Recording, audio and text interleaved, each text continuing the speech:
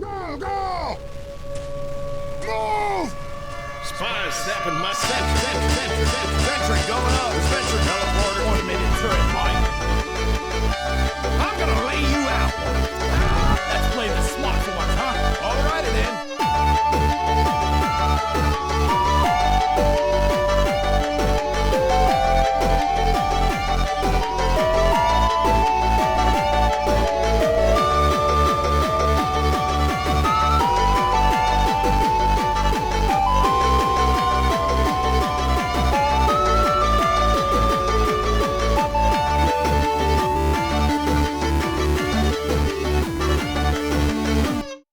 Hi, this is a video about a game's game mechanics, what makes them so engaging, and how even after 16 years, the engineer from Team Fortress 2 epitomizes the class role, above his many counterparts in other class shooters, and even his direct canonical and chronological predecessor who was introduced in the genre's progenitor on April 13th of 1997. While most of his derivatives are stuck spamming sentries like the imposter in his trailer video, which Deep Rock Galactic's engineer surprisingly averts despite what some may think, TF2's engineer carries a limited metal supply with which he can build and doubly upgrade not just the sentry, but also a dispenser to make his team infinite health, ammo, and metal, and a teleporter to effectively move his team's spawn wherever he wants, all of which could be fully set up in well under a minute and carried almost anywhere to be redeployed even faster. Besides carrying buildings and his entire team, he also carries a shotgun, pistol, and wrench to relentlessly shoot and bludgeon anyone who thinks this might be getting overpowered, and while his arsenal of aimbot, duplication, and summon heavy medic combo seems like it's only missing an ultimate ability where he enables SV cheats and deletes the enemy's objective, his low health and medium speed leave him quite vulnerable without his buildings, and a strong contender for the game's most well-balanced class. So how the hell did Valve manage this? Well, hopefully this sounds fun to you, since it's time to learn all about the engineer, and considering the video's length, semi-ambitious title, and 40-second intro I have to justify, I can assure you that I am not even remotely exaggerating when I say all.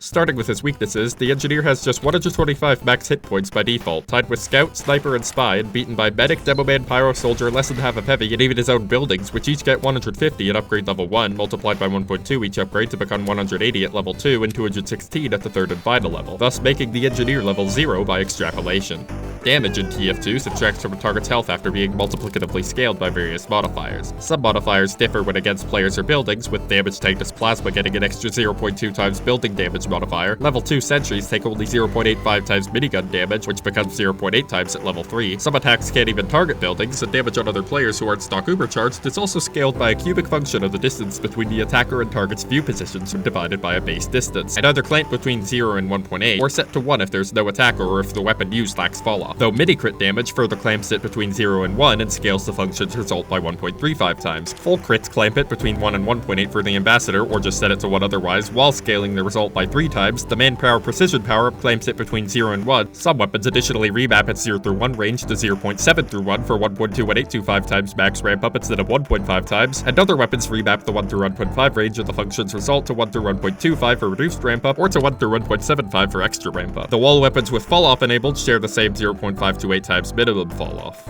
Damage on players also rounds to the nearest integer just before applying, though damage on buildings doesn't, so buildings round their health up when displayed, and if damage text or damage sounds are enabled in the advanced options menu, they'll round all health and damage down. This is likely a glitch from assuming those values are already rounded, as they now won't trigger if damaging a building for less than 1 hit point, and if they do trigger, they'll play a kill sound if the building's remaining health would round down to 0, but regardless, damage shown in this video isn't rounded, so round it yourself if you want. Also, taking any non-zero damage, even if it would round to 0, will show you an indicator of where that damage came from, and flinch your viewing angle slightly upwards for a bit. As for buildings, they're immune to this, plus all other player status effects, and damage against them won't count towards on-hit effects aside from the Rocket Specialist's radius increase and those granted by the Dragon's Fury, Cleaner's Carbine, or Widowmaker, and won't count as a headshot, body shot, or backstab aside from the effects of the Holiday Punch, but buildings are also immune to comedy, so Holiday Punch crits of any kind do literally nothing to them. Oh, and the sentry's back is based on its base rotation, not the rotating head. Lastly, since the only mechanical downside to losing health is dying when you get to 0, and most of TF2's weapons deal burst damage, it's useful to know the number of shots they can kill it, which for an undamaged engineer is only 2, except against snipers' headshots or charged body shots, spies' backstabs, and soldiers' direct hit rockets, which can kill him in 1, and the many revolvers, body shots, scout and spy melees, and the rescue ranger, which require 3 or more hits to do so.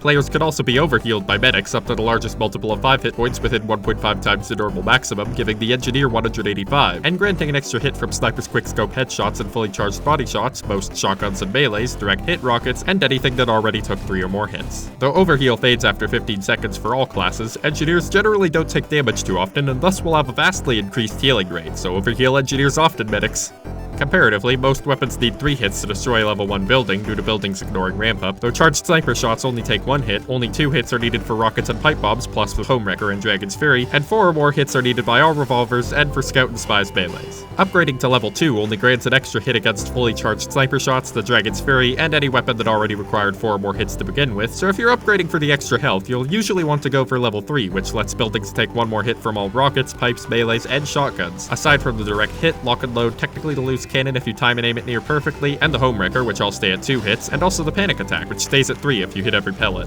In addition, level 3 also grants yet another hit against any weapon that needed 4 or more hits to kill a level 1 building, or 5 or more hits against a level 2, and in case you were wondering, a scout equipped with a Fan of War can take down a level 3 building in just 25 hits, an incredibly likely scenario to watch out for. Of course, TF2 isn't just about 2 teams shooting from inside each other at max ramp up, else no one would watch this video because they'd all be playing heavy and soldier, so Valve, in their only known instance of ever making 3 of anything, added 3 convenient spatial dimensions into the game. It stores distances in hammer units named after its built-in map editor, with 512 hammer units being the base distance for almost everything with falloff, and 1 hammer unit equals to about 1 inch according to the Valve software developer wiki and TF2's entire codebase, even though everyone thinks 1 hammer unit equals 3/4 of an inch for some reason. And if going by the first TF2 comic, 1 hammer unit equals 7/8 of an inch, the exact average of the other factors. Well, 1 mil/2 fort bridge length is almost 1 hammer unit, so just use that for reference. And for better reference, enable the developer console in the advanced settings of the key binding options menu and press the backtick key to open it. Then type CL_showpause1 to show your view's current position and angle in the game's coordinate system, which persists until you close the game or type CL_showpause0. You can use the bind command to change CL showpause when a specific key is pressed, and I even made a whole video on useful console commands and key bindings, but I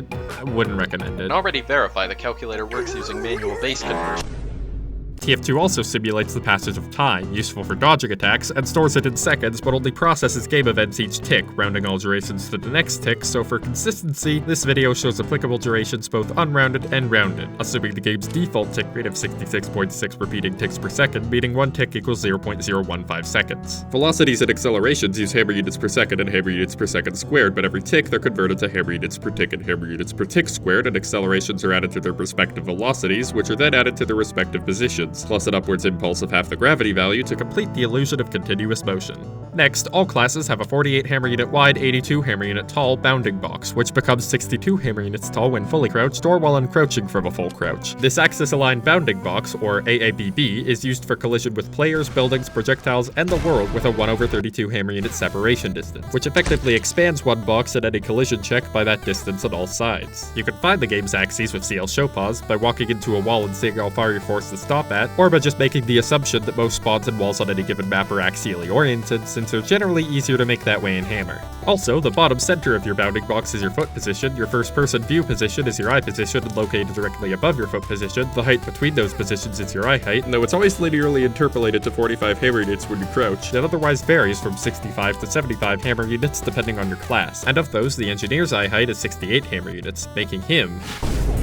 All hitboxes and eye heights are automatically scaled up or down with the model, and hit scan weapons use entirely separate hitboxes which vary per class and look like this. The Engineer's buildings also have projectile and hit scan hitboxes. His teleporter's bounds are 48 hammer units wide and 12 hammer units tall, and his dispenser's bounds are 40 hammer units wide and 55 hammer units tall. Here, Valve liked the automatic scaling so much that they scaled up the dispenser screen with the model twice. Valve, please fix.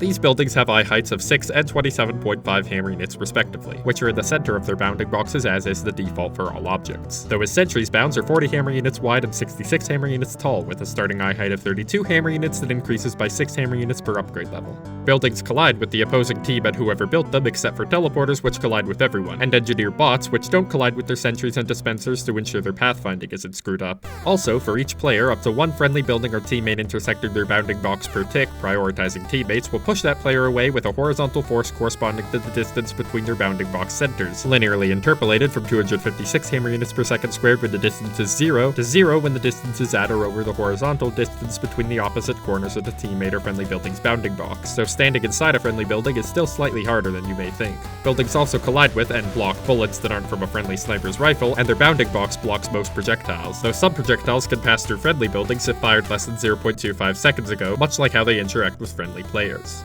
For his last stat, the Engineer can run at 300 hammer units per second, beating Heavy Soldier and Demo Man, but beaten by Medic, Spy, and Scout, tied with Pyro and Sniper, and for once, not beaten by his own buildings, which after careful measurement, each have a top speed of exactly 0. Like the other classes, if you hold jump on the ground and weren't fully crouched, uncrouching from a full crouch, or holding jump on the previous tick, you jump, and your upwards velocity becomes 289 hammer units per second before that tick's gravity is applied, which is usually 800 hammer units per second squared, or 12 hammer units per second per tick, resulting in a jump velocity of 271 hammer units per second. And because TF2 lacks air resistance, a jump height just over 50 hammer units, though there are a few ways for this to vary. By jumping while partially crouched, which works if pressing both keys on the same tick, the jump tick only applies half gravity, leading to a final velocity of 277 hammer units per second and giving just over 52 hammer units of height. Furthermore, while crouching makes you 20 hammer units shorter, crouching in midair also moves you upwards by 20 hammer units, and uncrouching in midair moves you downwards by 20 hammer units, effectively removing the bottom of your hitbox to a new crouch rather than the top. And because crouching and uncrouching becomes instant when you're midair, crouching and jumping in any order can extend your jump height by 20 hammer units while you continue to crouch. Conversely, crouch tapping faster than the 0.2 second crouch time and jumping during the uncrouch treats you as already being crouched when you leave the ground, so as to instantly uncrouch, giving you the crouching hitbox without moving you upwards, but still moving you 20 hammer units downwards if you don't re-hold crouch before you get enough space below you for the uncrouch to take effect, which works if you jump and uncrouch on the same tick, and even if that crouch was both held and released on that tick. You can even uncrouch or fully crouch when walking off a ledge to fall less distance, reach the ground sooner, and take less fall damage. However, TF2 caps your air ducts to 2 per jump by default, and starting a crouch on the same tick as a jump counts towards a total. So to optimally screw over snipers, you should start crouching slightly before the uncrouch and jump, then spam your 2 unused air ducts as erratically as possible, dubbed the bounce by one of the snipers I used it on, preferably combined with having a seizure on your mousepad and cycling through every voice command with a visual gesture. You're welcome, everyone except for sniper mains.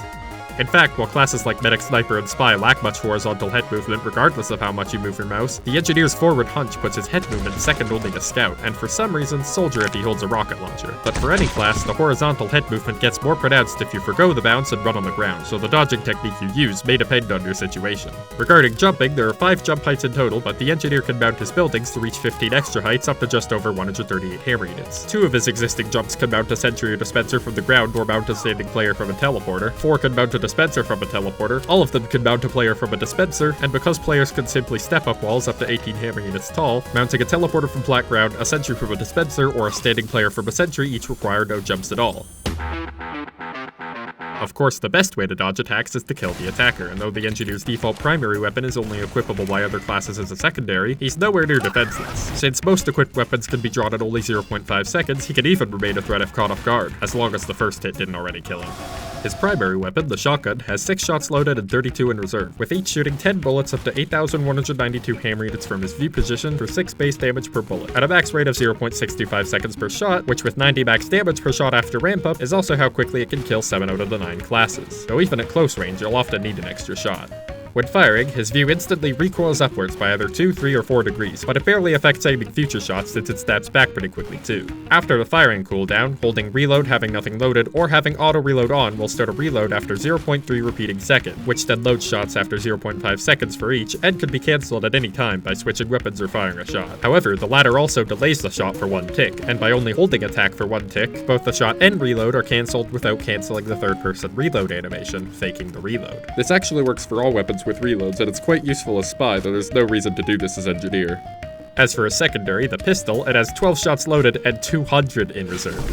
Shoots 1 bullet up to 4,096 hammer units from his view position for 15 base damage per bullet, up to 0.15 seconds per shot or 150 damage per second after ramp up, and reloads under the same conditions as a shotgun but reloads the whole clip at once, 31/30ths of a second after the reload started. It's nothing to scoff at, with technically more DPS than the shotgun, though its lack of burst damage still gives the shotgun a head start so long as you can hit every pellet. Also, both weapons can be used to screw over snipers, not just by shooting them to make their view flinch, but also by looking slightly above them so the Engineer's hand covers his head, making making all the sniper's shots technically not headshots, even from the Machina, and by walking backwards with the pistol, he covers his head even more. Huntsman snipers could be screwed over like this even easier, which is a bit unfortunate since I actually respect them, but for completeness, Huntsman arrows that hit your bounding box but wouldn't hit any of your bullet hitboxes will travel 16 hammer units forward and snap to the closest one. So flicking your mouse up whenever the sniper fires an arrow lets you block headshots against that entire half of your body, and a charged Huntsman body shot can't even do 125 damage. Sorry Huntsman snipers, but to make it up to you, can someone watching this video please inform Valve, or more accurately Eric Smith, but please don't spam him, that whoever added the Huntsman gave it an appropriate passive reload animation, but forgot to add the passive reload that is present in every other weapon with one shot loaded. So it now has a fire delay of 2 seconds, but reloads halfway through unless you switch weapons before the reload, in which case you'll have to wait for the fire delay to finish and then wait 1 second after the weapon switch back to reload, which I'm pretty sure could be fixed by just adding the line if mi clip 1 equals 0 increment ammo to its holster function. Oh, and as a bonus, the Huntsman is actually double broken, because the collision check I mentioned earlier doesn't take into account the rotation of each bullet hitbox, so it's effectively checking for headshots against the floating mass of horizontally facing limb segments rather than the target's player model, which could also be fixed in one line by swapping a function call in its arrow touch function from intersect ray with box to intersect ray with OBB, so Valve, please fix.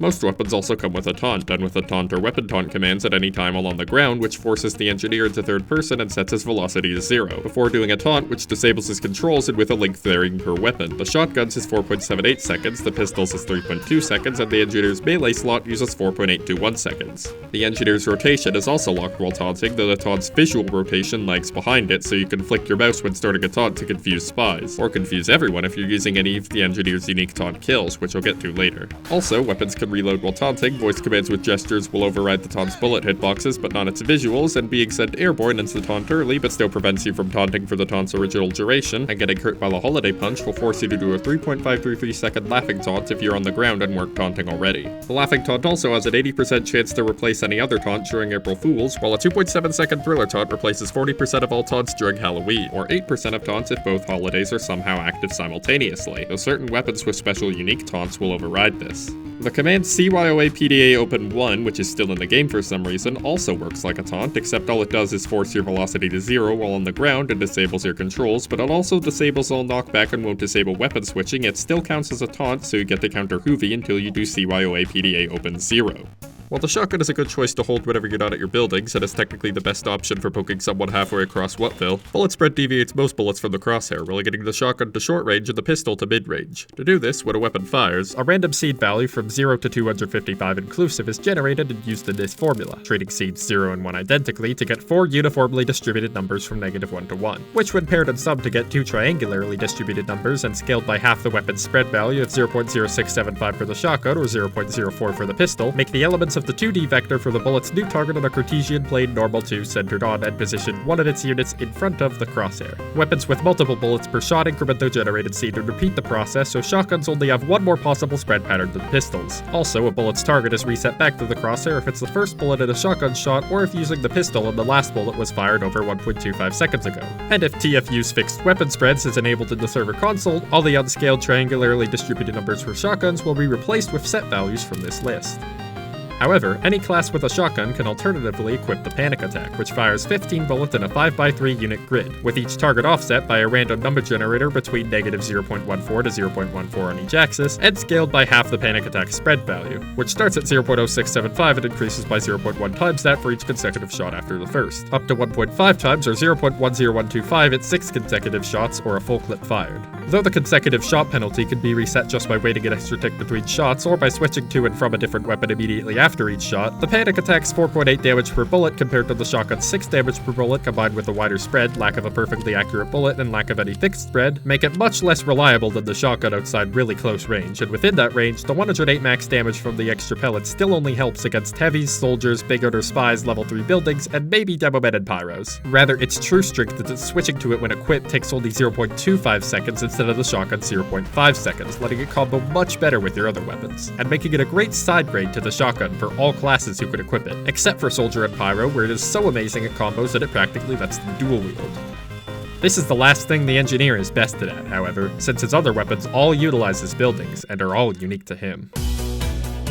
The Engineer can instantly bring up a building menu by switching to the Construction PDA, or a remote Destruction menu with a Destruction PDA, both of which he always has equipped, and with which you can select a building with the corresponding number key or slot command, as long as you either have enough metal to afford what you're building, 130 for a sentry, 100 for a dispenser, and 50 for each side of a teleporter, or if the building you're destroying isn't already destroyed and isn't being disabled in any way. Firing a fully held PDA or selecting a valid building switches you to your last held primary, secondary, or melee, and internally, selecting a valid building also sends either the build or destroy command depending on the PDA, followed by a set of arguments to indicate the building type. But you can just send those commands yourself or bind them to a key to bypass the corresponding PDA, and for building destruction, even the delay for switching your weapon back. The destroy command also still works in situations where weapon switching is disabled, such as while taunting, redeploying during humiliation, or while respawning, making it the only in-game action that can directly affect the game world from beyond the grave, Halloween shenanigans excluded. The build command is somewhat more limited, however, and won't work if you lack the metal or are blocked from switching weapons in any way.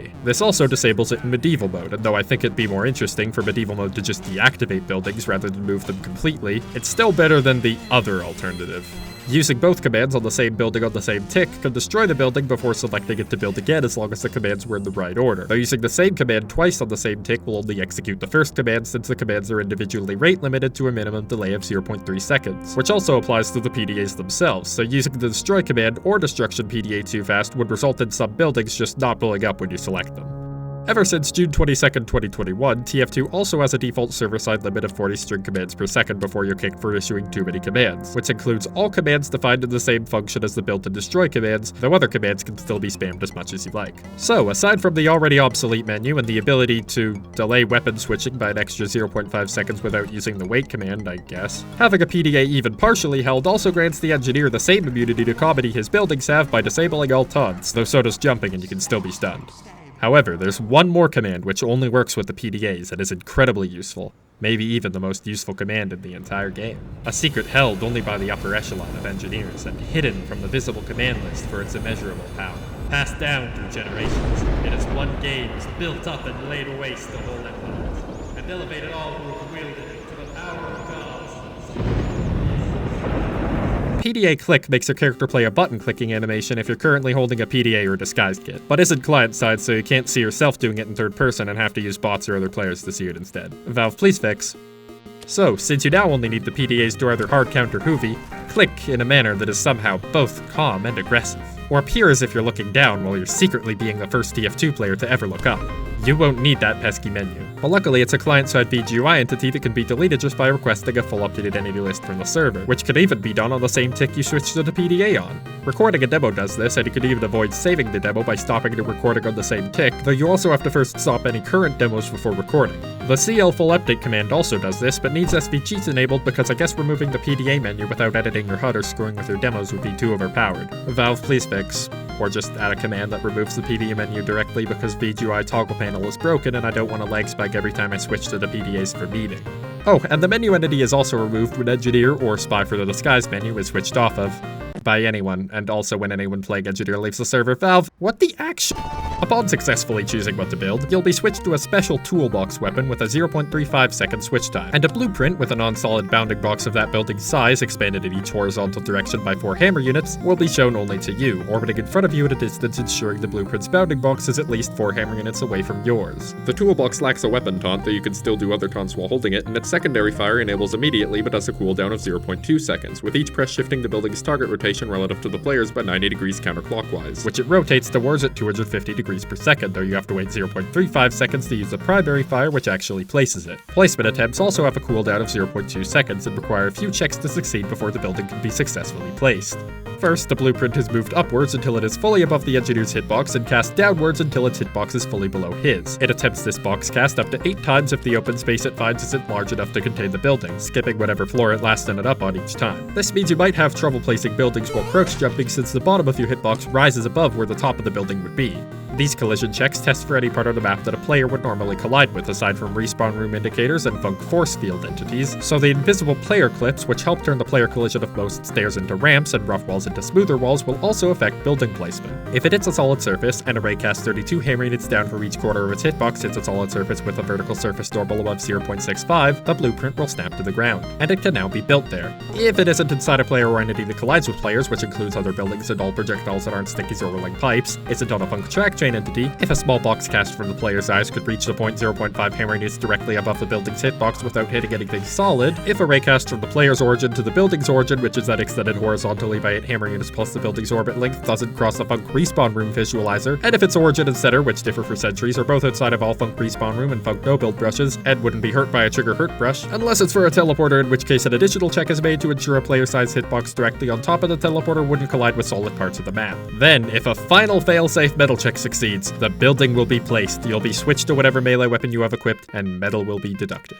The building then starts a 20-second building animation, which is 10 seconds for sentries, during which it starts at 0.1 hit points and regenerates to its max hit points. Upgrading a building to its next level costs 200 metal, which immediately causes it to undergo a 1.5 second upgrade animation where the building is disabled and can't be picked up or healed. 200 metal is also how much the Engineer carries, and like all other ammo types, he gets 20%, 50%, and 100% rounded up by touching small, medium, and large ammo packs respectively. So 40, 100, and 200 metal with his default capacity, except on Windows servers where small ammo packs give you a Baker's 40 instead due to a combination of rounding up, the inability to perfectly store 0.2 as a floating point number, and slight differences in the internal rounding behavior of the compiled code used for each OS's version of the game. Ammo packs typically spawn with health packs on a map, respawning in the same location 10 seconds after being used, and can sometimes be blocked with teleporters due to their hitbox sizes. But dead players drop a physics-enabled medium ammo pack with its metal output set to that player's metal and clamped between 5 and 100, defaulting to a flat 100 if they weren't Engineer. These ammo packs despawn after 30 seconds, and to keep trains from getting stuck on them, they have 900 HP and can be killed by the environment or by either team, though projectiles and player-fired bullets go right through them, so players can only do this with explosive blast damage, which can also knock them around as a much more useful feature. Players also drop their held weapon on death, except for a few weapons such as the PDAs, which can't be dropped and almost always default to dropping the player's primary weapon instead. They lack health, despawn after 30 seconds or when the player drops the same weapon, and can be picked up by anyone with the use action slot item command if their class could equip that weapon, and they're not switching weapons, reloading, firing, or taunting. Doing so then drops whatever weapon was originally in the new weapon slot, clamps the new weapon's ammo to the player's maximum for that slot, and gives them a new weapon, while also attempting to switch them to holding it if it wasn't a melee weapon. Destroyed buildings make an explosion noise and particle effect at their base while spotting 4 to 5 building gibs at various points of the building's model, with half the building's metal cost evenly distributed across them, unless the building was pre-built and currently being picked up, in which case it spawns no gibs. And due to a lack of position updates, puts the explosion where the building last was or where you last tried to place it down at. These building gibs are actually also reskinned medium ammo packs, albeit with slightly different hitboxes corresponding to the model's bounding box. So if you and some friends need ammo fast and you have metal, you can place and destroy a building to spawn some in, and though it's usually better to just build a dispenser and stand next to it, the fact that ammo is only picked up if doing so would change your ammo count means you can put some gibs around a natural ammo pack, and any teammates who would otherwise come along in the next 30 seconds and accidentally steal all its metal should fill their ammo by running over the gibs instead.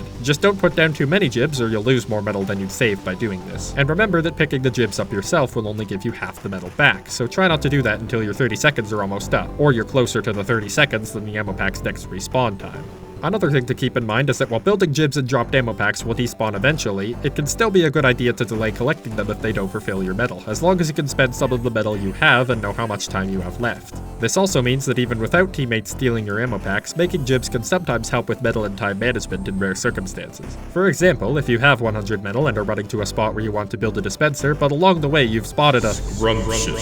large ammo pack and want to build a sentry there, you could run to the dispenser spot and build it, then take the ammo pack and build a sentry with 70 metal to spare. Or you could put a dispenser at the ammo, take the ammo, build a sentry, destroy the dispenser for metal, and rebuild it where you wanted it to get everything up a bit faster. And the ammo pack will respawn sooner, but in the meantime you only have 20 metal, and whether or not the extra time was worth 50 metal will heavily depend on your circumstances.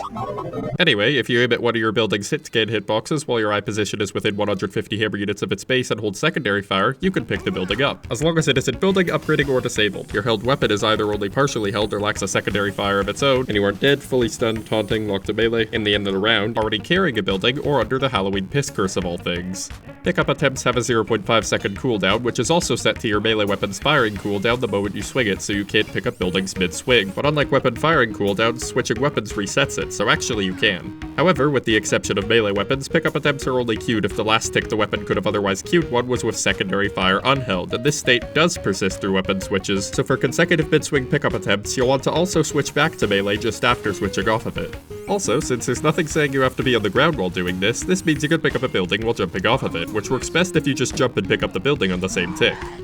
Having a building picked up functions identically to selecting that type of building to build, except it costs no metal, you have only 0.9 times your base speed while holding the building, you have different third-person animations where the engineer holds the toolbox over his shoulder instead of in front of him, you can't swap off the toolbox until you either place the building down or use the destroy command on it, the toolbox's secondary fire only activates after 0.5 seconds, and you can't taunt so you get to counter Hoovy again, because the engineer is just that serious about his buildings.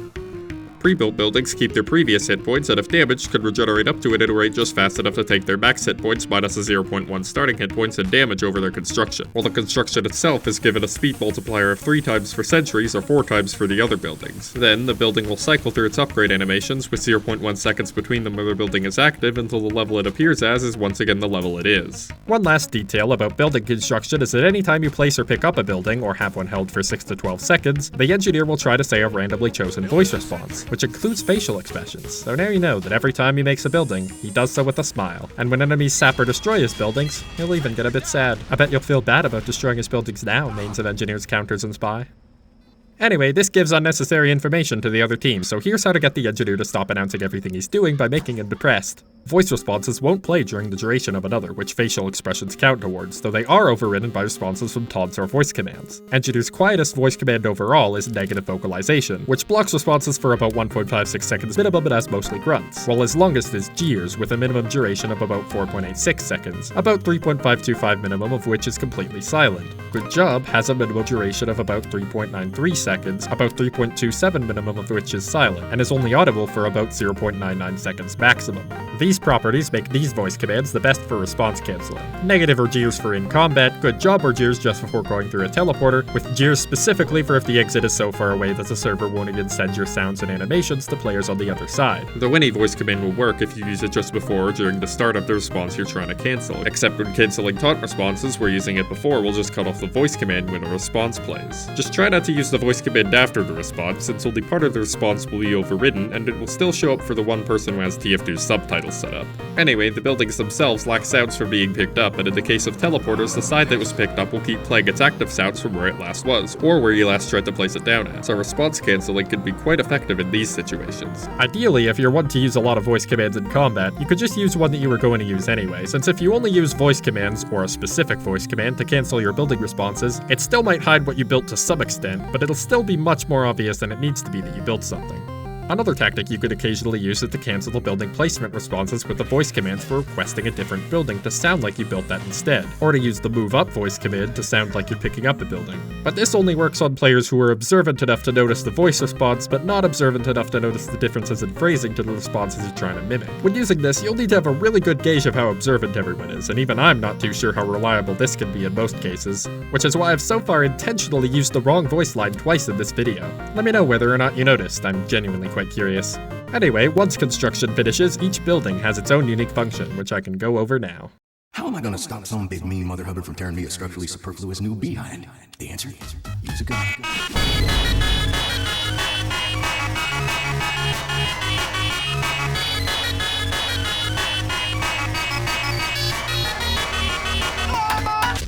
First, the Engineer's Sentry Gun can target any enemy player, boss, building, or unprotected robot destruction robots so long as their eye position is within 1,100 hand meters of the sentries. A ray cast between those positions won't hit a wall. Those positions are either both in water or both out of water unless the sentry is underwater and targeting a player, in which case only the player's foot position must be underwater, and also if the enemy isn't disguised or over halfway cloaked and there's no Halloween truce active. It prioritizes valid players over bosses and robot destruction robots over buildings over whatever is the closest. It always snaps to the current highest priority valid target. Also, if the target disguises, they retain validity for as long as they remain to target, with the exception of your eternal reward disguises, which not only instantly remove validity, but also let the spy do so just by holding the knife out while disguised, because this was coded before it regained the ability to disguise normally. Truly, instant validity removal is the buff this knife needed. And surely now all the spy mains will use something that isn't the kunai, since it's totally not like you could just use that to face tank the sentry. The sentry aims towards the center of its target's hitbox at 180 degrees per second horizontally, or 30 vertically, and since this aimbot is smarter than most actual aimbots, it recognizes the hitbox weirdness of taunting or crouch jumping players, and tries to aim at their model's spine instead, though like real aimbots, it can still be fooled. Besides capitalizing on its slow aiming speed by running around it really fast, strafing above it really slow, jumping around while really close to it, or repeatedly running behind cover, which includes any other buildings on the same team as the sentry, you could also take some advantage of where the sentry attacks from. While players shoot almost everything from their eyes, sentries are weird and instead shoot from where their shots would visually originate from on their model, using various attachment points whose positions vary based on the active part of the sentry's rotation sequences, but are fully separate from the sentry's eye position, typically giving you a few degrees worth of space around cover where it's stopped from shooting you but not from trying until it runs out of ammo. You could also exploit where the sentry aims by keeping your torso covered and shooting it with your eye lasers, but this is less effective than you'd think, because Valve has thought of this and made sentries fire 5 hammer units below the target's eye position if a raycast at her default aiming position would hit any solid map geometry. But some props in all buildings aren't counted for this, so feel free to relax behind the dispenser if any engineer new enough to place the dispenser where you can do that. What Valve hasn't thought of, however, is that the soldier's posture is so absolutely horrendous that he can just... yeah. Anyway, these bullets have a range of 100 hammer units plus the distance between the sentry and target's eye positions, making it effectively infinite for most purposes, and can hit anything that player-fired bullets can, plus drop ammo packs and weapons for some reason, even if spawned by the dead ringer, meaning sentries can damage them and knock them about a bit, and you can hide behind them if you're close enough to the ground. Once the sentry is within a 10-degree cone of its target angle, it fires bullets every 0.2 seconds at level 1, which becomes 0.1 seconds at level 2 when it starts alternating between 2 barrels. For 16 base damage per shot, with ramp up and fall off based on the hitbox center distance between the sentry and its victim, and with the base distance of the sentry's range. However, the sentry only updates every 3 ticks at the default tick rate, so its actual fire rates become 0.225 seconds at level 1 and 0.135 seconds afterwards. Its bullets use 1.21825 times max ramp up, so its DPS can reach 84 at level 1, which nearly doubles to 140 at level 2, making the upgrade well worth it when it comes to dealing damage. In TF2, damage also deals knockback just before rounding, at a scale of 6 hammer units per second per hit point for most damage, 9 for almost all self-damage or all of the engineer's self-damage, and 16 for sentry bullet damage on enemies, which uniquely overrides the heavy 0.5 times modifier on knockback taken, but gains a separate 0.5 times modifier for targets where the distance between their foot positions is more than the sentry's range. Also, since retargeting takes a sentry tick and sets its firing delay to 0.05 seconds, it can potentially reach a level 2's DPS at level 1 by switching targets fast enough. But for this to happen would likely require some engineered circumstances.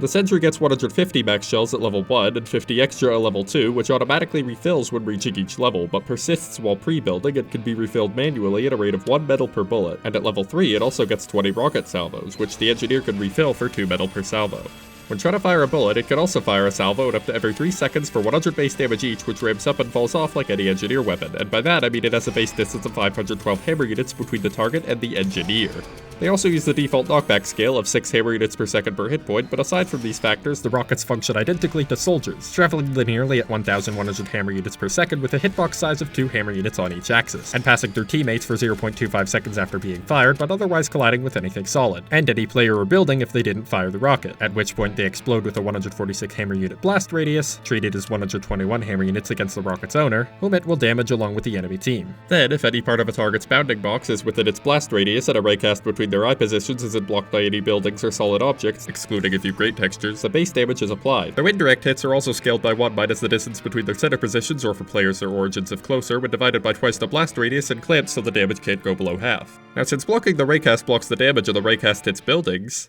well, actually, we'll get to that later. Anyway, the rockets only add up to 48 damage per second against single targets, aren't as reliable against the sentry's main damage due to lacking hit scan, and can be reflected back at you by enemy pyros, which lets them damage your sentry much easier, so you'll mostly want a level 3 sentry for the extra health, or to partially bypass any damage resistances against only bullets. Also, much like how soldier rockets and other projectiles won't deal damage if their shooter leaves the server, sentry rockets won't deal damage if their sentry is destroyed or lacks a builder, unless they've been air blasted, in which case they'll deal their regular 100 base damage unless the pyro leaves the server. But unlike with soldier rockets, pyro's air blasting sentry rockets will take an amount of self-damage equal to the flamethrower's damage value rather than the sentry's. Valve, please fix. The sentry also can't inflict crits by any means, though it can mini-crit, and though it can't damage itself, since its builder counts as the owner of its rockets and bullets, it can damage its builder, with no ramp-up, but also no fall-off due to still counting as self-damage. So don't stand in front of your sentry when it's trying to shoot people. When it's not trying to shoot people, the Sentry instead sweeps in a 100-degree horizontal cone into the direction it was built in, by targeting and moving to each of the cone's ends at 60 degrees per second, but gradually slowing to 30 degrees per second as it gets within 30 degrees of its desired horizontal angle. Upon reaching this angle, it plays a number of beeping sounds corresponding to its level and has a 30% chance to rotate vertically to up to 10 degrees from center at 30 degrees per second. It also plays a sound when finding a proper target, which sounds slightly different for whoever it's targeting, and upon losing a target, it just resumes sweeping towards the cone end to target it last, so players can use this information to tell where a sentry's facing without even seeing it, and avoid being shot even for the brief moments where they'd be out of cover when fighting one. Because an undefended sentry can be taken out so easily, where you build it can be very important. It's generally good to ensure its limited range, indicated by a bubble around it when you're carrying it, which is also improperly scaled with the model, completely covers the area where enemies will most likely come from, and that the sentry is facing there when you build it so it has to turn less to shoot people. You should also try to build it on high ground if you can, since it makes it harder to get to and shoot at while giving its rockets easier splash damage. Of course, these aren't even close to hard rules, since the best sentry spots are often wherever your opponents don't expect the sentry to be. This opens up strategies such as the moderately hidden bush sentry, the doorway targeting corner sentry that'll make all scouts think twice about running into rooms. The same sentry, but rotated slightly away from the door, so by the time the damage indicators start telling players where the sentry is, they're already so far into the room that the damage just knocks them back further beyond the point of no return, or just putting the sentry under a small drop so gravity does all that for you. Because many of these positions rely on surprise, the true best position is always changing, so if you know your sentry won't be attacked for a few seconds, consider moving it to a slightly different spot, preferably one targeting the earlier spot's blind spots where the enemies will likely go to, expecting to counter the first spot. And when they figure out that pattern, that's where the real fun begins. At least personally, I've found it really funny to steadily move a sentry up as my enemies repeatedly respawn and die to it yet again in a spot they expected to be safe, until their pace is slowed to a crawl, their vision becomes fixed on every corner ahead of them, and their thoughts are entirely occupied with the mere possibility of my sentry. Of course, I've already moved my sentry all the way back after their last death, and I'm now directly behind them with my shotgun, because if your sentry placements are funny enough, it can effectively be a massive area debuff to the speed and awareness of your enemies, and that's exploitable. Still, if you're using the sentry primarily to defend an objective rather than get kills, you should also try to keep it with your team, so it can take out anyone sneaking onto the objective, and if your team is coordinated, they can kill anyone sneaking into sapping range of your sentry. You can even carry a pre-built sentry when entering dangerous territory to drop it when you get into a fight, since the reduced movement speed isn't much of a penalty outside of one, staying at full metal is useful, the faster build time makes it more of a threat, and its starting health and regeneration could make it harder for the enemies to destroy. Unless they're a spy, they can't see its health, so they won't know its level before it builds. Though you should probably still keep it at level 1 or 2 so it'll finish building before the fight's over, even if your fighting strategy is just to hide behind the sentry and repair it as it cycles through the upgrade animations. If you have the time, you can even upgrade it to almost level 2 or almost level 3 beforehand so it builds faster, but you still get a head start on setting up a base there afterwards. Make sure to only upgrade when it's safe though, otherwise those 1.5 seconds of upgrading where the building is disabled will start to seem a lot longer. And remember that building anything instead of shooting the enemy first will give up your initiative in the fight, so you might not want to bring a sentry to every encounter. Though the sentry isn't as team-focused as the other buildings, it's still very versatile and a great addition to your arsenal as an engineer. One of its other aspects, which I feel is somewhat underappreciated, is defending your other buildings, since you won't always have a teammate defending them, and standing there yourself can get quite boring compared to getting some extra use out of that shotgun. Even the extra time your enemies will need to take out the sentry before anything else, or the extra warning the hit sounds will give you, could be enough to save the rest of your base when an attack comes, and when you're at your base repairing it, the firepower of an upgraded sentry will make you a force to be feared. Also, don't build it too close to other buildings, that just leaves them way too vulnerable to spies, pyros, supercharges, and splash damage. Instead, if your team has other engineers, cover your sentry's weak spots with the other sentries to become the perfect demonstration for why Ubercharge is a necessary game mechanic. Lastly, though your sentry's damage and kill credits are awarded to you, it also separately displays its own kills and assists in the HUD, which are tracked slightly differently. It only counts kills where it dealt the finishing blow, and only counts assists if neither you nor it got the kill, but it damaged the enemy within 5 seconds, and the kill had an assist in the kill feed that either wasn't credited to you or wouldn't have been without the sentry's damage. Though I think it'd make much more sense if it having damaged an enemy within 5 seconds incremented its kills if you were officially giving kill credit, and incremented its assists otherwise, so you can't get scammed out of kills and assists if the enemy kill binds or if you shoot them too much. It's also not really a bug, but Valve, please fix anyway? While you're decreasing the enemy's health, you'll want to increase your team's health with the Dispenser, which heals and dispenses ammo to teammates or spies disguised as teammates, if their bounding box is within a 64 hammer unit bounding box centered at its base, and their eye position has line of sight with the dispensers. If they're also touching the Dispenser, which only enemies and its builder can do, it gives ammo twice. It steadily gives 10, 15, or 20 hit points per second and cloak percent per second for each upgrade level, and ammo is given with a 1 second cooldown at a rate of 20, 30, or 40% for each upgrade level of the target's max reserves rounded down. Except for metal, of which it gives 40, 50, or 60 from a metal reserve which regenerates that amount every 6 seconds and has a 400 metal maximum but starts at only 25 when it's built, and with a starting delay when it's built of only 3 seconds before its first metal regeneration. This means, unlike the Sentry, the Dispenser's effectiveness only approaches that of 2 level 1 Dispensers at level 3, and even then its metal regeneration would still be outpaced. However, even a level 1 Dispenser can perfectly counteract Spy's default cloak drainage and outpace the ammo loss of almost anything else. Aside from continuously firing the Backburner's Air Blast, any Demoman primary weapon if they also have the Persian Persuader, or any weapon that needs metal to fire, and most of those are still outpaced at level 3. When disabled, Dispensers won't heal or dispense, and their metal generation timer is disabled and reset, but unlike the other buildings, the Dispenser remains active while upgrading. Also, though the healing effect is shared with the Metagun and thus still decays negative status effects twice as fast while active, Dispenser healing won't transfer 3rd degree hits and lacks the ability to generate or maintain overheal.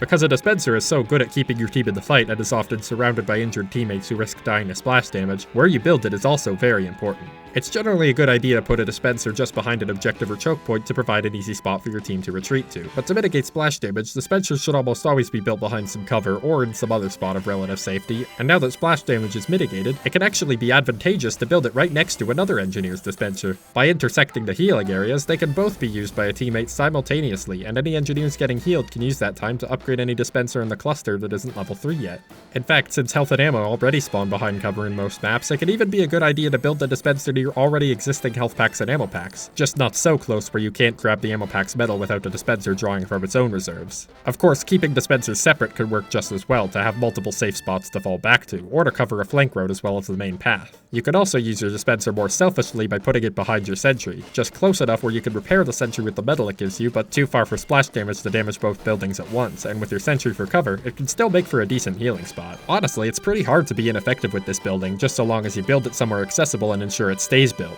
That last part is important, because the time it takes for a Dispenser to fill up with metal means a 400 metal Dispenser becomes the most valuable building you have, unless you have a certain shotgun equipped or you have a really well-placed exit teleporter. Every other building, regardless of its importance at any given moment, can be replaced with relative ease, but during an enemy push, whether you can save your Dispenser will often be the deciding factor for whether you'll be able to rebuild your base before they start taking ground.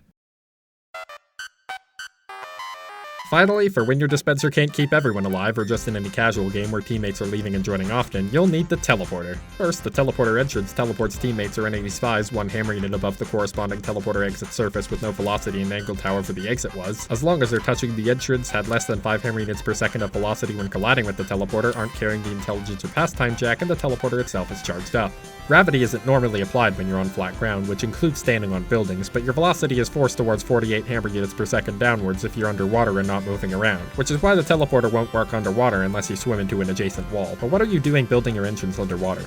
Strange weapons and the Teleporter entrance both count to teleport immediately, but the exit takes slightly over 0.1 seconds to play its teleporting animation, and 0.25 seconds extra to actually teleport the player, which can be cancelled if either teleporter side is upgraded, disabled, destroyed, or picked up. 0.25 seconds after a successful teleport, it counts it on the scoreboard and gives its builder a half point if they weren't the one teleported, starts recharging the teleporter, triggers the teleporter voice line of whatever class was teleported, and spawns a particle effect under that player for 12 seconds to indicate the teleporter's presence. This means if you disable a teleporter during the first 0.35 seconds, it'll increment the teleport counters without doing anything else, which also briefly occurs if you stand on the entrance while it cycles through its upgrade animations. And if you do so in the last 0.25 seconds, you can perform a stealth teleport, which awards no points but leaves very little evidence of having even occurred, and almost certainly isn't an intentional game mechanic, though it can be useful if you're sneaking teammates behind enemy lines and you don't want anyone to know how they got there. The teleporter's recharge takes 10 seconds, which decreases to 5 and later 3 seconds as it levels up, so successive teleports can occur every 10.6, 5.6, or 3.6 seconds. This means each upgrade increases the teleporter's throughput almost as much as an extra level 1, and is almost as effective aside from the inability to teleport multiple people simultaneously, which is somewhat useful because TF2 respawns players in waves. Still, situations with 4 or more people in a single wave are rare, and situations where that won't result in the enemy team rushing your teleporter exit are even rarer, so while a single teleporter is instrumental in getting low mobility classes to the front lines, and is second only to the medic supercharge for securing victory on any map where the objective isn't already a brisk walk away from your spawn room, even more so on offense due to the faster respawn times, 2 or more teleporters will start to see rapidly diminishing returns if their entrances or exits aren't separated, especially considering most players will just take the entrance closer to the spawn doors if both teleporters are charged. This can be alleviated by ensuring an accessible entrance is available for each currently active respawn location, or by moving your exit somewhere else to grant some resistance to spies or enemy pushes while giving your team easier access to any flank routes on the map. With 3 or more engineers, however, even this can fall victim to diminishing returns, and it may actually be more advantageous to use the teleporter in more creative ways. Also, the teleporter starts charged when it's built or after it's disabled, so it's actually faster to pick up and replace a level 1 teleporter than wait for the recharge, unless you want to upgrade it, which also refills its charge and is about as fast when using some reg-specific tricks. A recharging teleporter also has a reservation system, where the first valid target, with the velocity requirement ignored, is reserved to teleport until they step off the entrance for 2 seconds or become an invalid target by dying or picking up the intelligence or pastime jack, or they take longer than 3 seconds to get their velocity under 5 hammer units per second when the teleporter activates. At the exact moment of the teleport, there's a 1 in 20 chance or a 1 in 3 chance if a soldier got teleported of teleporting some bread as well. Each bread type represents a class, but which one spawns is random and uncorrelated with who teleported. It despawns after 10 seconds, can be damaged and knocked around by sentries or splash damage, and has 5000 HP, so good luck actually killing it within 10 seconds. An active teleporter entrance has an arrow pointing to its exit and particles traveling from one end to the other to tell both ends apart, but both sides of an inactive teleporter are indistinguishable without the mouse over UI given to teammates and spies, which you can use for additional mind games if trying to sneak a teleporter behind enemy lines. Also useful is the fact that inactive teleporters are the only completely silent building, and can range from being hard to spot to literally invisible depending on where you hide them, though in casual mode you'll probably have a decent chance of nobody noticing even if you don't hide them. If the enemies are observant, however, you can place teleporters in obvious spots and watch their health remotely to gauge where the enemies are, or hide an exit behind enemy lines while having a more obvious entrance building nearby so enemies will destroy it and think they've killed the exit. But these mind games are rarely more practical than a teleporter's typical use. However, if you do manage to hide a teleporter behind enemy lines, it can prove to be far more effective than one placed near the front lines. I obviously can't show all the funniest teleporter spots, but oh, who am I kidding? Of course I can. Also, if a player-sized hitbox placed where the player would be teleported and expanded by 4 hammer units in its direction intersects with a fully solid entity, not including buildings, when the teleport would happen, the exit is instead instantly destroyed, though if that hitbox only intersects with enemy players, the teleport will still take place, and the player who got teleported will telefrag that enemy for 1000 crushing damage, which overrides all damage resistances, including bonk and ubercharge.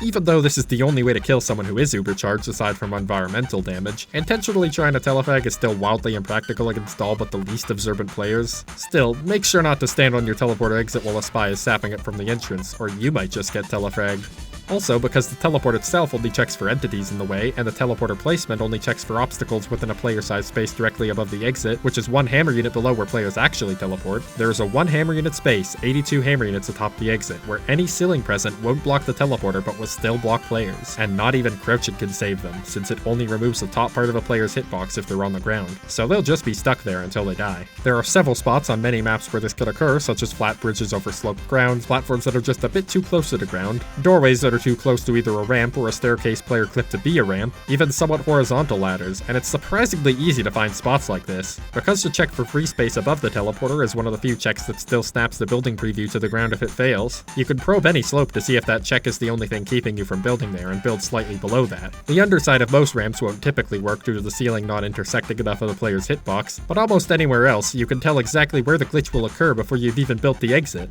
Because the teleport doesn't check for respawn room indicators and the building check still lets you build partially inside them, you can also trap players halfway into the enemy team's spawn if the enemies actually let you build there, and can even clip fully into their spawn with a partner taunt. Also, Steel and Frontier let you bring enemy spies into your spawn without a partner taunt, Egypt lets you trap less mobile classes behind a torch, and Mossrock and Frontier let you teleport people outside the map, but aside from the lack of build checks for trigger hurt brushes against players, or even checks for any trigger hurt brushes outside of 2 points on the building, which because trigger hurt brushes don't damage entities immediately, lets exits be placed inside kill zones if the engineer is dexterous enough or has high enough ping to place it before they're killed, like on Frontier, and lets buildings be placed where they'll be instantly destroyed, like on Frontier again. Those aren't actually glitches, just bad map design. I don't actually hate Frontier though, it's pretty fun. Now, while I did just give a comprehensive tutorial on every method of teleporter trapping to currently exist, aside from placing the exit facing a cliff and hoping players are clueless enough to just keep moving forward, which half the time they actually are, or just purposely getting enemy players to camp it, probably don't do much trolling with this knowledge. Maybe just see if you can catch a free-to-play spy with this. Then you've helped your team and you have a pet spy. And then you can show him your dance moves, let him chase a laser around, read him bedtime stories about France, maybe feed him some kills like any good pet owner. Oh, and as for avoiding traps, remember that the arrow at the entrance shows you where the exit is. Crouch at the teleporter is sus, killbind if you're stuck, and maybe have some spatial awareness. To use your teleporter without being a complete nuisance, place your entrance as close to your spawn doors as you can, ensure it gets upgraded to at least level 2, and place your exit away from your other buildings but close enough where you can get to it easily. This should be either close to the objective or behind enemy lines, in which case you should also make sure that it's hard for enemies to get to, whether that be by hiding it, defending it, using a one-way door, forcing enemies to rocket jump to get to it, or by distracting the enemies with more pressing matters. Remember, spawn camping is a great distraction. You should also always ensure that your teleporter is facing away from a wall or corner, and this can be very important, especially against Spy. Seriously, the only advantage to having it face a wall is that Holiday Punch heavies can't attack it without putting themselves at risk of a telefrag, and Heavy also happens to have a minigun, so this upside is practically non-existent. Unless the objective is literally right outside your spawn room, a teleporter used this way could be one of the most instrumental factors to actually winning the game. And unless you're playing 5CP and your spawn room is constantly changing, your teleporter should also require the least amount of maintenance of all your buildings, especially if your team is able to back you up. Speaking of, if you are one of those teammates just exiting spawn and you see an unupgraded teleporter recharging, consider switching to Engineer to upgrade it before switching back and stepping through. It's faster than waiting in many cases, it's faster for everyone in the long run, and it really helps the Engineer, who is probably quite busy looking after his other buildings. Of course, if you're a scout or a skilled jumper class, you might be able to just move yourself to the exit in even less time, but remember, you shouldn't avoid using it if it'll get you there faster and the respawn HUD and teleporter's level indicates nobody will be waiting too long for the recharge. Basically, if a teleporter is upgraded, you should probably use it, and if it isn't, you should probably upgrade it. Likewise, if you see a damaged teleporter, or one with a Sapper on it, don't just stand there and let it die, repair it as Engineer, or if one of your Pyro loadouts has a Baller Homewrecker, switching to Pyro will have an even better chance of saving a Sap teleporter. Speaking of Pyros, however, and going back to a few more esoteric uses for the teleporter, if a Pyro on your team happens to be using the Phlogistinator with a fully charged oomph meter, you can build the teleporter, then get the Pyro to activate oomph while standing on it. The Pyro activating oomph performs a taunt and becomes ubercharged for the taunt's duration, but remember that taunts can be cancelled if a flare becomes airborne, so if you now destroy that teleporter, the enemies now in close range of the teleporter will now have to deal with a Pyro with full flamethrower crits who is also completely invincible. The Engineer is the only class who can cancel teammates' taunts like this, and by using the Destroy command, he can even cancel his own taunts for some relatively risk-free taunt kills. Though as I've said before, he still won't be able to start another taunt until the first taunt would have ended. If there are already upgraded teleporters to the front lines, feel free to be a Phlogistinator Pyro's resident taunt canceller since it's about as effective as stacking another teleporter, unless the Pyro is particularly skilled at getting onto the enemy team's heads, which also cancels the taunt with the added bonus of getting themselves directly on top of a free victim. If there aren't currently any teleporters though, feel free to do it anyway, since as long as you're not actively griefing your team, why let what's most effective limit your shenanigans? Besides, if anyone actually gets mad about that, just remind them that they can always just go play Engineer, and if you're on a server with class limits where they can't just go play Engineer, complain about class limits, because class limits are cringe. Other potential strategies of varying effectiveness for when teleporters are already present include swapping your entrance and exit so players can get rid of debuffs and maybe even make the Ullapool Caber almost usable. Having a teleporter go from the main route to a flank route so your team can easily rush it faster than the enemies may expect. Or adding a portable dispenser roll to the classic heavy medic combo, though maybe at least tell your team before you start doing these. Also, holding an unbuilt teleporter exit and touching a resupply cabinet switches you to melee, but for some reason no other building does this. Like, why is this a thing? Who put this in the game? Yes, the Spy's Sapper counts as a building too, but this is also a good time to mention it regardless just because of how much it interacts with the Engineer's buildings. The Spy's Sapper requires no metal to place and he can have multiple active at once, but his HUD will only show him the first one and he can only place them on an enemy Engineer's buildings. When he does so, that building becomes sapped, which disables it, and if the building was a teleporter that isn't in its initial construction, a Sapper is placed on its pair as well. For a Sentry, the Sapper also grants it a 0.66 times modifier on damage taken from the Spy who sapped it.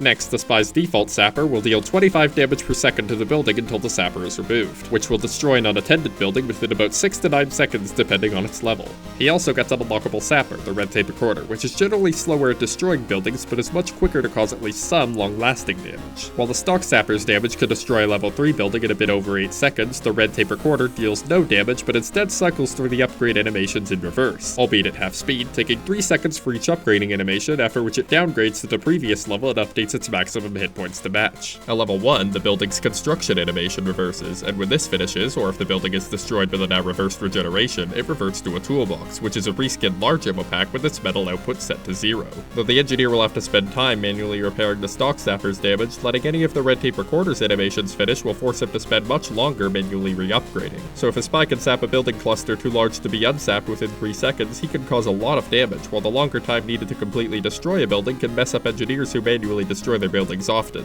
If a fully built dispenser is reverted back to its construction animation, it'll even reset its metal back to 25 after being unsapped and reaching level 1 again, which could weaken the engineer's long-term defenses even more. However, due to a glitch, such a dispenser also gets to be active immediately after being unsapped, and the same applies to any teleporter, so this downside can be partially negated by sucking out all the dispenser's metal before it fully builds again. Valve, please fix. I mean, come on, the spy needs all he can get at this point.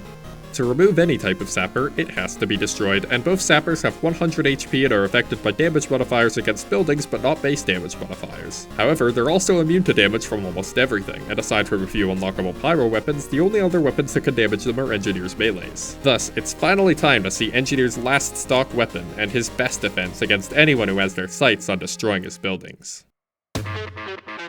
Engineer and Spy may be mortal enemies, but the game's code considers them to have more in common than it may seem. The Spy's disguise kit is just his PDA, and the Sapper item is functionally a reskin of the Engineer's toolbox due to the Sapper itself being a type of building. So it's fitting that they also shared a tendency to get much more use out of their melee weapons than any other class by default. Like most melees, it can be swung for exactly 65 damage every 0.8 seconds, but has a 0.2 second delay before the hit actually occurs, during which it can be cancelled by switching to another weapon. And the hit itself casts array 48 hammer units for the player's eye position against the world or any projectile hitbox, or a 36 by 36 by 36 hammer unit box cast 48 hammer units out if the ray didn't hit anything. Both tests scale their size and range up with the player's model, but not down with it so as to help the midgets, and because these tests can hit any projectile hitbox, your teammates could block your melee swings. However, Engineer's wrenches also perform the same tests against only friendly buildings, prioritizing hits against them if possible, which is good because hitting those with the wrench could damage any sappers on them, taking them off in 2 hits due to their 100 HP, and if the building isn't being sapped, hitting it adds 1.5 to its construction speed multiplier for 1 second, though subsequent hits from the same engineer won't stack and will only refresh the effect's duration. The time saved by this is the extra multiplier multiplied by the effect's duration and divided by the building's original construction speed multiplier, so for example, each full effect reduces a building's initial construction time by 1.5 seconds, effects applied 0.8 seconds apart will each only reduce it by 1.2 seconds per wrench hit, and effects applied 0.8 seconds apart on a pre-built building will only speed up construction by 0.4 seconds per hit per sentries, or 0.3 seconds per hit otherwise. When it isn't constructing, this effect is removed automatically, and wrench hits first heal the building for up to 102 hit points for 3 metal per hit point, or add up to 25 metal to its upgrade progress if it's already fully healed, then refill up to 40 sentry bullets for 1 metal per ammo, followed by up to 8 sentry rocket salvos for 2 metal per ammo. For fully built or pre-building teleporters, health and upgrade progress is also added to its pair. Healing is up to 100 hit points for 5 metal per hit point, and hitting when it's fully healed when the upgrades it if its pair is 2, otherwise it applies the wrench's healing effect to the pair. Now note that if only one end is being sapped, hitting the other end will still only heal it, and if you try to heal your upgrading teleporter past its reduced maximum hit points by hitting its built pair, it won't do anything, but it'll take your metal as if it did. Also, upgrading a recharging teleporter deactivates its exit for the charge's original duration, but the entrance remains active, so this is purely a visual bug.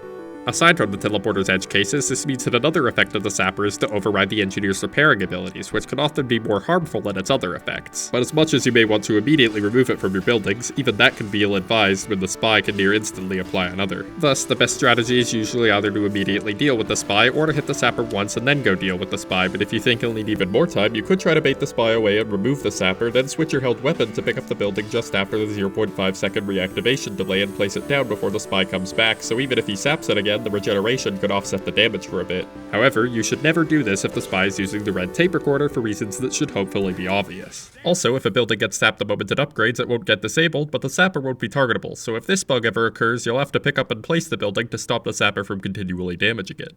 There also exists another trick with the wrench which can help remove sappers faster in some niche circumstances, and can also help a bit when constructing pre-built buildings. If you start swinging the wrench and pick up a building on the same tick, the wrench swing will be buffered, and if you keep holding the wrench after placing the building, the buffered swing will occur the moment the wrench becomes fully held. As it's likely been way more than 0.8 seconds since the buffered swing was started, you can also start another swing, which will occur after a 0.2 second delay as usual, and 2 melee hits within such rapid succession is bound to mix up your enemies. From my experience, I think wrench buffering can be one of the engineer's more interesting tricks, and even though its benefits are quite minimal, I think it fits in quite well with TF2's other high-level tricks, in that it can add just a bit more strategy to engineer's gameplay, and it can be quite fun just deciding when it'd be optimal to use it. If your opponent lets you set it up, you can even use your 2 melee hits offensively for 130 damage total, though if I'm going to be talking about a melee weapon's damage potential, I should probably also mention one more property unique to all melee weapons: their vastly increased tendency to, if the server has it enabled, randomly crit. Random crits are exactly what they sound like.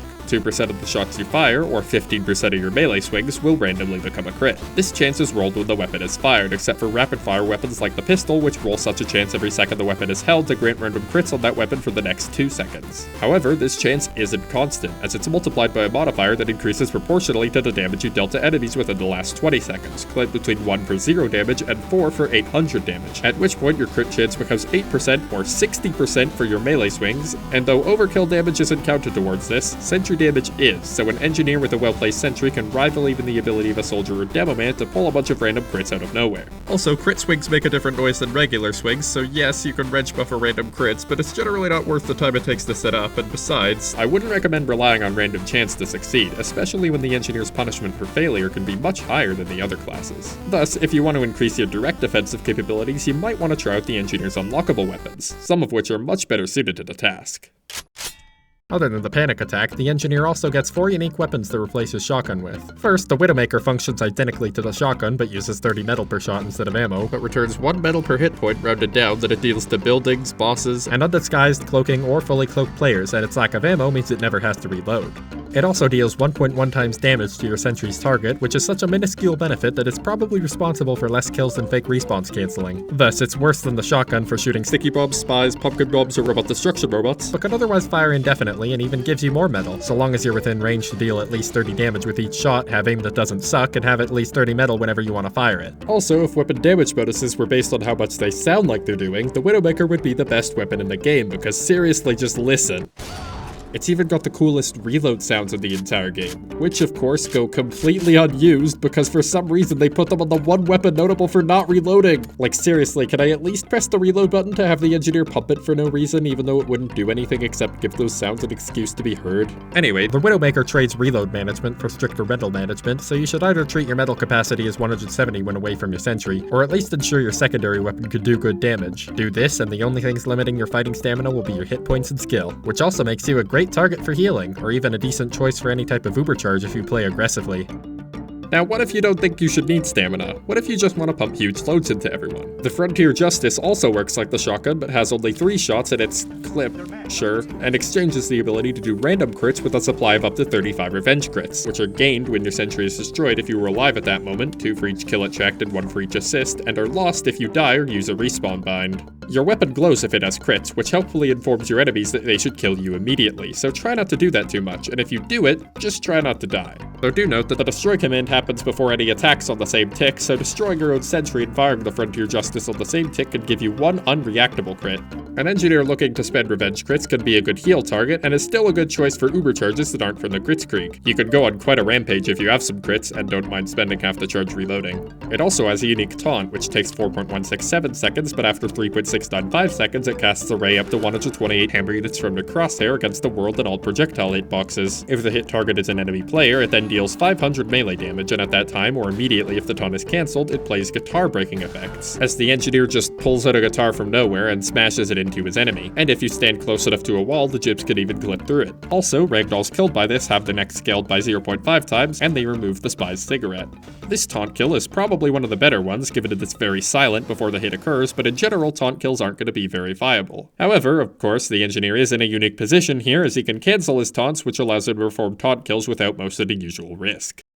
If you want to make your buildings even stronger at the cost of your own DPS, you can use the Rescue Ranger, which has 4 shots loaded, 16 in reserve, and fires a special repairing projectile. The projectile spawns at 23.5x 8y -3z hammer units relative to your eye position and rotation, with the Y coordinate flipped if you flipped your first-person view models with CL Flip View Models 1. Though do note that the command only works if you're spectating or disconnected, so you can't abuse it. It starts at 2,400 hammer units per second, aimed at the crosshair or the point hit by a raycast on the crosshair against projectiles, the world, or the projectile hitboxes of buildings or enemy players. If such a point is within 200 hammer units and 2,000 hammer units of the crosshair, falls with 0.2 times the surface gravity, and deals 40 base damage upon hitting an enemy. Like other projectiles, it passes through teammates for 0.25 seconds and its shooter always, and like arrow entities, won't collide with other projectiles, though projectile collisions rarely happen anyway. Upon Upon hitting a friendly building that could be repaired with a wrench hit, the projectile instead repairs it for up to 60 hit points at 4 hit points per metal, or the wrench's 5 hit points per metal for teleporters, which could also repair the other side using the same repairing mechanics as the wrench, and additionally, having the weapon even partially held lets you spend 100 metal to pick up a building between 250 and 5,500 hammer units, instead of just within 150 hammer units. Then, to offset this powerful ability to maintain buildings at long range, carrying a pre-built building now forces the engineer to take mini-crits until 3 seconds after he stops carrying it, which further hinders the engineer's ability to play more offensively. However, this weapon's upsides still make it a great choice for a primary weapon if you plan on playing defensively.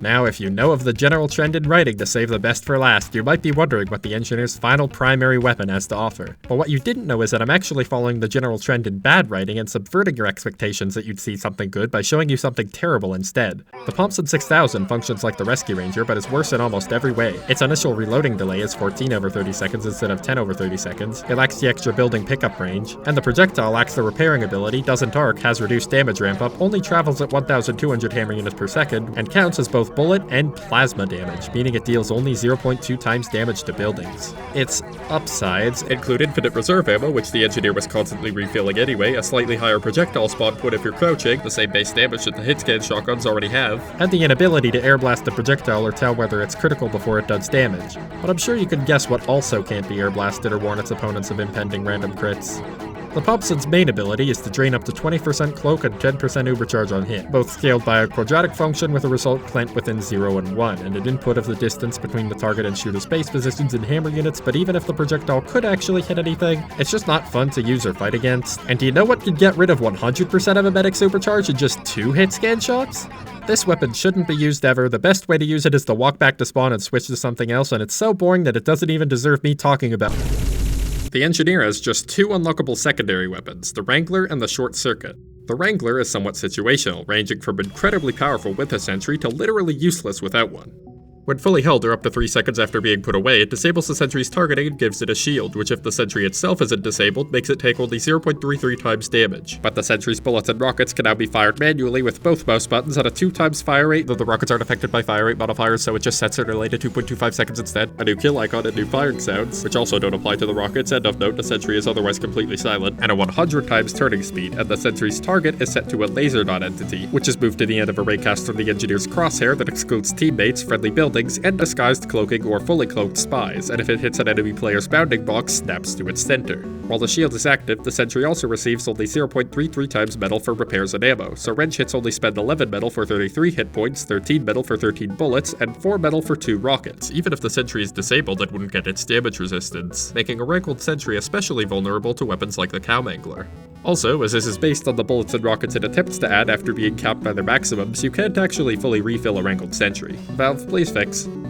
It's amazing at area denial, and since sentry rockets scatter sticky bombs, it's also good at defending sentries from any demonstration men who wish to destroy them. Because of all this, many people seem to think this weapon is overpowered, though as good as it can be sometimes, I think they're often quick to forget about this weapon's many downsides. First, the sentry's bullets gain random spread, which repeatedly generates positions using all 4 billion seeds until one lies within a circle, and then scales that to within a 3-degree cone. So the engineer can target enemies outside the sentry's default range, but he'd basically just be shooting at them with a slightly better pistol that can't move, and without the ability to chase down injured targets, he'll have a much harder time securing kills against anyone who won't just run directly into a sentry. Second, the sentry's tick rate means it actually fires bullets only 1.5 times as fast, and because its damage is now predicated on the engineer keeping the Wrangler pointed at his target, it can't be supplemented with the shotgun, won't persist if he dies, and forces the engineer out of cover, giving his target much more cover options and an easy target of their own. Unless the engineer hides directly behind a sentry, in which case he's vulnerable to well-placed splash damage while a sentry's rockets get subjected to massive damage fall-off. Normally in such a position, the engineer could offset these downsides by healing the sentry to give it practically infinite hit points against most uncoordinated attacks so long as he has metal. But now that'd leave the sentry defenseless, and without its damage and knockback to force enemies away, they can get as close as they like to deal a lot more damage than can be repaired. Even with the shield, a single heavy can shred such a sentry in just 2.4 seconds if he's close enough for his bullets to hit, while more mobile classes can just target the engineer. And by the time he's pulled the Wrangler back out, they could already be right behind him, ready to use him as a shield. Thus, the Engineer must wait to repair his Sentry while relying on its effective 655 hit points for each sustained attack, which is less than he'd likely repair during that time without the Wrangler, and given how easy it is to hit a large stationary target in TF2, it's much less overpowered than it is completely necessary for the Sentry to survive anything. Furthermore, the faster fire rate also uses up more ammo, forcing the Engineer to refill it after 18 seconds of continuous use, and because the shield's repair penalty applies to ammo too, the Engineer will have to wait out the shield's decay time if he wants to refill more than 13 bullets per swing, during which time the Sentry is once again vulnerable. And even though taking the shield down will let the Engineer heal any effective damage for a third of the metal cost, the increased metal expenditure on ammo partially offsets even this. Also, the Engineer has other buildings, and time spent wrangling a Sentry is time not spent on them, so damaging them could put him in a choice between saving them or saving his Sentry, as repairing or unsapping them will turn a Sentry into a paperweight for 3 seconds yet again, and because this weapon so heavily incentivizes playing around the Sentry, it becomes a direct downgrade whenever the Engineer leaves the Sentry's zone of influence, and that's still assuming the Engineer has a Sentry up at all.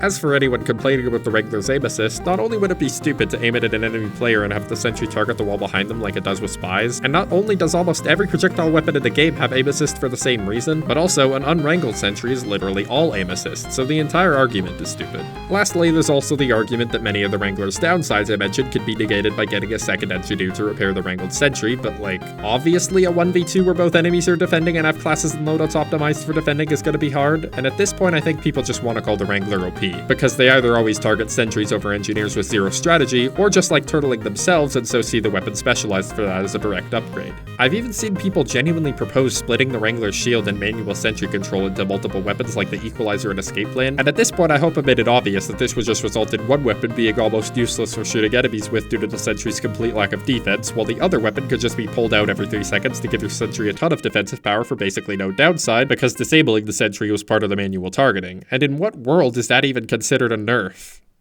Anyway, the Wrangler does have two other notable traits. The first is that there's a slight delay between pressing attack or attack 2 and the Sentry firing the bullet or rocket, so switching off the Wrangler while doing so will cause the Sentry to attempt to fire them when it's next wrangled, meaning you'll have to watch out for that unless Valve fixes it. The second trait is that holstering a partially held Wrangler will cause the Sentry to retarget for some reason, so if you remember what I said earlier about level 1 Sentries, you can rapidly switch to and from the Wrangler to engineer some circumstances, and make a lot of noise, and this works regardless of where you are on the map, but given that this is only useful at level 1, and even then you'll usually still be able to properly wrangle it rather than doing this nonsense, this isn't even that useful in general. Also, I've noticed that the Wrangler's fire rate bonus won't affect any of the Sentry's firing cooldowns that were in progress when the Wrangler was pulled out, which isn't really a special trait as it's more just the property of how the timers are implemented, but it's probably a bit unintuitive, so I felt I should put it out anyway.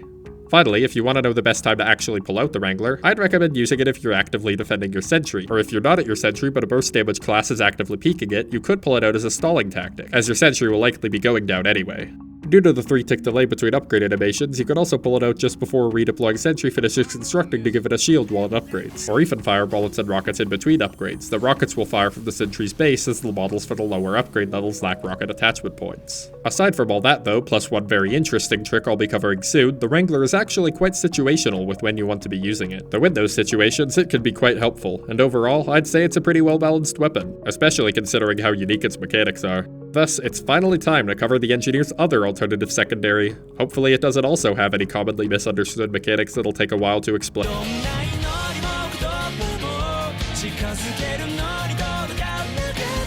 So, the short circuit. It's identical to the pistol, but doesn't reload, uses 5 metal per shot as ammo, has a max range of 256 hammer units, deals only 7 base possible bullet damage per shot, meaning 0.2 times building damage, can't fire if your view is underwater, uses the default wrench's taunt rather than the pistol's taunt, can't crit for any reason, though it can still mini-crit, and gets visuals and sound effects that are way more fun to spam during setup time, which don't leave bullet holes and also collide with enemy bounding boxes for some reason even though the attack itself still uses bullet hitboxes. It lacks most of the pistol's firepower and long-range utility, but still has its uses. Sometimes. But besides, nobody ever equips the short circuit for its primary attack. For 65 metal, you too can delete any air blastable projectile coming your way, deal 15 or more area damage, and screw over snipers even more by flashbanging them. But it's not quite that simple, because the short circuit's secondary fire looks honestly a bit unfinished. The orb spawns at 40x, -15y, -10z, hammer units relative to the Engineer's eye with any camera rotation applied, has a 2 hammer unit hitbox on all sides, travels at 700 hammer units per second, can be fired every 0.5 seconds, and lasts 1.2 seconds, meaning it travels for 840 hammer units. But unlike every other projectile, it's fired from the right even if using left-handed view models, and it has no angle correction to ensure the projectile hits the crosshair, so it just goes straight and ends up to the right of it. Also, even though the weapon can't be fired underwater, the projectile itself completely ignores water, and holding down both mouse buttons underwater continues to run both timers for trying to fire the weapon, so when leaving the water, the primary fire will likely fire a bit before the secondary fire, which would otherwise immediately override it. Once fired, every 0.1 seconds, starting on the tick the orb is spawned, it checks up to 15 air blastable projectiles whose origins are within 100 hammer units of its origin, without counting itself, to see if they're from the opposite team and have line of sight to the orb, and zaps them if they are. Already meaning your projectile deletion could be blocked if the projectile was fast and traveling through it on the wrong game tick, or if there's just enough Scottish Resistance Demomen on your team. Though since the projectile's wall collision includes the hitboxes of other projectiles, a fast enough and precise enough projectile can already just delete it. But at least you get a fifth of a bonus point for every projectile it can zap. Also, every 0.2 seconds, still starting on the tick the orb is spawned, it checks up to 5 players whose hitbox is within a 202 hammer unit side length cube hitbox to see if they are on the opposite team, have line of sight to the orb, aren't stock ubered, and aren't dead, because dead players stay where they died until they respawn. And zaps it to 2 of them, meaning too many people connecting to the server before your target and dying near them makes them immune to the short circuit energy orb. And the line of sight check is bugged, so you can zap people through certain spawn doors. You may also be wondering why it doesn't at least attempt to zap ubered players, and this is because it doesn't even apply damage normally. It applies 15 flat damage regardless of fall off or anyone's effects or resistances, with the exceptions of mini crits and the manpower resistance power-up, so it probably just pierced through invincibility effects during testing. And in the case of Halloween pumpkin bombs, it won't even count as your damage, letting you blow up your own teammates. Notice that there is no code for targeting buildings or Halloween bosses, because it instead just treats them as walls, which is even weirder since it passes through players. If anyone was successfully damaged, it then does a third completely different check for whether its origin is within 80 hammer units of the foot position of the engineer who fired it, because it seems every single line of code for this weapon was written by a different person, and none of them could agree on which shape and size of hitbox they should use. If the check succeeds, 15 damage is applied to the engineer, even if he's behind a wall, because whoever wrote the code for this part forgot the line of sight check. The orb also attempts to zap players when it despawns, which is good because otherwise TF2's tick rate would mean the orb only has 5 opportunities to damage players instead of 6, though the tick rate still means projectile zapping only occurs 12 times instead of 13. For some reason, when the player damage effect is triggered by the orb despawning, the cap of 2 players is removed, meaning up to 5 players can be damaged, but don't stand too close to it or you'll take up a slot and it'll only damage 4 people, unless one of them died in the area. This despawning could also be triggered early. If the orb's tiny hitbox collides with a wall or one of the projectiles it was supposed to be erasing, it will hit that wall anywhere from 0 to infinite times, depending on the wall and whatever the orb feels like. You'll know it's hitting a wall twice or more when you get ear raped with the collision effects playing several times at once, and when it also checks for players to hurts and applies its damage several times at once. This can be easily triggered by spawning a bunch of buildings in the same area with cheats, because it collides with buildings like walls, and overlapping walls are an easy way to cause this. Also, if you spawn too many players and buildings in the same spot, then your console is spammed with errors and the orb just slides around. This one actually has nothing to do with the orb itself and just happened when I was screwing around with the last glitch. If it hits specific Funk Brush, Funk Laud, or Funk Door entities on certain faces, it might even just stick to the wall without hitting it at all. Even though this glitch was fixed for the other energy weapons, but I guess Valve forgot about the short circuit when they did this. Regardless, it's nowhere near as useful as the Righteous Bison bug since this projectile barely lasts longer than a second, so it's mostly just a funny thing you can do. In addition, if the orb zaps an enemy orb when deleting projectiles, both orbs will act as if they hit a wall, and you can even tell which orb checked for projectiles first by the color of the zapping particles. If the projectile deletion phases of both orbs are synced on the same tick, both orbs will zap each other simultaneously and therefore hit a wall twice. So if you somehow manage to slam 8 orbs of each team into each other with synced deletion ticks, you can really blow out everyone's speakers and eardrums with 256 damage instances, 128 for each team. In even further addition, when firing it, a 16 hammer unit box is cast from the player's eyes to where the orb spawns, ignoring the usual 1/32 hammer unit separation distance, and if it hits a wall, the projectile won't spawn but still consumes your metal, and also means that a crouching or sufficiently shrunken mercenary can't fire it at certain angles. Also, in early versions of Pastime, this weapon could actually make the joke about the engineers leading the objective into a reality. Though, despite some of the more annoying jank, I actually quite like this weapon, find the consistency of 15 flat damage per hit to be quite nice sometimes, even if the damage isn't much, and kind of wish the orb's ability to ignore most damage resistance is applied to the primary fire too. After all, it's way less of a bullet than what the Enforcer fires. This weapon could go well with just about any decent shotgun, sometimes even the Widowmaker if you want to maximize your close range effectiveness at the cost of everything else. It can be decent at finding cloaked spies, and is good for fighting soldiers and Demomen too, who also often think this weapon is overpowered and too too spammy. It costs 65 metal to fire, meaning the engineer can only fire it 3 times before running out of ammo, whereas both the soldier and demo man have 4 shots per clip. Plus the soldier has a shotgun, and if you swap that shotgun for one of the banners, then being stuck with only projectiles is the downside to that.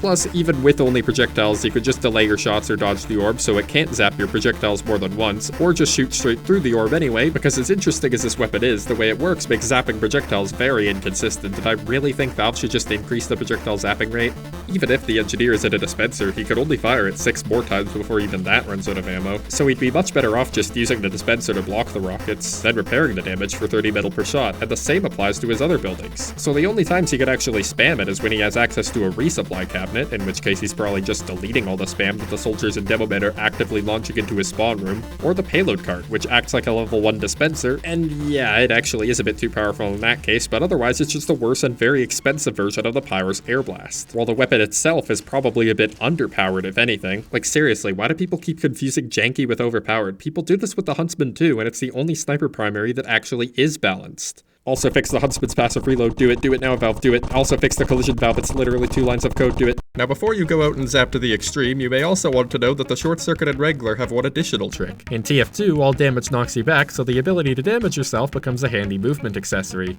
I'd prefer Short Circuit jumping just be allowed to work without an enemy nearby, but it'd be slightly harder than usual to implement considering how Short Circuit jumping actually works. It'd be both a boon for using it intelligently and a downside for spamming it in super close quarters. Regardless, it's about time I explained how the Regular and Short Circuit can be even better movement tools than using a dispenser as a steps tool. And with it, every other movement mechanic TF2 has to offer that could potentially be useful to an engineer. And every other movement mechanic. Now you may have already noticed that my initial explanation of the engineer's movement was a bit simplified because it didn't take 10 because its maximum speed only caps ground movement, and I haven't even mentioned his acceleration, which is set to his maximum ground speed multiplied by SV air accelerate for air movement, or SV accelerate otherwise, so they're both 10 per second so it doesn't matter, leading to an acceleration for the engineer of 3000 hammer units per second squared or 45 hammer units per second per tick. This is further multiplied by the current surface friction, which is often 1 but could be 0.75, 0.625, or 0.5 on certain surfaces, or if the engineer is undergoing air movement, it can be set to 0.25 if his vertical velocity is above 0 but not above 250 hammer units per second. If the engineer is undergoing ground movement, his vertical velocity is set to 0. Friction is applied just before acceleration, applies only for ground movement, and subtracts from his velocity's magnitude at a rate of SV friction, which is 4 per second by default, multiplied by SV stop speed or his velocity's magnitude if it's higher than SV stop speed, which is 100 hammer units per second by default, and is further multiplied by the current surface friction. If this subtraction would make his velocity's magnitude negative, it sets it to 0.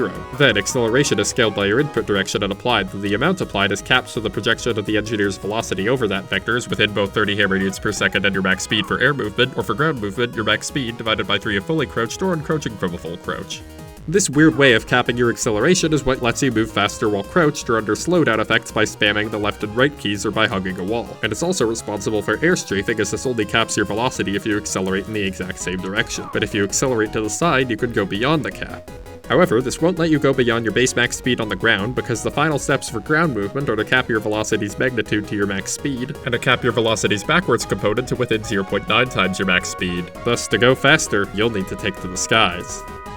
Before that, however, you may want to know how your input direction is calculated, which you may think you already know, but what you probably don't know about is that when each movement command's input is summed and before the vector is clamped to a length of 1, any command that started being held on that frame will only add 0.75 to its direction, and any command both held and released on that frame will add just 0.5. Also, that wasn't a mistake in the script, it really does work based on your frame rate. So if you have 2 frames at a tick and you start holding forward on frame 1, you'll be counted as already having held it for a frame by the time the tick changes, and you'll get your full acceleration. Unless you can perfectly time your movement inputs, this means you have an effectively random chance of actually getting your full acceleration for that tick, which increases as your frame rate does, though if you're playing at 60 FPS, not even a task can get you your full acceleration, as that's below the game's default tick rate. One extra fact you'll be likelier to know though is that your input vector is 3-dimensional, though the vertical component gets ignored if you're not underwater or no clipping, so attempting to move up or down out of water slows down your other movement instead. And if you want better control of your movement and isn't just moving slower, you can also try using a joystick for movement inputs, which are added to your input vector before its magnitude is clamped, and will let you get the perfect vectors for air strafing at the cost of probably obliterating your thumb. Speaking of air strafing, you'll need to have air movement, which is done either by being in the air, by being on a slope with a normal vector below 0.7, or by moving upwards at over 250 hammer units per second. Once you're in the air, a good way to air strafe is to orbit a point, while keeping your acceleration vector facing that point using your movement keys in view direction. If you want to air strafe to move faster in a particular direction, you'll need to do a lot of little orbiting strafes in alternating directions. Though basic logic would dictate that this is a slower path, the act of strafing itself moves you faster in TF2, which is also why tripping demo knights will shake their mouse to gain speed. You can even jump, air strafe, and quickly jump again to gain a bit of extra speed, which is called bunny hopping, but it's so hard to do consistently in TF2 that you'll lose speed on average. However, for some easier speed, you can try to jump when landing on a downward slope, and if you do it on the same tick, your downwards velocity will be converted into horizontal velocity, and the ground won't have enough time to cap it back to your maximum speed. This trick also shouldn't lose you any speed if you mistime it, so you should attempt it whenever you can. Also, because slopes can redirect your speed, even shallow upward slopes can keep you in air movement if you move fast enough into them to get an upwards velocity over the 250 hammer unit per second threshold. This is called ramp sliding or trimping depending on who you ask, and though it's mostly used by demo knights, anyone could do it if they're moving fast enough. Finally, for when air strafing alone can't give you enough speed, you'll need to use damage, which, as previously stated, can give knockback. The formula is simple. Before damage is rounded, your center position is knocked away from a point 10 hammer units below that of the damage source, with extra velocity equal to the damage taken, multiplied by a scale value which is always 9 hammer units per second per hit point for the engineer's self-damage, and further multiplied by the ratio of your bounding box's default size to its current size, letting you fly farther when crouched. And for self-damage, the game also pretends your crouch height is 55 hammer units rather than 62, and uses the damage before any modifiers were applied, so you can fly even farther. This extra velocity is capped at 1000 hammer units per second per hit, while your total velocity on each axis is clipped to 3500 hammer units per second each tick, and for certain jumps, this can matter more than you'd think. Thus, for the short circuit, you could get just over 200 hammer units per second per hit by shooting a nearby enemy while crouched, and by crouch jumping with a slight delay between the crouch and jump, so your eye position could be low enough that the short circuit orb instantly explodes twice when you shoot it downwards near an enemy. You can get an instant 400 hammer units per second plus the jump velocity, and if you look 76 degrees downwards and move right when shooting the orb to maximize your upward velocity, you could reach just under 300 hammer units of height, compared to the 72 hammer units of a regular crouch jump. Due to how integration works, you'll always go farther if you can keep all your velocity increases as close together as possible, so this is the optimal short circuit jump, though even a decent short circuit jump should get a bit over 280 hammer units of height. This is a bit niche, but it can be helpful as a quick escape tool against less mobile classes. It can be a decent mix-up to hop over someone's head while ambushing them, as they'll likely turn around upon noticing the damage, at which point you won't even be there anymore. However, the Wrangler's jumps can get a lot more use, as they only require a sentry and can deal much more knockback. By crouching, you could get just over 214 hammer units per second per bullet, or 1500 hammer units per second total with the engineer's full health. It's easier to do with a level 1 sentry than a level 2 or 3 sentry due to where the bullets spawn, and is as easy as standing on or near your sentry while pointing the Wrangler laser a bit upwards and away from it. Standing on your sentry should give you a more vertical jump, while standing near it should give you one closer to a 45-degree arc. However, Engineer's bullet jumps are much more effective if done with one of his unlockable melee weapons, which I haven't quite gotten to yet, so for leveled sentries, you'll likely want a rocket jump, which can deal up to 100 damage, or about 1342 hammer units per second in a single shot if you're crouching, and because it's a single shot, you won't have to be aiming the Wrangler for the whole jump, so while you're getting launched across the map, you can even take your sentry with you. Also, if you can see your original base from your destination and you have the Rescue Ranger equipped, you might as well bring along the rest of your base once you arrive. Just keep in mind that due to the 1000 hammer unit per second per hit cap, you'll only need to take 75 damage from the rocket for maximum knockback. Thus, if you want to get the most horizontal distance from a sentry jump, you'll want to aim the sentry at a wall and walk a bit away from the wall before you jump so you can add your full walking speed, or at least 90% of it, onto your jump velocity. Also, though stock Ubercharge players are immune to ramp up, fall off, and damage as a whole, and likely won't be intentionally crouching if they're attacking your buildings, they're not immune to knockback, so a sentry rocket can still give them up to 600 hammer units per second of velocity, and if you have the Wrangler equipped and know how to play soldier, you can aim at their feet to direct most of it upwards, passing the 250 hammer unit per second threshold to launch them into the air, at which point you can keep them there with the sentry's bullets. Depending on the positioning of your buildings, this can actually give a low elevation sentry the advantage in this situation. Likewise, enemy damage can also knock you back, but with careful air strafing and some opportunistic thinking, you can turn some of that to your advantage too. However, of the engineer's jumping methods, the Wrangler remains the only one that doesn't rely on enemy placement, so I'd say it's definitely the most versatile of the bunch, which also helps for letting you combine it with some other tricks. First, if you could get yourself stuck in a prop, you can damage yourself and your extra velocity will persist, so when you get unstuck, you can hit the velocity cap immediately. With a turning payload cart, you can get inside one of your buildings and pick it up to launch, but without one, you can also just use a slope to teleport into your sentry or dispenser, as the teleporter's usual free space check ignores them, and though the game tries to stop you from doing this by repeating the check for every teleporter on the map against the building you're currently placing, that means nothing if you just place the teleporter last. Just note that being stuck in your dispenser will constantly act as if you just entered its area of effect, which will often reset your healing each tick to 0 with a chance that isn't even deterministic and varies based on the server's host timescale value. Valve, please fix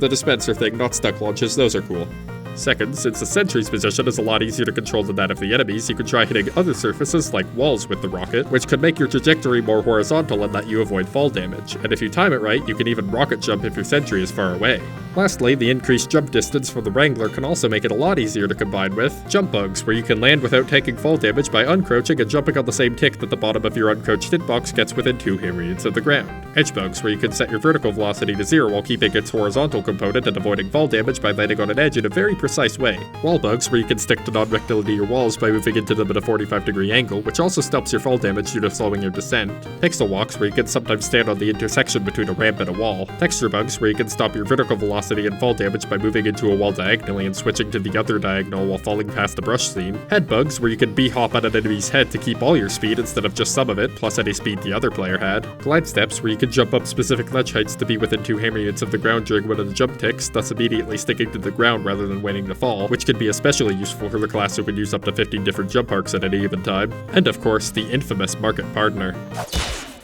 The Engineer has no unlockable PDAs, so his last 4 unlockable weapons occupy his melee slot, and unlike his secondary unlockables, most of their stats are actually quite simple. The Southern Hospitality is like the wrench, but you take 1.2 times fire damage if it's equipped, can't randomly crit by swinging it, and inflict 5 seconds of bleeding on targets you hit with it. Bleeding deals 4 damage every 0.5 seconds, which can mini-crit, starts immediately, and can stack with itself if applied by different weapons or players, or refreshes its duration otherwise. Pyro shouldn't damage you too much if you play Engineer like a normal person, and the constant damage from bleeding is great against cloaking spies if they aren't using a crutch, so it's generally regarded as slightly better than the wrench, but aside from that, there isn't really anything else to say about this weapon. The Jag also only has stat changes, but they're a bit more impactful. It can swing every 0.68 seconds from 0.8 seconds, and adds 1.95 construction speed to buildings rather than just 1.5, but deals 48.75 damage against players, 32.6625 damage against buildings, or 43.55 damage against sappers, and repairs only 81 hit points per hit, which becomes 27 hit points per hit for wrangled sentries, or 80 hit points per hit for teleporters, though while healing is still done at the default health to metal ratios. These stats mean it saves 0.84 seconds per building upgrade and has a top construction speed 1.18 times that of the wrench, so making a level 3 sentry from scratch takes about 16.8 seconds instead of 19, but it has only 0.93 times the wrench's repairing rate and takes 0.57 seconds longer to destroy sappers, making it better for constructing buildings but worse when your buildings are already level 3.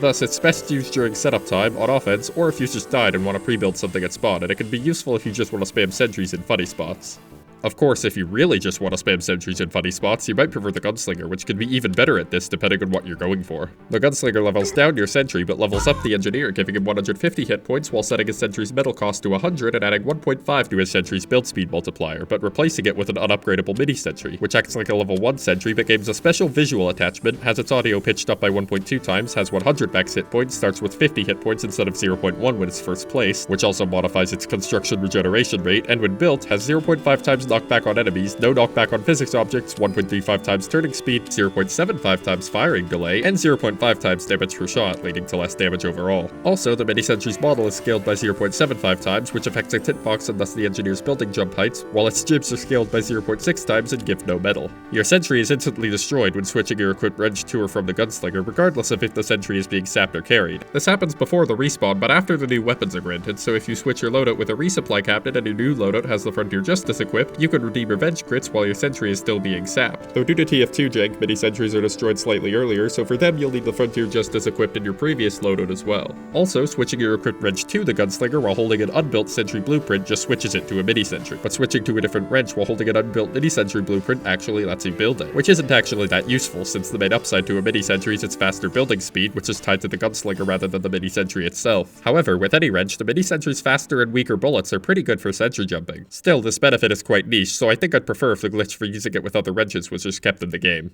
Like the Frontier Justice, it also has a unique taunt, which takes 4.533 seconds and casts the same 128 hammer unit ray as the Frontier Justice taunt kill for each of its 15 attacks, starting at 3.2 seconds and with a delay of 0.05 seconds. Each attack deals 1 bullet damage, though the first hit also stuns its target for 3 seconds, and the final hit changes the damage to 500 blast damage.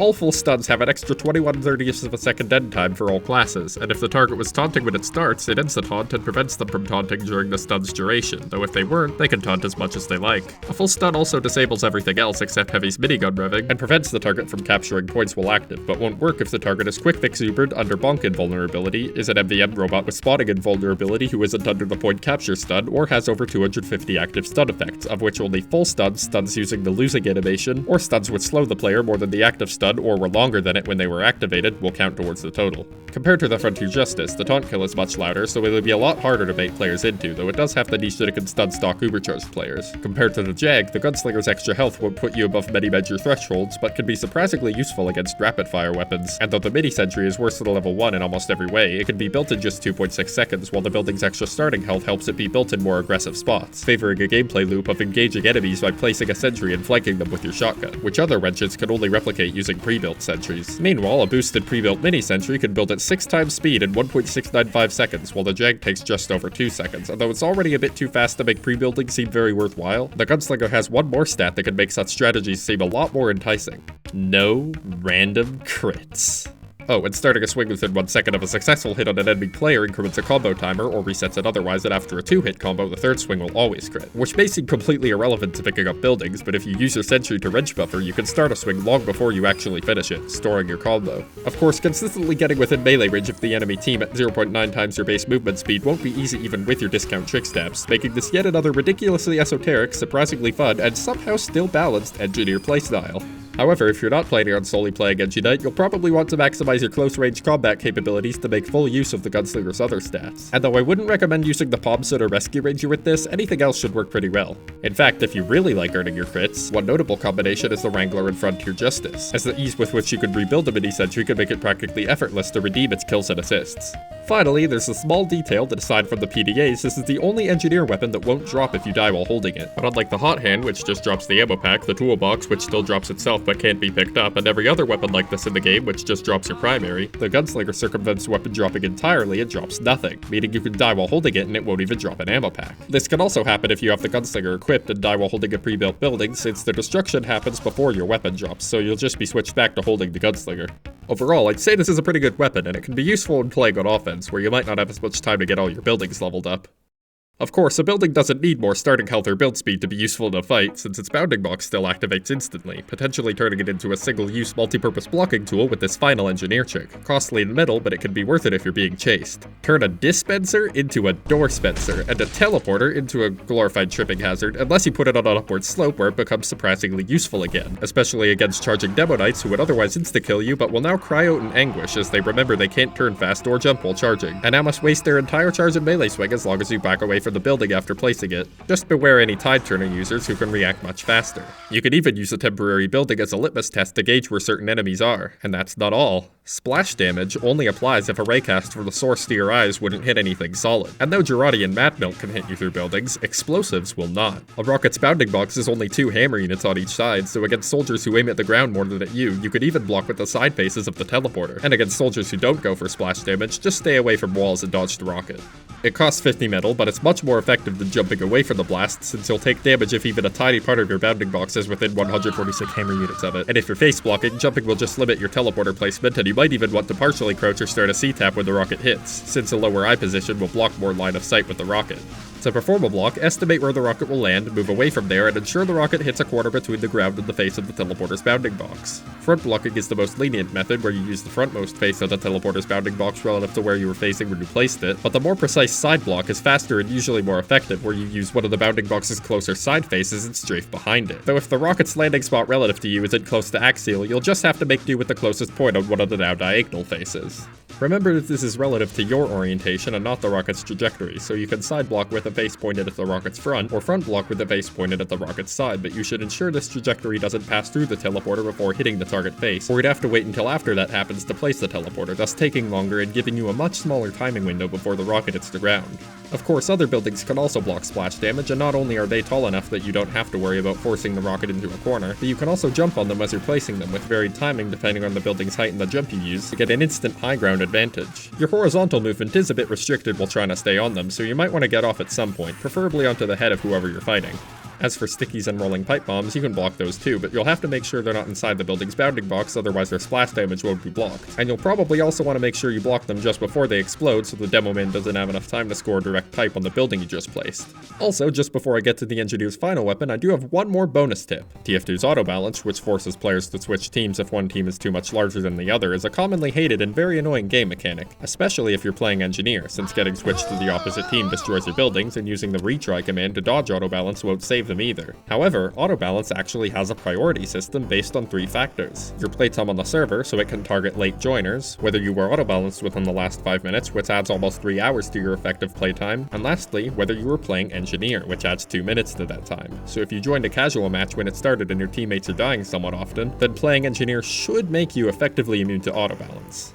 Now, for the Engineer's final weapon, you may expect me to follow my previous trend of following the trend in bad writing where I subvert your expectations and show you something bad. But what you didn't know is that I'm actually subverting your expectation that your expectations would be subverted, thus putting your expectations in a state of paradox. And knowing this weapon's stats before the Meet Your Match update, even many people who know what weapon I'm about to talk about might have their expectations subverted when I say, the Eureka effect is Engineer's best weapon. Yes, I know what I said. It's also, admittedly, my favorite weapon quite possibly in any game, though it does cheat a little at those metrics. Its downsides are simple. Boost to construction grants only 0.75 times extra building speed, and you get only 0.8 times metal from pickups of dispensers and also the Widowmaker for some reason. The metal from dispensers isn't lost, you just get it slower. Its listed upsides are the ability to build teleporters for 25 metal each and upgrade them for 100 metal per level, and to open a menu by reloading when fully held, which can start a 2.2 second taunt. If it successfully concludes, you can choose to either teleport to spawn or your teleporter exit if it's fully built. These effects are stored separately from the taunt, so getting spooked or stunned counts as successfully concluding it. Starting a taunt on the exact tick it ends on will move the teleport to if and when that successfully concludes, which can see some use with looping taunts, and the entire weapon counts as having a special taunt, so you won't be forced to do the thriller taunt when you're just trying to laugh at people on Halloween.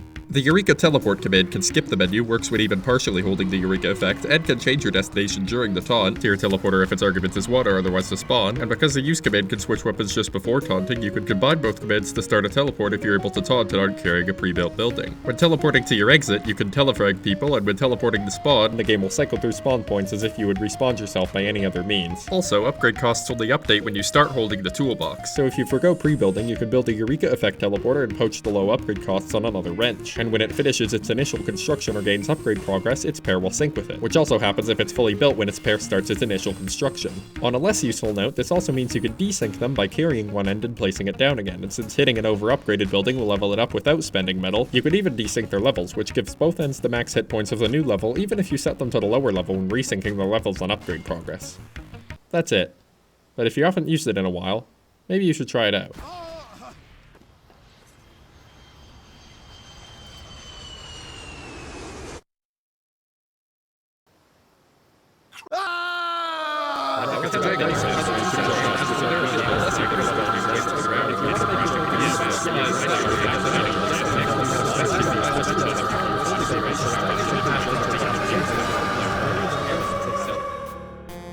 Gathering metal, moving buildings, stopping spies, almost everything the Engineer does relies on moving efficiently through space and time. And now you're always just 2 seconds away from both your teleporter exit, which only has to be fully built, not even unsapped or active, and your new most powerful building, the spawn room, which can instantly refill your health, ammo, metal, and loaded shots while removing any negative status effects, and instead of being able to be sapped by spies, it gives you free wall hacks on them for 10 seconds if they disguise as any of your teammates. If you're fast, you can consistently retreat from anywhere, stop at spawn, and arrive with full everything at your teleporter exit in under 5 seconds, making the weapon's first downside much less of an issue, and the ability to easily replace your teleporter entrance makes the Eureka effect almost necessary in 5CP maps. By skipping spawn, you can even outpace spies sapping your other buildings while you're away, and if they're the type to stand on your teleporter while sapping it, you won't even have to bother shooting them once you get there.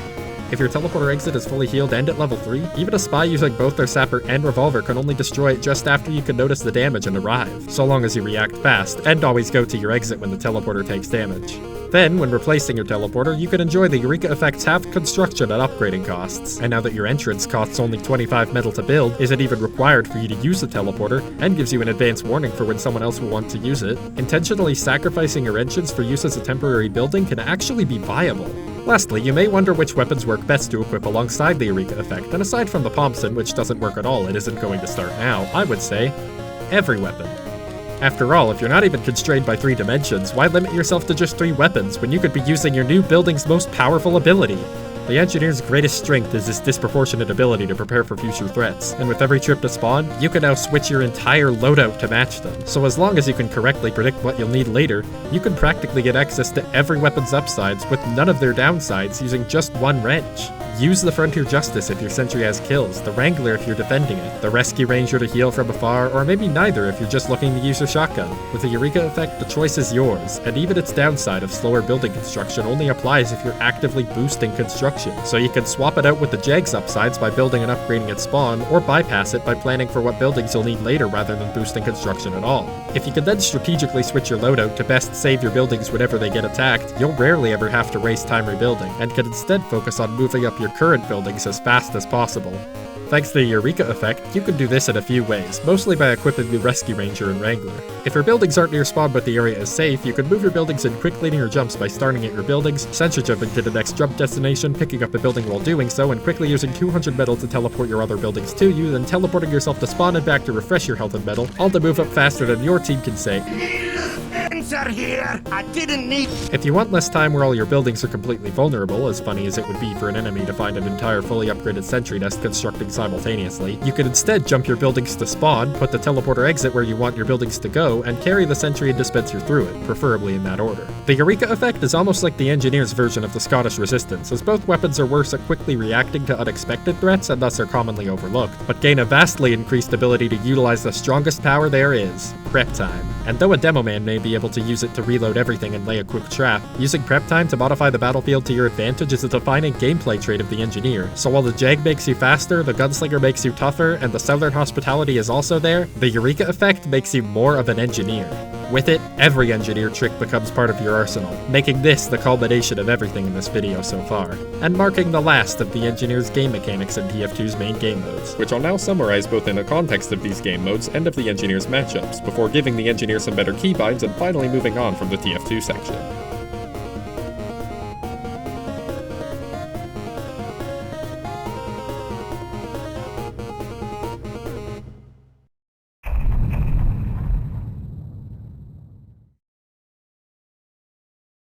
So now you finally know just about every trick in the Engineer's toolkit, but you may not yet know how to most optimally use them. The biggest thing that I think many people get wrong here is when to build at spawn, which becomes far more important when using the Eureka effect, as it can make this strategy a lot more enticing when you lack the upsides of the Jag but can go to spawn at any point to get them. Of course, you may be able to get your buildings upgraded faster, at least in low metal conditions, but your buildings won't help your team while you're building them at spawn, so I'd say there's really only a few situations where this is optimal. First, there's the start of the game, where you're either in setup time or everyone's still too busy running to the middle point to need a dispenser or teleporter right away, so building at spawn is almost always optimal. On just about any map, I'll start by placing a teleporter in the middle of the spawn doors and a dispenser on the edge. Then, if there's setup time, I'll get more metal from spawn and build a sentry opposite to the dispenser. Otherwise, I'll find a medium ammo pack on my way to build the teleporter exit, so I can put my sentry there instead to defend it. Once all my buildings are placed, I'll teleport back to spawn where my dispenser and teleporter entrance should be almost constructed. Now for setup time, I'll switch to the Jag, hit the sentry twice, hit the teleporter twice as it should be constructed now, refill, hit the sentry and teleporter twice again, refill, hit the dispenser 4 times, at which point it should have 105 metal so I can hit the sentry twice again, refill, hit the sentry twice more, hit the dispenser 3 times with the 50 metal it has, refill by switching back to the Eureka effect because my swing speed doesn't matter anymore, hit the dispenser once, teleport the sentry, teleport back, refill, teleport the dispenser, and finally move the teleporter exit to a more reasonable spot, which is the fastest way to get a full base up from nothing and won't require any ammo packs, so it should work on any map.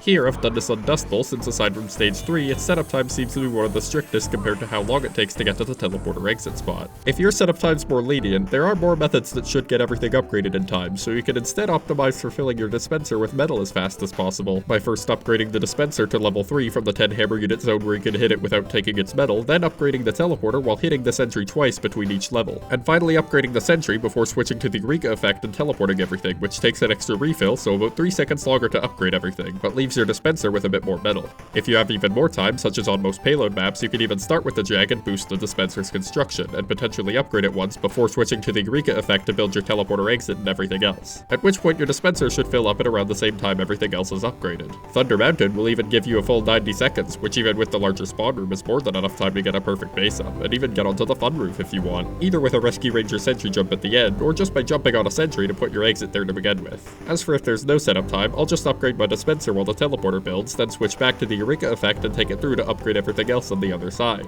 Here I've done done this on Snakewater, though these building spots are a bit aggressive, so on this map I'll often elect to put my sentry and teleporter here instead. Then carry my dispenser to behind this building so it's easier for my team to get to.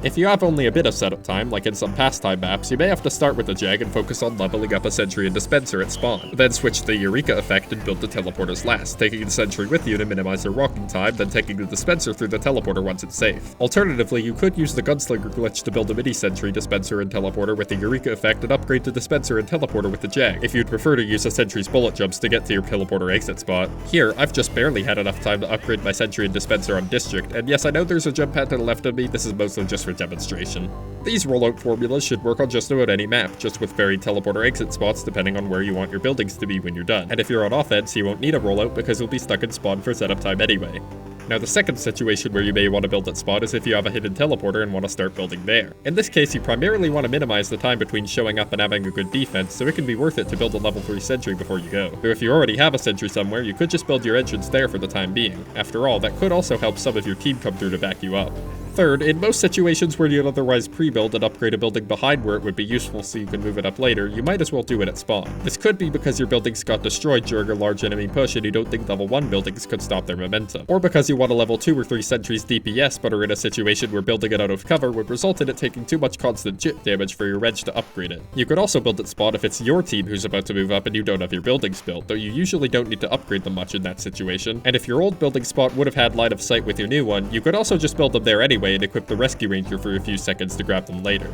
Also, in some of these situations, you may want to keep in mind how the spawns work on the map you're playing. If you don't, your spawn could move while you're in the middle of doing this, which would be inconvenient to say the least. Lastly, if you plan on going to spawn often for health, metal, or loadout changes and you haven't yet placed one of your buildings, you could let it construct at spawn, then on your next trip to spawn, just take the building with you. This can be used to save you the building's metal cost for an extra time cost of effectively 0. Now, the next of the Engineer's abilities that people often overuse is his ability to boost building construction. In fact, you may have already noticed that during my Dust Bowl rollout, I didn't even do it once, and I was using the Jag for half of it. This is because construction occurs passively by default, so if you can structure your Engineer gameplay such that you can do other useful things while it happens, you'll be much faster overall due to doing multiple things at once. Hence why the fastest rollouts often ensure building construction occurs during the slowest steps. Of course, there's still a time for boosting construction, especially if you're using the Jag, but it should be mostly reserved for when the building's immediate utility exceeds that of the Engineer himself. Though the utility of the Engineer's abilities varies a lot depending on the state of the match, and it's hard to provide a constant utility value for having a building closer to being upgraded compared to having a different building constructed a bit faster, for example, even though I could say it's usually better to have the former. Some general rules can be derived when comparing the ways in which the Engineer can directly fulfill the same roles as his buildings. The Sentry's main job is damage and defense, so if the Engineer could do more of that in the time he'd spend boosting than the Sentry could in the time he saves by boosting, he shouldn't boost.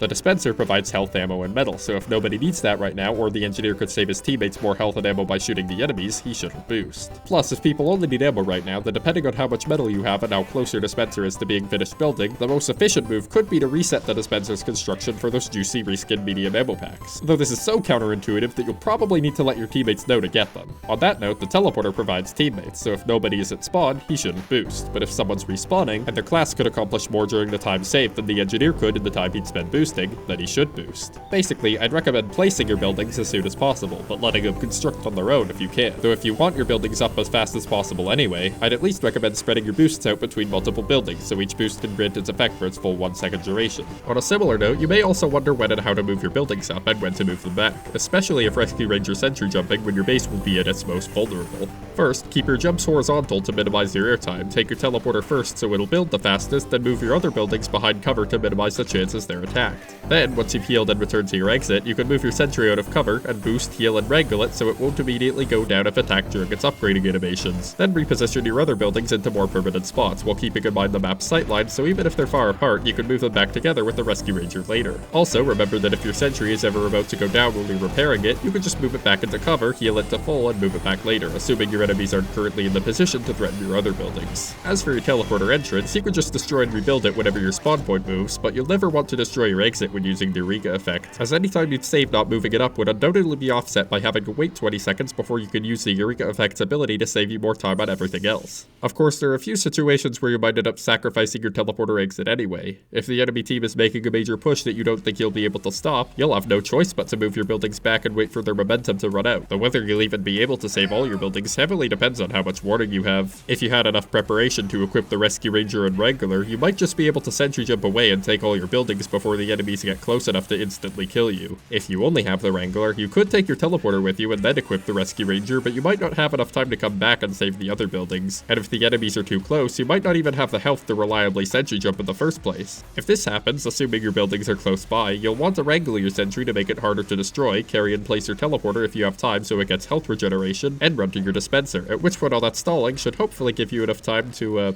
perform your secret technique. Then just use the dispenser's metal to rebuild everything so you can give your hopefully weakened enemies another sentry to deal with when they try to chase you down. If the dispenser was close to full, it should give you enough metal to upgrade your sentry to level 3 without any issues. On another similar note, though being forced to wait in the back lines is generally a good time to do some upgrading, you don't have to upgrade everything right away all the time. I know I've said this before, but level 1 sentries can still get quite a few kills, level 1 dispensers can still get you much of the utility of a level 3, and a teleporter's level mostly only matters when multiple people are respawning at once. Of course, this also brings up the relevant question of when it can be optimal to use temporary building strategies even if all your buildings have already been built. And without the Eureka Effect, I'd say pretty much only when you or your buildings are what's directly being threatened. If you need to sacrifice a building to defend yourself from an enemy, it's usually worth it since your buildings would likely be the next target once they're done with you, so you'd better use every tactic you've got against them. With the Eureka Effect, as I stated earlier, there's much less of a trade-off for using your teleporter entrance like this, since you can just replace it when you next teleport to spawn, and as long as there isn't a crowd of teammates respawning and there aren't any spies targeting your teleporter specifically, it not being level 3 for a bit shouldn't be too much of an issue. Thus, it's mostly worth it if you're in any combat where such a tactic could potentially be useful, nobody's respawning, and your team has a long respawn time, giving you a long warning for when your teleporter will actually be needed, but also giving you a higher punishment for death. Though keep in mind that this also makes this tactic quite risky, since if you do it and die anyway, your team will have to wait until you respawn to get their teleporter back. Still, it can be quite fun, and I've even managed to use it to block entire Kritzkrieg goobers before, so it can certainly be effective when used correctly. Also, if you're already going to be using temporary building strategies often, I'd recommend placing a teleporter entrance and standing on it if you're using the Eureka Effect to retreat. That way, if an enemy catches you off guard during the teleporting animation, you could just taunt cancel to pull it into a reversal on them and put them off guard. And you could replace their teleporter entrance almost immediately since you were already going back to spawn. For extra combat utility, the Engineer can do an advanced version of the "I'm really weak, you should totally chase me around this corner" trick by starting the Eureka Effect's teleport, then immediately cancelling it, which keeps playing the sound effect, making you sound like you're vulnerable, all while you can be ready to strike with your shotgun. Speaking of the Engineer's combat utility, I think this is starting to get to the point in every video game strategy discussion where it just devolves into 2 billion different variations of just do whatever is best for the situation and have game sense, at which point you probably learn more just by playing TF2. So instead I'll just rapid fire any tips I haven't yet mentioned in any of the earlier parts of this video and get to the Engineer's matchups. Try to spend the Frontier Justice's revenge crits as soon as they'd be even remotely useful so you can avoid having to lose them by dying or switching off of the Frontier Justice, unless you're not using the Eureka Effect, in which case you might want to keep a few for trivializing spies. Since your buildings work passively and are such a major part of your class's effectiveness, you should always make sure they're doing at least something useful at almost any given moment. You should also decide which buildings you'll primarily be using selfishly and which ones you'll be leaving for the team. Though I'd say that if there's any building that's the best to use selfishly, it's probably your sentry. If you're stuck idling for something that'll passively generate, try to get some extra damage in with your shotgun instead so you can provide even more utility. And if you've only just recently started using the Eureka Effect, please remember that you can refill literally everything whenever you want in like 5 seconds, and can be ready to defend your buildings or retreat in like 2. Seriously, it's so useful, you should be using this ability a lot. Anyway, If you have a sentry.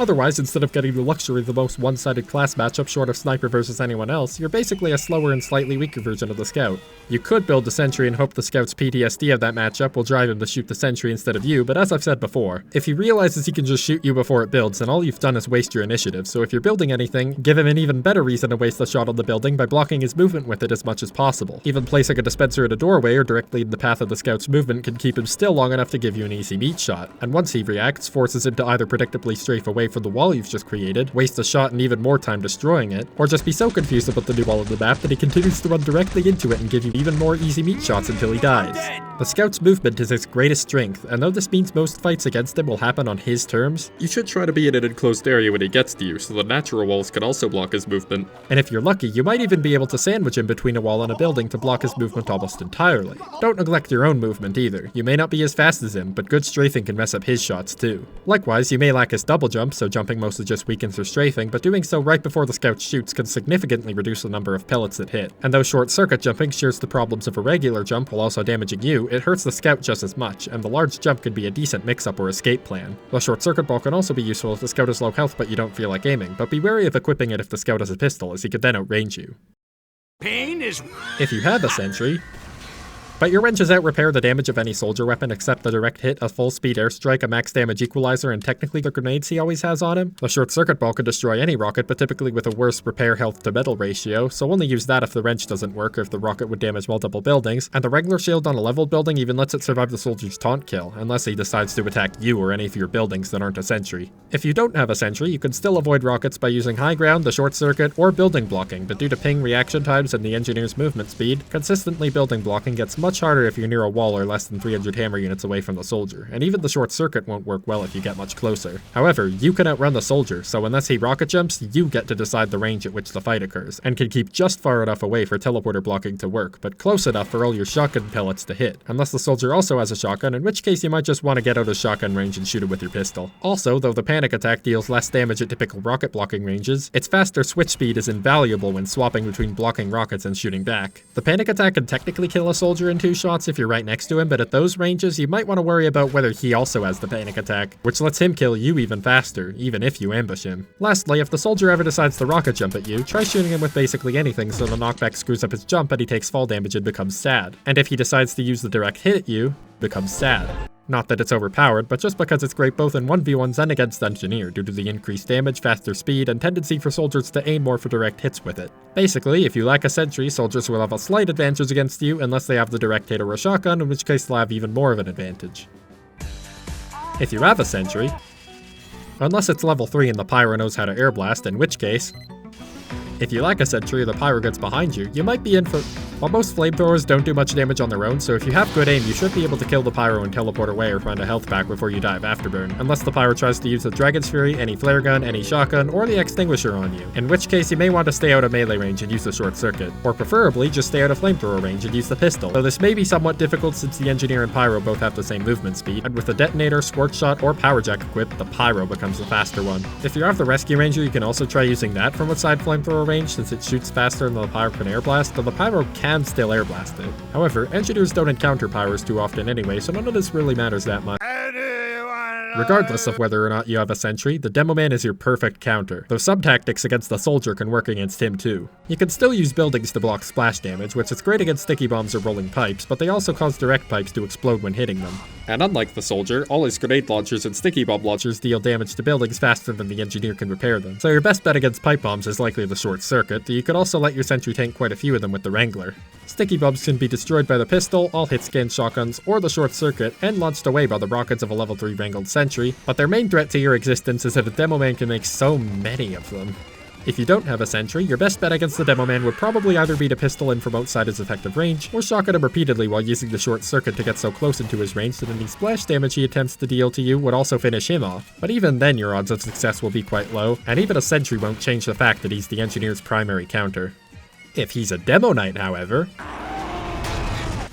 this is probably the most one-sided subclass matchup, unless you lack a sentry, in which case your odds of success are actually pretty even, but if anything, somewhat in your favor. His melee deals 65 damage per swing, or 195 damage per crit, unless he has a Scotsman Skull critter, which deals 78 damage per swing or 234 damage per crit. Fully charging guarantees him a melee crit, and even the charge itself can deal up to 128 damage if he has both the Eyelander and the Splendid Screen equipped with 5 or more Eyelander heads. But your buildings are immune to all charge damage and any extra damage granted by crits, and can be used to reactively block his charges, movement, and even melee hits. Though you'll want to hold the building beforehand if the Demo Knight is close, since there's a slight delay when switching to building otherwise, and Demo Knights can be quite fast. Most Demo Knights will likely just charge at you immediately so you can block them and win, but any Demo Knight with boots equipped can run slightly faster than you. So fighting a skilled Demo Knight will likely entail the Engineer attempting to bait out the charge while the Demo Knight attempts to get into melee range. If the Demo Knight doesn't charge, you can place your building or get behind cover to give yourself a window of safety, where you can then switch to your shotgun and deal damage without the Demo Knight immediately charging at you and deleting you from existence. If you have the short circuit, you can even jump over a charging Demo Knight or use the jump to get out of his melee range if he ambushed you. And even without the short circuit, you could crouch jump when he starts a swing in order to surf the melee hit and get back outside of his range, as long as you're fine with taking 65 damage and you're sure the swing won't be a crit.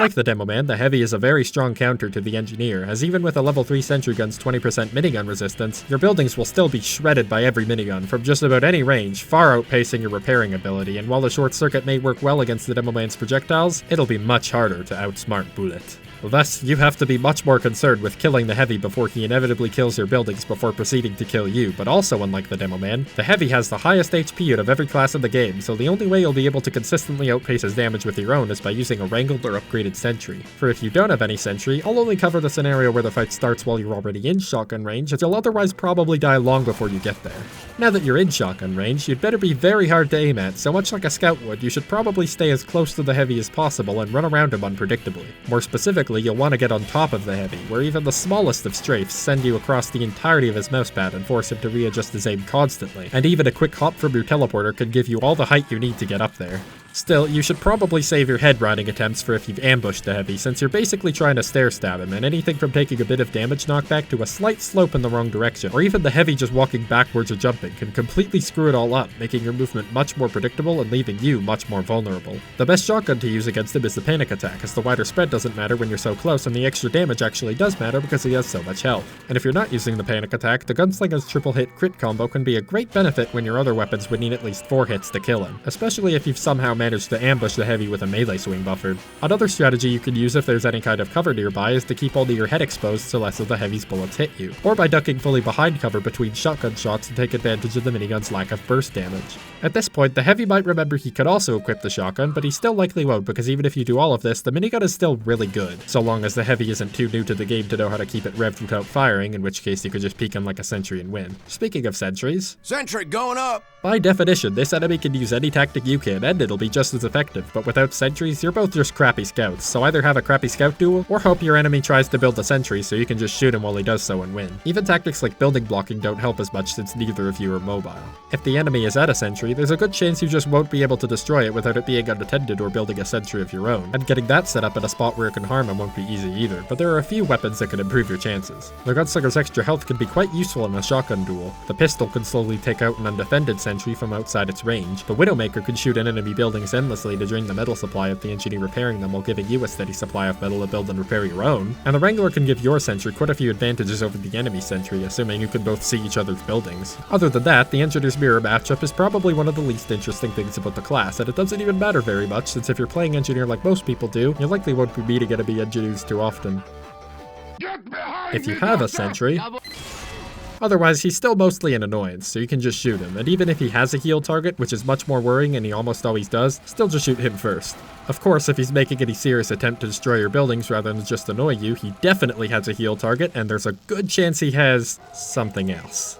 For the default supercharge, you can use the Wrangler or Short Circuit depending on who the medic is healing, while repairing your buildings to stall the charge as much as possible. But unless your opponent stops being invincible, you'll eventually just have to flee and take what you can with you. For the Quick Fix's supercharge, you can try to outlast it, but you also have a chance to outpace its rapid healing if you deal damage fast enough. For the Vaccinator, bullet resistance covers basically every source of damage you have, aside from a level 3 Sentry's rockets which use blast damage, your melees which use melee damage, and the Short Circuit's orb attack which bypasses almost every damage resistance and would probably even damage people with the default supercharge if it wasn't made to not target them. Because relying on melee attacks or the Short Circuit's orb as your main source of damage against someone being healed by a medic isn't usually the best plan to begin with, you should definitely be wary of the Vaccinator and its charges. As for the Kritzkrieg supercharge, your typical response should be to execute the medic by firing squad and laugh at his corpse for forgetting that crits don't work on buildings. I'm the Peace Man, wankies! A sniper could harass your buildings and instantly kill you from far outside the effective range of anything except another sniper, so they'll often prove to be quite a threat. And unless you're already behind enemy lines, the majority of your time fighting one will be spent approaching them while they get several attempts to quickscope or body shot you. Basically every sniper you encounter will just repeatedly attempt to quickscope headshot you, but as stated earlier in the video, you can make this as inconsistent as possible with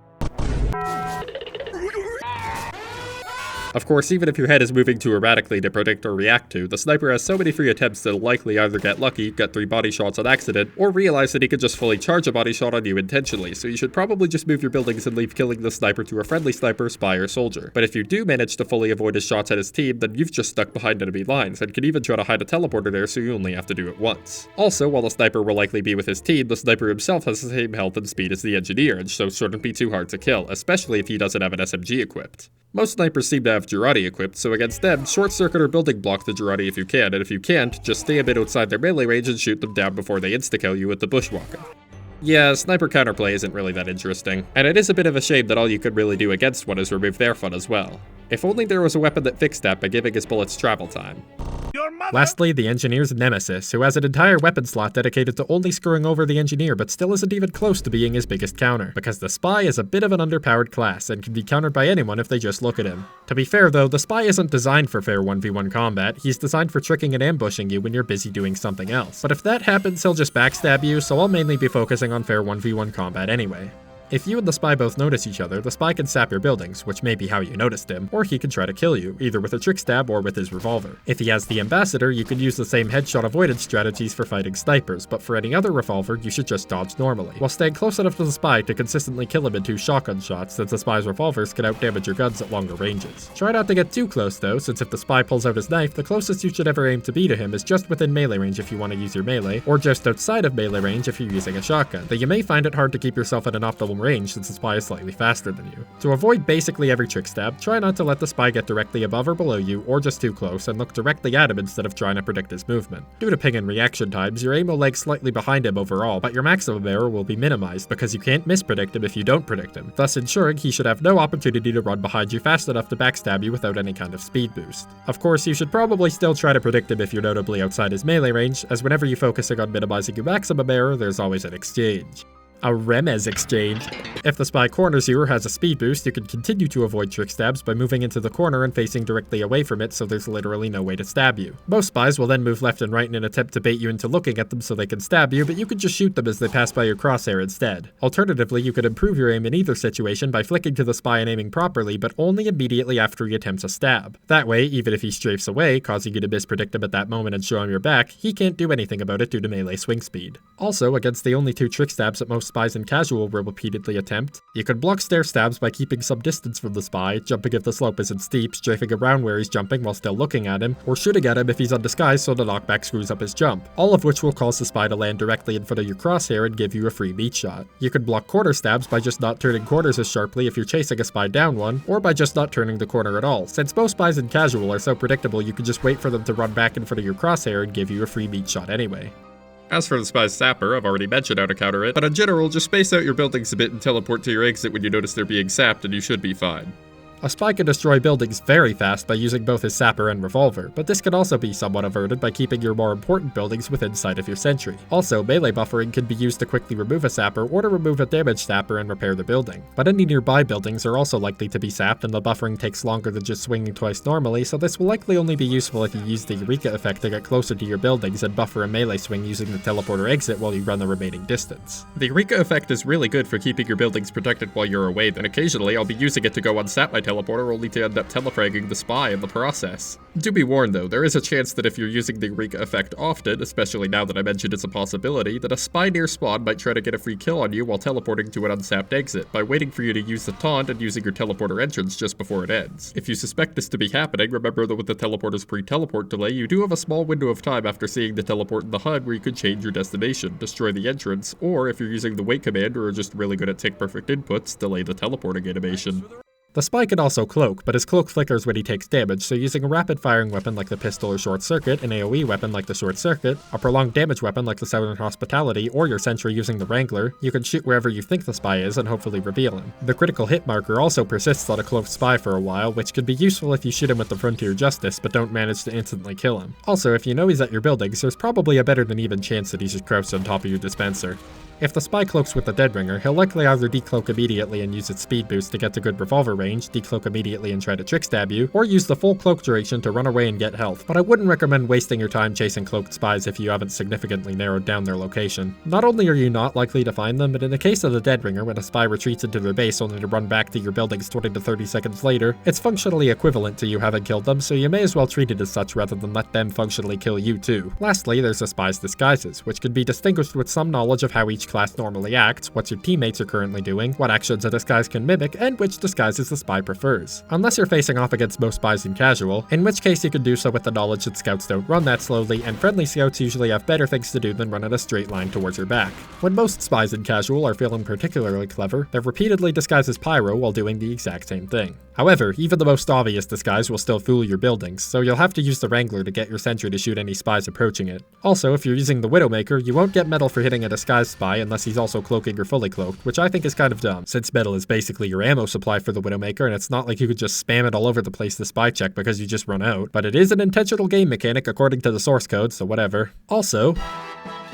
against any class, you can surf damage to reposition yourself sometimes, and use your own body to block damage in the event that you have a lot of health and your buildings don't. Also important, especially against some classes, is the tactic of running away, which you can do by surfing damage, sentry jumping, short circuit jumping, or just running away normally while placing buildings behind you when whoever is chasing you gets close, or whenever you run through a doorway. Lastly, if you have the Frontier Justice and it has revenge crits, your new strategy against every class becomes this. That's it, I just didn't feel like saying that 9 times.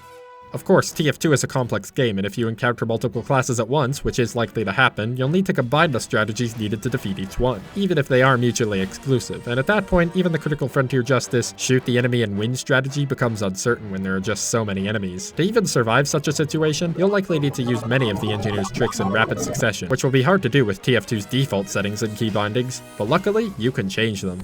Thus, to make up for my original keybinding video where I barely even gave the Engineer any proper keybinds, and didn't even record any footage of me using them because I just didn't feel like it at the time, I guess, here's some actually decent settings and keybindings as they pertain to Engineer.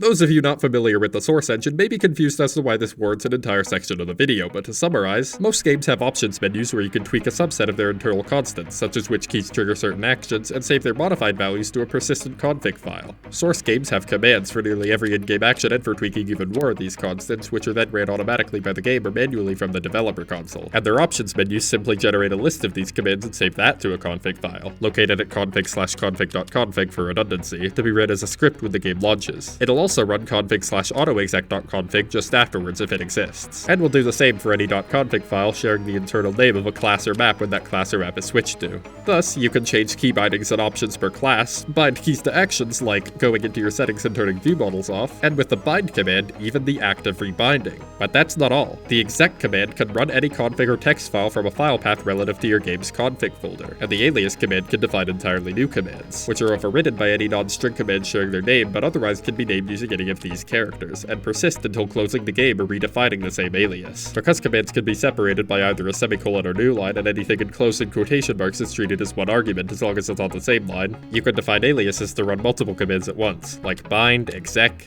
and alias, allowing your keybinds to access and manipulate a rudimentary finite state machine. In fact, the alias command alone makes TF2's keybinds Turing complete, meaning if any program could be converted to a Turing machine form that could run identically using up to infinite tape, they could also be converted to an alias form, if ignoring the 255-byte limit for lines of console input, the 511-byte limit for lines in exec files, the 1 megabyte limit for exec files in total, and the 75 quinvigintillion byte limit of the observable universe to allow for up to infinite aliases, while also ignoring the fact that even many basic programs will run very, very slowly. However, most practical keybind scripts will range from under 10 aliases to around a few thousand, so as long as you keep performance in mind a little bit, your main problem is that this programming language really wasn't designed to be one and thus manages to be even clunkier than writing x64 programs with nothing but a hex editor. Lastly, the wait command can delay subsequent commands by a given number of frames, not ticks, or 1 by default, and you can cap your FPS with FPS max to make its timing more consistent. It's also disabled on many community servers, but you can test for that by trying to define an alias named wait, which would only work if it was disabled. Though I don't personally use the wait command, you might want to, and I do use the sound play delay command, which can similarly delay but only to play a sound. So, now that I've demonstrated the benefits of making systems more unified when developing software, you may be wondering how finite state machines are supposed to make you any better at TF2. Well, after opening your text editor or IDE of choice, because the options menu is too limited, config files are just text files and this is basically just programming at this point anyway, you can now take full advantage of the ability to completely change your key bindings and settings in response to any input by wrapping the slot commands in code for determining your held weapon. Now, you can set the action of trying to pick up a building while holding melee to additionally attack for 1 tick, so you can automatically hit perfect wrench buffers literally every time, or more additionally set subsequent pickup attempts to switch off the wrench instead, making it much easier to pick up buildings while already swinging the wrench, both of which I already do. I also have similar automatic scripts for the other classes, allowing me to ignore holster speed penalties on Pyro and Heavy, to perfectly switch off the power jack in this Pyro combo, automatically cancel voice responses for Medic and Engineer, and use the previously mentioned soundplay delay command with the Widowmaker's unused reload sounds due to their distinctiveness, to alert me when passive reloads finish, or for Engineer when his taunts would finish in case he cancels them. TF2's key bindings are also given enough input to accurately infer your current disguise and your disguise's held weapon, though these don't apply to Engineer and aren't that useful anyway, and though there's an incredibly janky method to get a bit more information by logging all your console output and running a log file as a script, it's also not very useful in practice. You could also use the wait command to approximate your current ammo count and when you'll be reloading, but as I've said earlier, I haven't bothered to, so I can't give you code for it.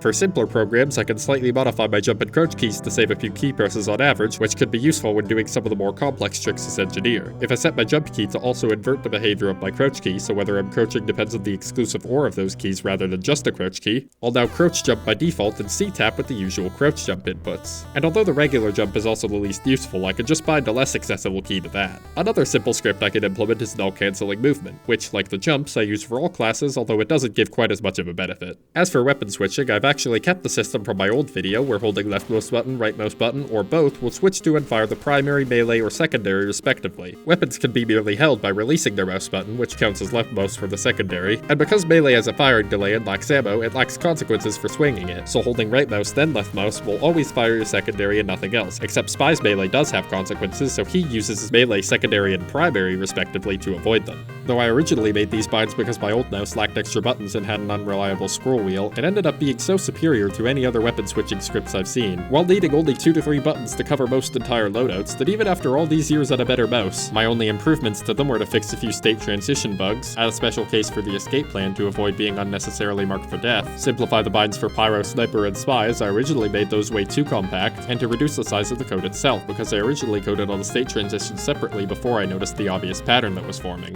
For alt fires, I just have a separate button on my keyboard, which I could probably move to the mouse now that I have a better one, to switch to the weapon with the alt fire and use it. This works well for rapid air blast, supers, scoping, and for most unlockable weapons with alt fires, though for Demo Man, Spy, and Engineer whose alt fires aren't weapon specific, the alt fire key just won't switch them to anything. And for Heavy's miniguns, left mouse spins them instead, so left mouse followed by right mouse can fire them, and right mouse to left mouse fires and alt fires his secondary, which drops his sandwich instead of eating it because his alt fire key can now be made to switch to his sandwich and taunt, bypassing the weapon switch time for eating it. For classes that make use of Reload and Attack 3, I could just use a few more buttons, which could be repurposed for the other classes to trigger other alt fires, or temporarily rebind the movement keys into a class-specific menu for selecting disguises and buildings. This may seem odd, but if you're moving your hand to reach the disguise buttons, then you might as well have rebound your movement keys for that time anyway. Also for Spy, I swapped the alt fire and disguise keys because I redisguise more than I cloak when playing them. Now the last all-class bind you may want, which is also disproportionately useful for Engineer, is a respawn bind, which uses load item preset to switch to your current loadout. 0, 1, 2, or 3 for loadouts A, B, C, and D respectively, which respawns you with full health and ammo if you're in spawn, while keeping your buildings, and for the other classes, your Uber, Gas Passer Meter, and Cleaner's Carbine Crikey Meter, but not your Frontier Justice crits, so it's still want to run to a resupply cabinet if you have any of those, and it only works if KF respawn on loadout changes is set to 1. Then, after adding a few extra keybinds for chicks that aren't useful for Engineer, like a toggle for Medic Radar, now all that's left are a few actions that are only useful for Engineer.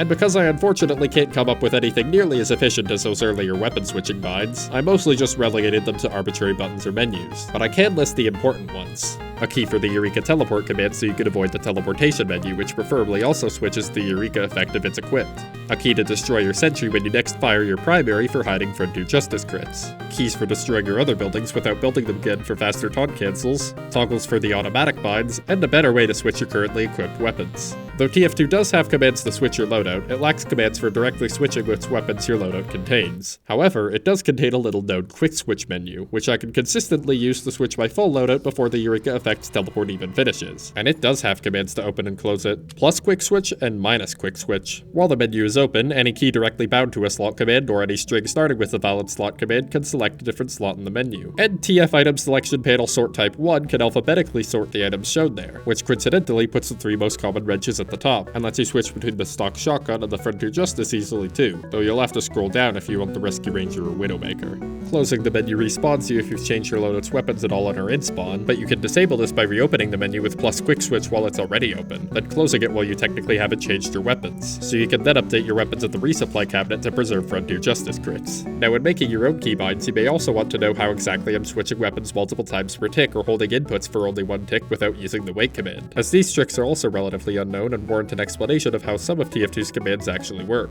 First, the distinction between the slot and use commands isn't just that you specify a slot with one and a weapon ID with the other, but also that putting multiple slot commands on the same tick will simply alternate between the last two in the sequence, while use will work as normal, meaning you can even switch away from and back to the weapon you're currently holding. The use command also isn't disabled during humiliation, it occurs before the slot command in the tick, so you can use it before a taunt on the same tick and it'll switch your weapon. As for the second trick, it uses a single argument used by most plus or minus commands, meant to be used as a key ID, which sets the entire action into plus mode if at least one key is set to it. When combined with some special behavior with the bind command, it allows for directly bound versions of these commands to be bound to multiple keys while still working as expected. If the plus commands lack the argument, the ID defaults to -1, but if the minus commands lack it, they set every ID to the minus state for that action and disable the plus command for that tick, making people think that's the default behavior when actually giving the minus commands the -1 argument explicitly is all you need to be able to activate the plus commands for only one tick. As for the bind command, if its second argument starts with a plus symbol, it'll append the ID of the key it was given to the entire string, and additionally run a version of that string with the plus replaced with a minus sign when the same key is released. Also, as a bonus tip, although the bind command only runs its second argument, the alias command concatenates all arguments after the first into a single string and then runs that. So you can make an alias to a command that has its own arguments without needing to put anything into quotes yet. Finally, if your binds get as complicated as mine, you'll likely want a way to make them look a little more like a programming language that isn't awful while keeping your code fast. And for that, you'll be a lot better off if you can store your bind's predicted game state in some proper variables. The best way to make general purpose variables is to use an alias for each value it can have and assign it to whichever alias you're using as the variable itself. Then when testing its current state, set each value's alias to the commands you'd want to run if the variable is equal to that value, then run the variable's alias. You can even change a value's alias within another value alias and test multiple variables in sequence to get compact and efficient bitwise operators without defining a bunch of aliases. But just make sure to define a case for each value where the variable could run whatever command was assigned to that value the last time it was tested, which is effectively undefined behavior. This storage method works well for Boolean type variables that only have a true or false value, but if a variable has many possible values and you only want to test for a specific one, you could, for each variable, define a Boolean for each value and initialize them all to false, then define an alias to set the Boolean for the variable's current value to false. Then when changing the variable's value, you should also run the alias, set the Boolean for the new value to true, and update the alias to set that Boolean back to false when needed. Now if you set the Boolean for the variable's initial value to true, you've effectively cached whether the variable is equal to each value, so the number of alias redefinitions and thus the time it would take to get that information no longer grows with the number of values the variable could have. However, if you're in the rare situation where you have a variable with too many possible values for even this to be feasible, you may just want to store it as its component bits, so the aliases needed grows logarithmically rather than linearly. When using aliases, 64 booleans will always be preferable to one variable with 18 quintillion values. If you want to run other commands in response to the variable changing, you'll also want to add a callback alias to the aliases you're using to change the variable's value, which could be defined later in the code to run the response commands. This fully separates the code for setting the variable from the code that uses it, which should help with organization. And it won't even impact performance, as the time the game needs to run an alias is negligible compared to the time needed to redefine one, and it's only defined directly in the exec file. When doing this, you'll also want to set the callback to an empty alias earlier in the code, so if you ever end up deleting its later definition, the alias will still be defined, and it'll just do nothing instead of spamming your console and getting you kicked for too many commands due to unknown commands also counting as string commands. Lastly, you may want to ensure that all values on the same variable have the same name length. This may seem odd, but as much as the code can be improved by adding in variables and callbacks, it's all still just key bindings, and you'll likely have to do a lot of unavoidable code repetition, so the most you can do about that is to at least make sure the line lengths match up. Once you're done improving your key bindings, you'll probably also want some improved settings to match, given that TF2's defaults aren't very good. Luckily, as stated earlier, key bindings and settings are basically the same thing internally, so you can define them both in the same file, and because these aren't really much more than a few convars, they should be much easier to set up than any typical keybinds. As usual, I'll start with the basic all-class settings that also happen to benefit Engineer. If you haven't already, you should set the convar's TF respawn on loadout changes 1, which makes the load item preset respawn bind work, HUD class autokill 0, which stops class changes from just killing you when you're outside of a spawn room, HUD fast switch 1, which my entire weapon switching script kind of sucks without, TF remember active weapon 1 and TF remember last switched 1, which keep you equipped in previous slots even after dying and can help with keybinding scripts being able to better infer your currently held weapon after dying, and CL auto reload 1, which automatically attempts to reload whenever possible and could be disabled on Scout and Spy but is otherwise great for Engineer, as the time saved for reloading far outweighs the 1-tick delay incurred for cancelling a reload. For visuals, I'd also recommend FOV Desired 90 as that's the highest your FOV is allowed to go and a higher FOV can let you see more of what's going on. You can also use Map Motion Blur enabled 0 and Map Motion Blur Forward enabled 0 to get a clearer image when quickly looking around. But other than that, I think TF2's default graphics settings are fine, so you shouldn't need any of those Minecraft graphics looking FPS configs unless you're running it on a potato. I also keep the game's default HUD settings, though I did modify my view models, first by turning on TF Min View Models 1 to move them a bit downwards, and additionally by changing view model FOV depending on what looks the best for each class and where visual bugs and cut-off arms start to become visible. 70 degrees looks good for Engineer, whose wrench's idle animation shows his cut-off arms past that, and whose toolbox equipping animation cuts them off above 50 degrees, but this isn't a problem because I could just use those variables from earlier in the command R view model to turn off his view models whenever he's likely holding one, which also shows me what my binds think I'm holding and lets me see the blueprint and ground easier, because even with min mode, the toolbox's model is still a bit too big. I also use the default crosshair with CL crosshair scale 64 to make it a bit larger, mostly because that matches up quite nicely with the shotgun's fixed spread range. But for Engineer, I use CL crosshair file default for the crosshair name default, which is different for some reason and looks like a more transparent version of the shotgun's crosshair, because the rescue ranger doesn't use that one by default and it'd otherwise make picking up buildings at long ranges a bit more annoying. However, the crosshair name default is also twice as large as the actual default crosshair, so I had to use CL crosshair scale 32 to get the size to match up again. Anyway, you can also use HUD combat text 1 to see how much damage you've dealt to a target, HUD combat text tealing 1 to see how good of a job your dispenser is doing, TF ding-a-ling-a-ling 1 to enable hit sounds so you can hear how good of a job your sentry is doing, and all of these settings to change how often the text and sound should appear, in addition to whether the text should add together and whether the pitch of the sound should change depending on the amount of damage they're indicating. Then for the last visual setting, I'd recommend setting the convar's developer 1, confilter enable 2, confilter text space, confilter text out nothing, and con times 2. Enabling developer mode shows console output in the top left corner of your screen, and the other commands glitch it out so any output from the echo command all shows up there on one line, while all other console output clears it, so you can just run bind or help without any arguments to get that effect.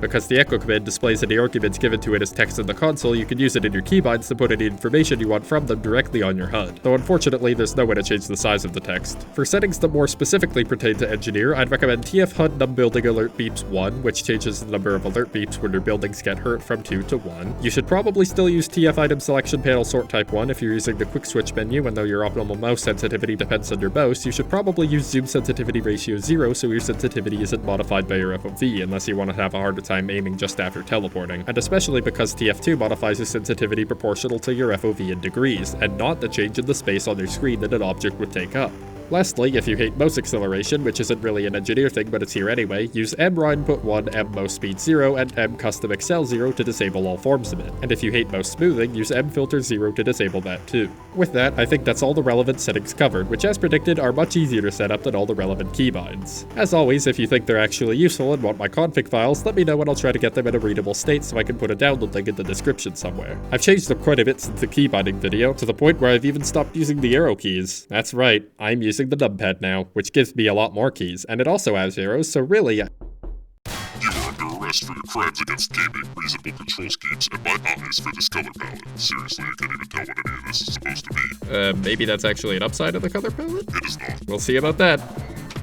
Well, that's all the TF2 related mechanics anyway. I'd have been faster, but as you can see, even the most niche of TF2's mechanics can be useful to a resourceful engineer, and this is the Engineer video, so what's one to do but explain them all? From the intricacies of TF2's damage and collision letting you counter demo knights with dispensers, or the splash damage raycast that lets you parry rockets with teleporters, to even your sentry's kill counter being remixed into one of your most important resources depending on your loadout. At least on a micro level, the Engineer makes so much use of how TF2 works as a whole that he could be considered the quintessential TF2 class, but even on a macro level, the long-term strategy employed by the class beats out all others aside from maybe Medic, and most of that is just his Ubercharge. Of course, that's not even getting into his impact on the game. Sure, if your team is missing a Medic, you'll lack Ubercharge and most healing and will probably lose, but if you're missing an Engineer, you'll lack the little things, and they add up. The time you'd save when respawning, the quarter you'd heal behind, The safety from flankers and backcappers, the morale boost you'd get from looking back at your defense and seeing that little guy smiling back at you and you just want to make him proud. These things aren't as flashy, but they can add up to much more than you think. And lastly, there's the mind games and misdirection that rivals even the spy, the fake callouts, the sneaky sentries, and of course, the teleporter you hit about a minute ago. Uh-oh.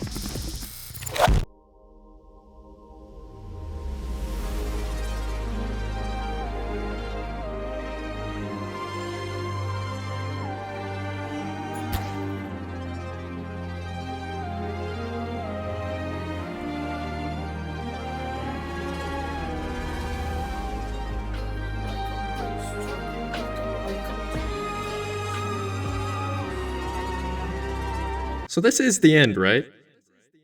What do you mean there's still an hour?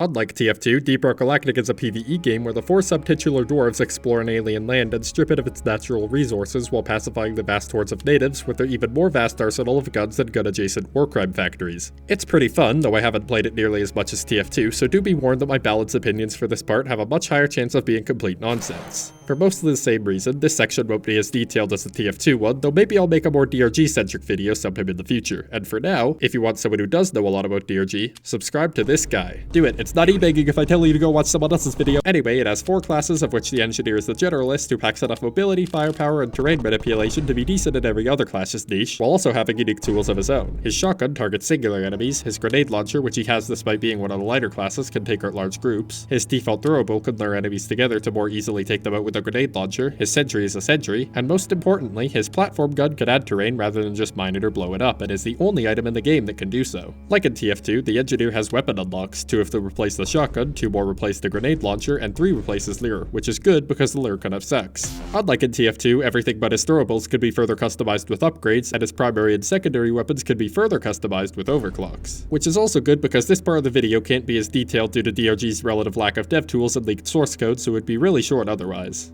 Ghost Ship Games, please leak all your game source code. Unlike in TF2, everything except ammo is stored fractionally, meaning it isn't rounded to an integer, and the only visual instance of its rounding is with the displayed quantities of your carried and deposited minerals, which are rounded down. The displayed mineral counts in your inventory that are less than 1 are instead rounded up. DRG lacks damage ramp up and fall off, but features other damage bonuses which now stack additively before being multiplied by the product of any applicable damage resistance modifiers. Except for any dwarven resistances to fire, frost, electricity, poison, radiation, or fall damage, which are additively combined into a single modifier for that damage type. If the modifier ends up below 0 times damage, which can actually happen with enough fall damage resistance, it is then capped to 0. Aside from this, health and damage in DRG are quite simple, and the only status effects applicable to the Engineer are heat, electrocution, stun, and fear, which I'll talk about soon.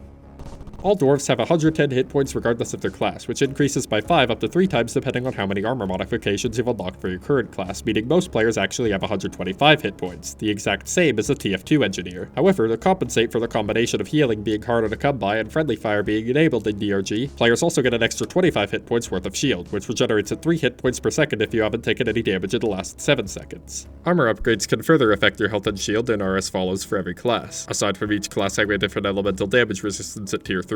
For tier 1, I'd recommend using the improved generator since quick shield will help you more when it matters most and plus 5 carry capacity isn't very useful. For tier 2, you can check whether your shield depletes more often than you use the vampire perk at full health, or more than 4 times as often in the resupply while at over half your health. And use overcharger if that's true, but even then, most threats in DRG come in bursts, so unless your shield goes from full to broken more than 4 times during a swarm, you'll still probably just want healthy due to giving you more health than overcharger gives you shield, thus letting you tank larger threats in total. For tier 3, the Engineer gets poison resistance, which is great since a lot of enemies use poison damage and you don't have any alternatives to choose from anyway, so just choose it. For tier 4, the shield break effects do barely any damage, and even if they did more damage, you should probably just take breathing room anyway. Since dwarves with no health become incapacitated and must be revived by someone else, which takes 6 seconds without assistance, breathing room allows down dwarves to chain revives. So if everyone has breathing room, 1 revive could potentially turn into 3, and that could often be invaluable. Anyway, the dwarves also share the same eye height and move speed, so the only other relevant stat other than health and damage is each class's ammo consumption, which matters much more than in TF2 due to the only sources of ammo being whatever you start with and whatever you can get from resupplies. These resupplies are also limited and could be consumed in 4 segments, which each had half your loaded and reserve ammo rounded up to your reserves. But the standard team size is 4 dwarves, so you'll likely only get 1 segment per resupply if you share.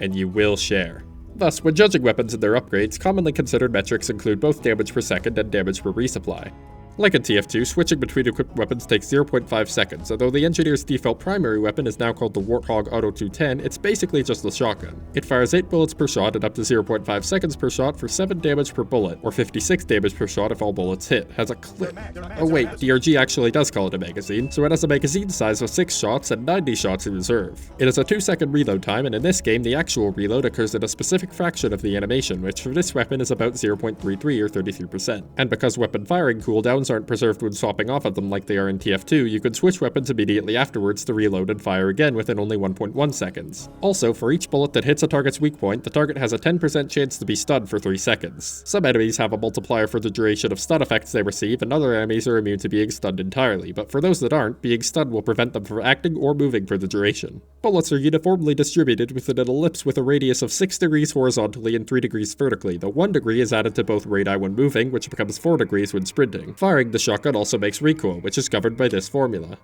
It's already a decent weapon against singular targets, but like every other weapon in this game, you can make it even better with upgrades. Just remember, Tier 1 affects your shots per second but not your damage per shot and can only add a potential +1 shots per resupply, so only your overall shots per second matters here. And unless you already have a massive fire rate upgrade, Supercharged Feed Mechanism maximizes it every time, especially when considering reload cancelling. Tier 2 is a choice between shots per resupply, damage per shot, or effectively nothing, but the first 2 mods are so well balanced that the best option really is just up to personal preference. And even though Choke isn't nearly as good, it can still be fun sometimes to stack up on decreased shot spread to turn your shotgun into a sniper rifle. Tier 3 is a choice between faster reloads and less reloads because recoil dampener isn't even useful for if you do want to turn your shotgun into a sniper rifle, and even without reload cancelling, high capacity magazine gives a bit more shots per second on average than quickfire ejector while also giving better burst damage and another +1 shots per resupply. Tier 4's tungsten coated buckshot doesn't even work sometimes and wouldn't even be that good if it did work, so just take bigger pellets for a bit more damage. And Tier 5's minor adjustments barely does anything, with its main stat being useless ever since GSG gave guns an input buffer, so just take turret whip. You'll see why later. Regarding overclocks, lightweight magazines isn't very good, cycle overload trades ammo efficiency for raw DPS but is mostly only good for screwing around, stunner and magnetic pellet alignment give both, with the latter leaning towards efficiency while being slightly better overall due to its spread reduction not taking up tier 2. Pump action was added after I scripted this part but is great against single targets with lots of health and is super satisfying to use, and mini shells sacrifices damage while still giving less damage per resupply than magnetic pellet alignment if you're even sometimes hitting weak points. So it's only more efficient if you're doing almost nothing but hitting enemies with glyphic grunt health or less, but the Engineer already has a weapon for dealing with swarms of weak things. The Engineer's default secondary weapon, the Deep Core 40mm PGL, fires an arcing projectile at 30 meters per second for 110 explosive damage at a 2-meter radius, which linearly falls off to 55 at 3 meters, and misses outside that. It has a 2-second reload time with a fraction of about 0.48, potentially letting it reload and fire again after 1.5 seconds, and though it technically fires at 0.5 seconds per shot, it can only load 1 shot, so its reload plays a much bigger role in its overall fire rate, only letting it fire every 2 seconds even with reload cancelling. It also gets a +1 times armor break bonus, which may or may not actually work, a 1-time sphere factor which causes most damage enemies to flee 10 meters away from the damage source, a bit of terrain destruction, and 0.5 times friendly fire or self-damage, but most notably for balance, it only has 9 shots in reserve, which really limits this weapon on high hazard levels. However, some of its overclocks are good enough to bring it at least close to par with the Engineer's other secondaries that are so varied that basically every PGL build is based around them. RJ250 Compound trades some damage for more ammo, faster reloads, and a large amount of knockback for doors in the blast zone, letting you and your teammates rocket jump. For this, taking Incendiary Compound in Tier 3 is mandatory, not just because armor breaking doesn't work half the time and faster projectiles would, if anything, hinder sync jumps, and not even just because dwarves are quite resistant to heat so you can rocket jump in higher hazard levels without taking enough self-damage to break your shield, but also because the overclock normally reduces your damage below a glyphic grunt's health on higher hazard levels, and weaker bugs or groups of bugs can heat up so easily that you can once again kill them in one shot. Plus, if you wait for groups of bugs to get to you and RJ away, you could escape so quickly that the bugs are guaranteed to die of afterburn before they get to you. As for tiers 1 and 2, I personally use both ammo upgrades because rocket jumping is fun, more rocket jumping is more fun, and more damage would make rocket jumping a bit less fun. Tier 4 can be either Nails and Tape or Concussive Blast, and your choice for tier 5 should always be Spiky Grenade for any overclock. Not because 60 direct damage is particularly useful, though it's still nice to have, but because its other options range from completely useless to actively detrimental. With these mods, you can turn an already generalist weapon into possibly probably the most versatile weapon in the game. It grants great attacking power against large swarms of weak enemies, mobility with the rocket jumping, and thanks to the extra ammo allows it to be used more for utility, like shooting down red sugar or armor and lasers with its terrain destruction. I personally think that while not every video game ability needs to have all these things, the best weapons or abilities grant a balance of damage, mobility, and utility. Now knowing this, it should be no surprise that the RJ250 compound is my favorite overclock, and though it's still not the Engineer's best secondary option, especially if using the other kind of mods to multiply bug spawns even more, I think it's still the most underrated compared to the PGL's other overclocks. Hyperpropellant trades the PGL's AoE for enough direct damage to insta-kill anything but the strongest bugs and cripple anything else, like an exaggerated TF2 direct hit. You shouldn't care about AoE upgrades nearly as much here, so take the ammo upgrades for tiers 1 and 2, even more projectile speed is redundant, so take Pressure Wave for tier 3, and take Concussive Blast for tier 4 and Spiker Grenade for tier 5 because those are the only useful upgrades on these tiers for this overclock. For everything Hyperpropellant lacks, Fatboy excels in by turning the PGL into a nuke launcher with massive AoE damage, a larger radius for both damage and terrain destruction, and even a persistent radiation effect, which lasts for 15 seconds and deals about 25 DPS to any bugs that come within 8 meters of the impact, but gets even less ammo than the PGL has by default, making it only useful in higher difficulties which have enough bugs to justify shooting it, but it can be really useful in those difficulties. With just one shot using this overclock, you can practically defend an entire choke point even as hordes of bugs try to swarm through. As damage and radius mods only affect the initial blast, you'll likely want the ammo upgrades for tiers 1 and 2, probably Pressure Wave for tier 3 because projectile speed doesn't do much, and as always, get Nails and Taper Concussive Blast for tier 4 and Spiker Grenade for tier 5. This Engineer's Unlockables have even fewer functional builds than its default weapons and aren't really the main point of this video, so to avoid the trope of just reading off stats from the wiki, I'll mostly just summarize them while keeping any relevant data on screen, even if it may not do these weapons justice. The stubby Voltaic SMG replaces the shotgun and deals rapid-fire damage at the cost of ammo efficiency. Its best overclock by far is Turretium Discharge, and as such its best build maximizes its electrocution chance to trigger it more often while giving it more ammo. Like Turret Whip, I'll cover Turretium Discharge, plus the other overclock that deals with turrets when I talk about the turrets. Without Turretium Discharge, this weapon tends to be much worse than the shotgun, though this isn't necessarily bad as it encourages playing around the turrets more. However, it does heavily limit the weapon's viable upgrade paths, so there isn't really much else to say about it. The Smart Rifle also replaces the shotgun and functions like the SMG, and though tapping the fire button shoots a normal bullet, holding it lets the gun lock onto enemies near the crosshair and shoot them with a burst of bullets once released. Hitting weak points with lock-on bullets requires you curve the bullets to hit the enemies from specific angles. Its best overclock is Executioner, which increases damage and is great against single targets, but Explosive Chemical Rounds, which creates an AoE if you hit an enemy 3 times in one lock, is also really good and shines far above Executioner when dealing with large swarms. Mods for Executioner are generally geared towards damage and ammo efficiency, while Explosive Chemical Rounds mostly favors ammo efficiency for triggering as many explosions as possible. The Breach Cutter replaces the PGL and is really good against swarms and large tanky enemies. It fires a large horizontal beam that often does more damage than the PGL, has more max ammo than the PGL, does less friendly fire despite being a mining laser, and is all around just so much better than the PGL that the RJ250 compound is the only thing that even remotely competes with it, and maybe sometimes Fatboy. Which is unfortunate because I think the PGL is far more interesting as a weapon concept, especially when combined with some of its more unique overclocks. It's usually taken with the Spinning Death or Roll Control overclocks, combined with mods that maximize its persistent damaging effects. The Shard Diffractor also replaces the PGL unless you draw penises and a Mogai on the walls. Definitely S tier. As for its use in combat, it fires a big laser at the enemies and is probably about on par with the PGL. I don't really think there's too much else to say about it, though it does have one interesting overclock which I'll be mentioning later. The Engineer also has grenades, and its default, the Lure, lasts for 20 seconds, during which it projects a holographic dancing dwarf which can be targeted by up to 10 enemies, has 50 hit points, and applies a bit of damage and electrocution effect to the surrounding bugs when it dies. The Engineer carries 4 grenades by default, and as stated earlier, this one isn't very good, mostly due to the low grenades carried combined with the low damage and small amount of enemies it affects. Grenades also can't be upgraded, so his best option here is just to choose another one. His Plasma Burster gives 6 grenades and each one explodes 4 times, dealing 60 damage per hit within 3.5 meters. The explosions are 0.45 seconds apart, have 50% additional armor break, and deal only 50% damage for friendly fire. However, they can still be quite harmful to your fellow dwarves. However, his last 2 grenades far outshine the others. His Proximity Mine gives 4 grenades and each takes 3 seconds to arm. Afterwards, any medium-sized or larger bugs nearby will trigger it, causing a 110 damage explosion within 3 meters, which falls off to only 11 damage at 5 meters and 0 damage beyond that, while dealing 50% damage to any dwarves caught in the blast. Mines can explode up to 4 times, but despawn 3 minutes after the first explosion and can be disarmed and retrieved over 2.5 seconds if they haven't yet exploded. On modded difficulties where bugs are rampant, this is without a doubt the Engineer's best grenade, and it can even be thought of as a temporary version of a building. Alternatively, he could equip the Shredder Swarm, which gives 4 grenades that each spawn 5 friendly invincible shredders and destroy any that were spawned from a previous use of this grenade. The shredders last for about 40 seconds or for 12 attacks, and will target any nearby enemy or follow the engineer if there are no enemies nearby, attacking every 1.13 seconds for 8 damage per attack, which is an AoE for some reason. It stays at max damage out to 0.5 meters and falls off to 2 damage at 1.8 meters, or no damage past that, has 200% armor breaking and no friendly fire damage. It also applies a 0.7 times slowdown effect on enemies it hits for 1 second, plus 24 damage extra every 2.1 seconds, starting on the first hit and lasting as long as the enemy continues to be hit. On regular difficulties, this grenade is by far the engineer's best. It is so powerful that it's even able to take out swarms all by itself. Though as its theming goes, I'd say this would fit a summoner archetype far better than an engineer.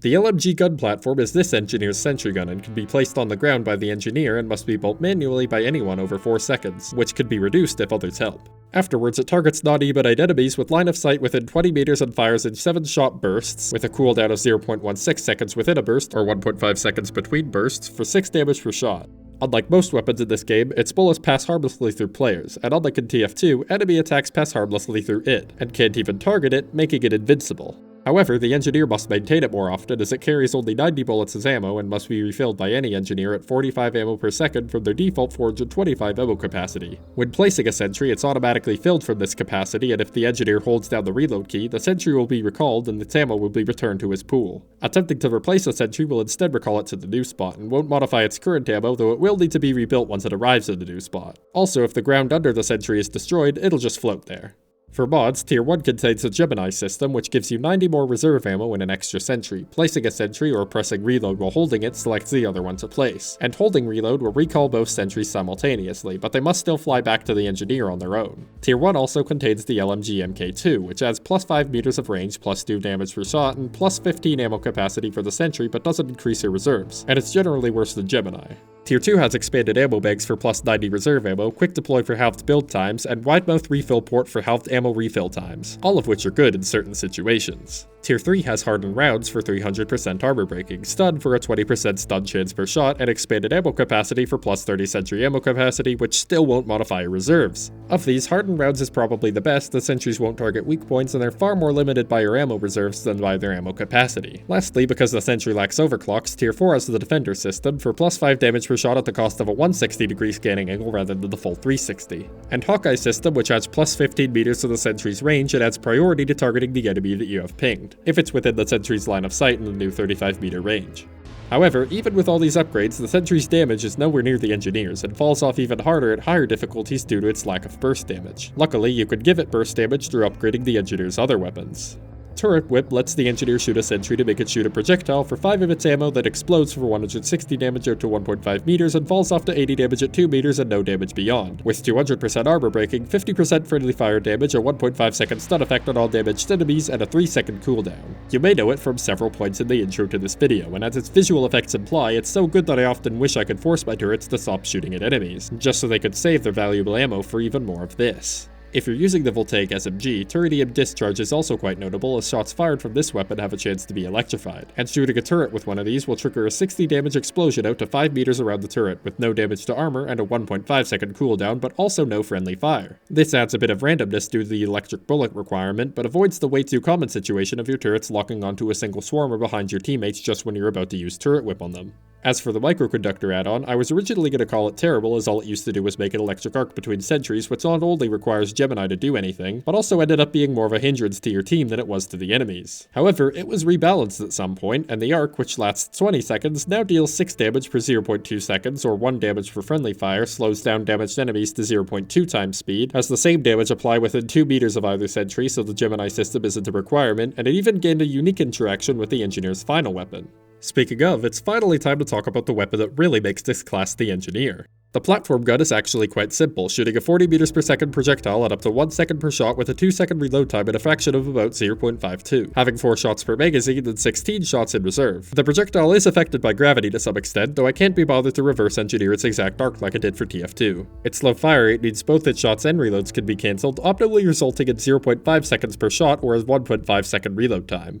When hitting anything, the platform expands into a plasticrete pancake, which is destroyed on the next tick if not connected to terrain, but is otherwise persistent. The material always takes 1 pickaxe hit to mine, and could be upgraded with plasticrete MK2 to treat all dwarves as moving 5 meters per second slower when calculating fall damage, which also lets the driller's flamethrower burn them due to inheriting their properties from snow. They could also be upgraded with bug repellent to treat all space within 2 meters of the platform as taking twice as much distance to traverse when calculating bug pathfinding. I'd recommend taking these, and taking expanded ammo bags in Tier 1, but Tier 1's high capacity magazine and Tier 3's expanded ammo bags are good upgrades too. So, what can the platform gun do? Well, as the only weapon in the entire game that can add terrain rather than just remove it, the platform gun can be used to cross gaps, make stairs, and avoid fall damage. But it could also build cover, allowing the engineer to get revives that he otherwise might not be able to, or start a defensive hold in an aggressive spot. And the ability to spawn flat ground anywhere could even turn some terribly tilted terrain into a perfect fighting arena. Additionally, platforms can block enemies, so you can block off small tunnels to avoid getting flagged, put bug-repellent platforms on tunnel ceilings to force the bugs onto the ground, or cover specific walls and floors in bug-repellent to funnel bugs into specific spots, which works great with the engineer's turret whip, turretium discharge, or proximity mines. In wide open spaces, you could even build a long bridge out to nowhere so you have an easy spot to retreat to where you know there won't be any bugs waiting for you. Just make sure there's spots where you can easily jump off after you've let the bugs onto the bridge if you don't plan on staying to play tower defense. Though given how many platforms you get after getting all the upgrades, you might as well just build a cozy house to defend while you're at it. The platform gun also has some more esoteric uses, such as shooting them at walls to mine them faster, which works because platforms take only 1 pickaxe hit to mine. If you want to get really wacky, you could even use it to glitch through the ground, even though it probably won't be of much use. The platforms themselves could also synergize with the plasticrete catalyst overclock for the shard diffractor, which lets you blow up your platforms for some decent damage. And about that overclock from earlier, if you shoot a platform with it, the same electrocution effect is given to all enemies on that platform. With the many ways that you could booby trap your platforms, you often can just play tower defense on your long bridge to nowhere, like a wacky inverted bunker. But unlike a driller's bunker, you won't run the risk of trapping yourself inside, so this NG bunker can actually be one of the most effective defenses you can make. Of course, one of the best parts of the platform gun is that any improvements you make to the caves will persist for the entire match. Some caves are inhospitable, but use the platform gun well, and over the course of a mission you could watch as the terrain slowly starts to favor you and your teammates more and more. Also, the engineer can choose perks and pickaxe upgrades, but they're the same for all classes and their balancing isn't designed very well, so there's only a few correct options, making them not really worth mentioning beyond this. Also, much like TF2, DRG has some tech of varying usefulness, but unfortunately, unlike TF2, all the fun stuff gets patched before it can become a mainstay of the gameplay. And so much of it depends on your ping that it's only remotely consistent if you're hosting the game, so I won't talk about it for too long. Of the seemingly more permanent tech that isn't reload cancelling, there's cheesing bosses such as the Omen Tower and Armor and Hearthstone using the platform gun, of which I'm pretty sure at least the Armor and cheese is intentional. Bypassing the vertical velocity thresholds that force you to drop held objects from blast jumping by throwing the object into the apex of your arc beforehand and picking it up mid-air, or just by quickly picking up the object whenever the game makes you drop it. B-hopping, which unlike in TF2 preserves your speed rather than giving you more of it, and which is so inconsistent that many high-level DRG players just get a mod to make it consistent. Ledge grabbing to cancel fall damage, which could be done with platforms or just by power attacking the ground at certain angles as you fall, and is also inconsistent because ledge grabbing is server-side despite all other movement codes seeming to be client-side. GSG, please fix. Or maybe someone who could be bothered to mod the game so as much stuff as possible as either client-side or has prediction and rollback could do that and fix it. Yeah, one other thing about DRG is that since it's PvE, there's a lot more mods that people won't consider cheating, and most people won't even care if you do some actual cheating to get all the weapon overclocks given how much it sucks to unlock them normally. Thus, many long-term DRG players will have a lot of mods to increase the game's difficulty and correct some of GSG's more questionable game design decisions, though speaking of game design,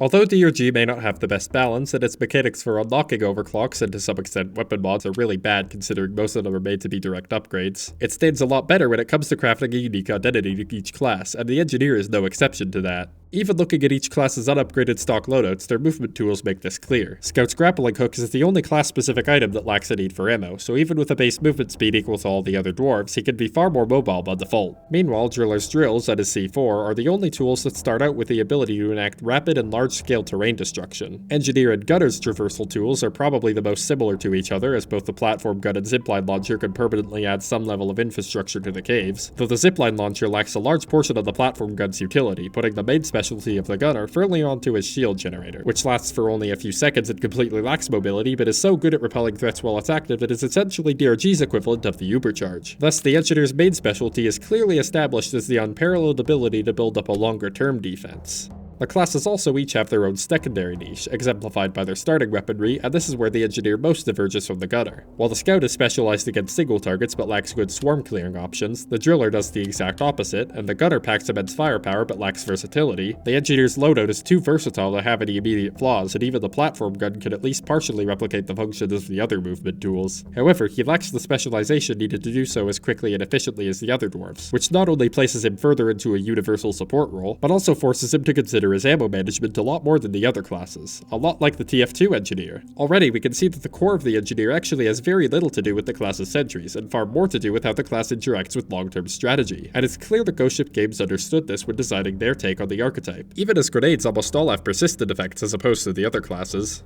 Of course, the turrets do help with retaining some of the cooperative aspect of Engineer, as any friendly Engineer can help refill them, and any dwarf can help construct them. And though the turrets may not require as much forethought as the TF2 Engineer's Sentry Gun to use effectively, they still require more than most of the other dwarf's tools. However, though the turrets will always be a welcome addition to the Engineer's arsenal in DRG, the platform gun remains the culmination of it, and cooperative platforming could often be one of the most effective strategies in the game. GSG may not always get it right when it comes to weapon design, but this one really is a rare work of genius, which is really made to be uniquely suited for the game it's in. Much like how porting the Dispenser to DRG would be so blatantly overpowered it would break the entire game, bringing the platform gun to TF2 would just be absolute cancer to play against. And while the teleporter in DRG would probably be fine, if maybe a bit uninspired, the Sentry Gun is basically the only building that could be made to work on other games with a minimal effort. This is probably also why it's the only thing that other games bother to add when making their own Engineer characters. As for DRG's take on it, I do have one main critique.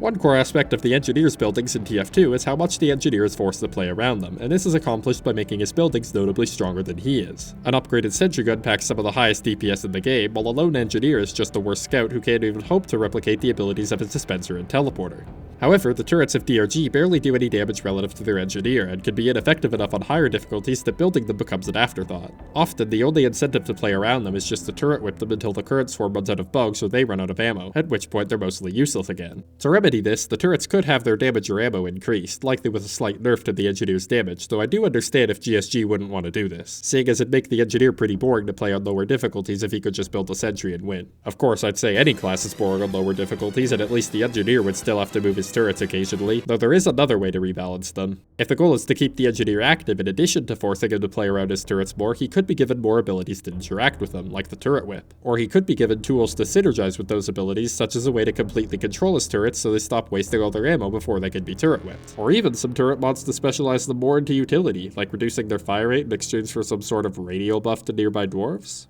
However, if blatantly plagiarizing the Wrangler would be a bit too wacky of a change, or would be a bit too reliant on actually having Turret Whip in order to be effective, each Engineer primary could just have its Turret Whip equivalent buffed, while a reduced version of those upgrades could then be given to those weapons by default. Speaking of upgrades, I think these also happen to fit pretty well with the Engineer's class identity established by his stock loadout, and fitting his versatility, some of them can even partially steal the niches of the other classes, though once those classes get upgrades too, they pretty quickly steal those niches back, both preserving the specialties of the other classes while not getting rid of the Engineer's secondary utility as the universal support class. As I said, when it comes to class identities, GSG does a pretty good job, and my only complaint here would be that his universal support role won't really come up in lower difficulties, which only serves to make it harder for new players to figure out what his role in combat actually is, but that's far less of a problem with Engineer and more with the difficulties. Like, Hazard 3 is by far the best for new players to learn the game, as it actually has enough enemies to demonstrate the game's mechanics and to not ingrain too many bad habits. And if you're already familiar with FPS games, the main problem with starting on Hazard 4 is just that you lack any weapon upgrades. Basically, I really don't think Hazards 1 and 2 have much of a reason to exist, as the only thing they seem to do is stop GSG from balancing their upgrades around the higher hazard levels, where such balance would be most required, thus resulting in a lot of upgrade paths that end up being objectively incorrect in practice. And it's a massive shame because a lot of these options could be really interesting if they weren't so underpowered.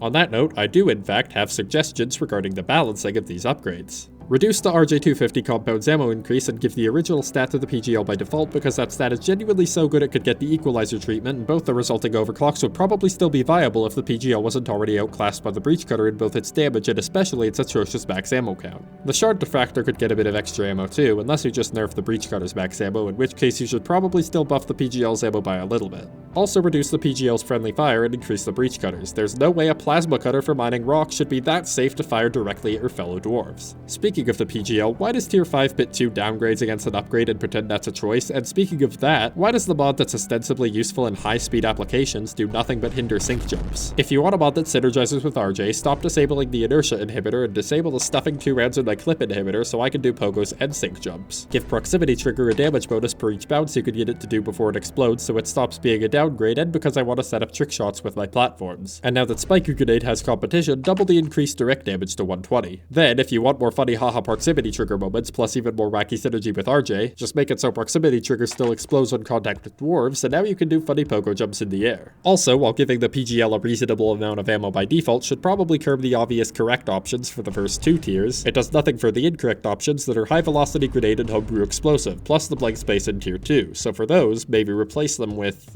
ergonomic design, which increases switching and reload speeds because I like those stats in TF2 and you'll probably like them here. Alcoholic compound, which reduces damage to 0 against dwarves, so RJ users actually have to choose between killing grunts in one hit or sync jumping without their shields breaking. And homebrew explosive, where since you like gambling so much it gives you some extra ammo and turns the PGL into the beggar's bazooka. Yes, I know the hyper propellant overclock still doesn't get anything out of tier 3, but it literally inverts the entire purpose of the weapon, so that's kind of hard to avoid. Also buff clean sweep and pack rat, do that thing I suggested for turret whip so minor adjustments becomes an actual option. Make ledge grabbing client side so it stops being so inconsistent when not playing as the host, and yes, this is mainly an engineer buff because it's very important when using his platforms. Buff choke, let me ping the sentry with Hawkeye system to toggle a manual targeting mode where pinging anything else will just have it look at that spot or shoot it if it's an enemy until I turn manual targeting off again so it stops wasting my turret whip ammo. Make the sentry's tier 3 expanded ammo capacity mod actually give me that extra ammo like every other weapon's ammo capacity upgrade does. Nerf the Shredder Swarm's damage, or at least make it not an AoE because it makes no sense being an AoE in the first place. Either buff the lure to attract more max enemies or give the engineer more of them. Increase the plasma burster's area damage while decreasing its friendly fire damage. Fix the huntsman passive reload. Give the smart rifle and voltaic SMG a bit more max ammo. And of course give every single weapon 8 seconds of Of course there's more potential balance changes for the mods I haven't talked about, or the upgrade options that aren't class specific like the armor, pickaxe, and perks. But I know most people watching would probably rather I got back to talking about the engineer than ranting about DRG's lack of weapon balance, and where credit is due, the engineer is probably the most balanced class in this game too, aside from being the most underpowered before he unlocks all his upgrades. And the main reason I've spent so long talking about this game's shortcomings is that unlike TF2, it actually gets updates from devs who frequently listen to the community, so there's a non-zero chance that those same devs could even be watching this part of the video right now. In the off chance that happens to be the case, I do just want to say thanks for making such a fun game, and also thanks for listening to my rant about its lack of weapon balance. I think that most of the game's issues are relatively easy fixes, so if its existing mechanics are polished and playtested a bit for balance and its netcode gets improved, it could probably even rival TF2 in quality. Also, it's pretty much the only FPS game aside from TF2 and TFC that actually does the Engineer Archetype justice, and really shows just what an engineer could accomplish in a PvE game mode. It's so inspiring, it almost makes one wonder what a TF2 PvE game mode could look like. Wait a second. Yes, we are still Building a sentry.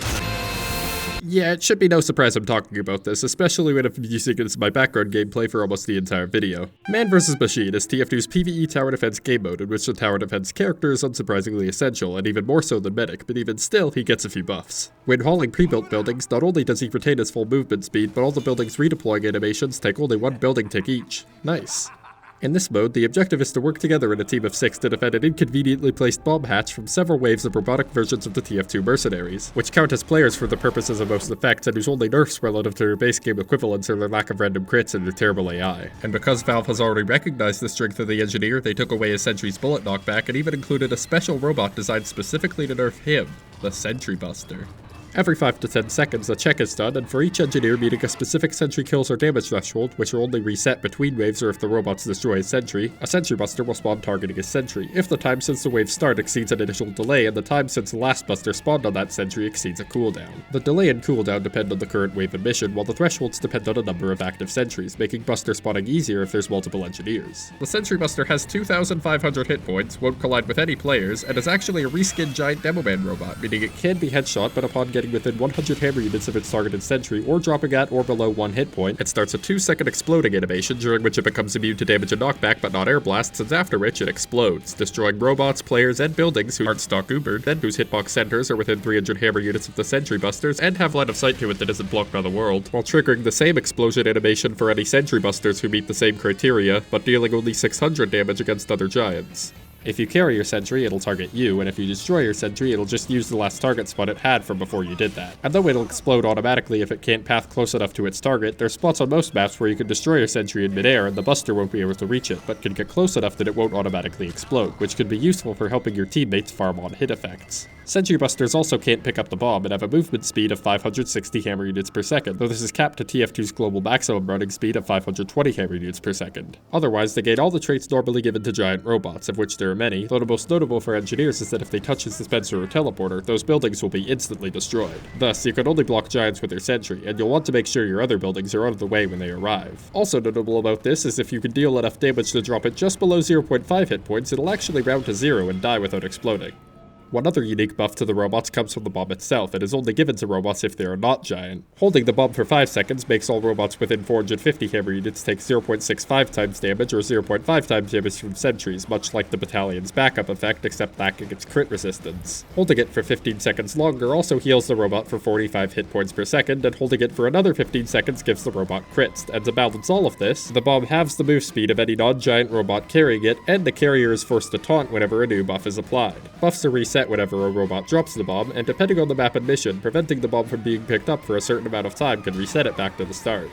Unlike DRG, missions, maps, and waves are predetermined rather than procedurally generated, but the files for defining missions and waves are surprisingly customizable, though maybe not that surprisingly for a Valve game, and even allow for the creation of custom robot variants by giving various attributes to each robot that spawns. Because these attributes are the same ones used for the stats of every weapon in the game, you can change quite a lot about the robots if you get creative. Even in the Valve missions alone, you can expect to be fighting Uber medics, endlessly jump-charging demo knights, burst-fire soldiers, projectile-deflecting heavies, rapid-fire huntsman snipers, lightning-fast air-blasting pyros, hordes of ball-batting sandman scouts, and even giant, full crit, or high knockback variants of those variants. And even that's only a subset of the robots you'll find. Plenty more mechanics from PvP make a comeback too, from the soldier spanners to even the holiday punch, and I think it's really interesting to see how all these weapons and mechanics originally designed for PvP are reused and adapted for a PvE context. Of course, with all these upgrades given to the robots, there's a good chance your own weaponry is starting to look a bit inadequate, but luckily the robots run on money for some reason, which you could use to buy your own weapon upgrades during and between waves. So, where does the Engineer's arsenal and class role fit into this new game mode, and which weapons or upgrades are actually worth investing in? Well, not the pistol unfortunately, as MvM often heavily encourages picking a single weapon to dump the majority of your upgrades into, and that means most stock secondary weapons lose a lot of their utility compared to the more specialized unlockable options, especially if any of those unlockables specialize into defense. For the same reason, the Short Circuit also falls much to the wayside in this mode, though it does retain a niche for countering certain projectile spamming robot variants. Knowing this, you may think you'll just be wrangling your sentry for the whole game, though in reality, that's only true if you plan on using the Rescue Ranger or Pomson 6000 as your primary. Otherwise, your shotguns can actually deal some pretty respectable damage, and the Engineer is the only class for whom upgrading his primary weapon's firing speed costs only 100 credits. Thus, the Wrangler is mostly useful for taking out high priority targets, taking damage against your sentry, and of course sentry jumping, where the faster building speed makes the Engineer one of the most mobile classes in this game mode just as long as he upgrades his blast resistance. Though be warned, only Man Up mode is ran on Valve servers, and the community servers running MvM could often have pretty inconsistent ping, making many sentry jumps harder than normal. This could probably be fixed if TF2 had better rollback netcode for picking up buildings, but at the rate this game gets updates, there's no way I can convince Valve to be adding that.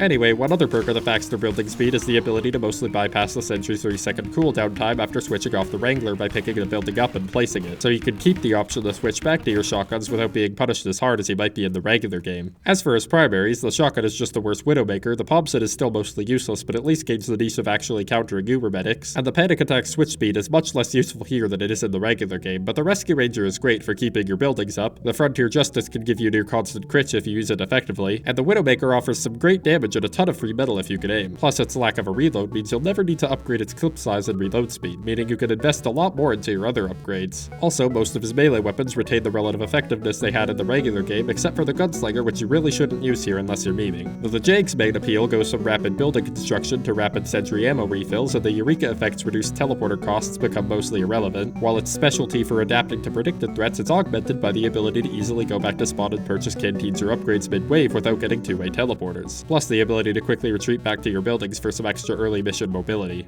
Thus, the loadout I generally use is the Widowmaker, Wrangler, and Eureka effect for a combination of versatility, mobility, decent damage output, and of course low upgrade costs.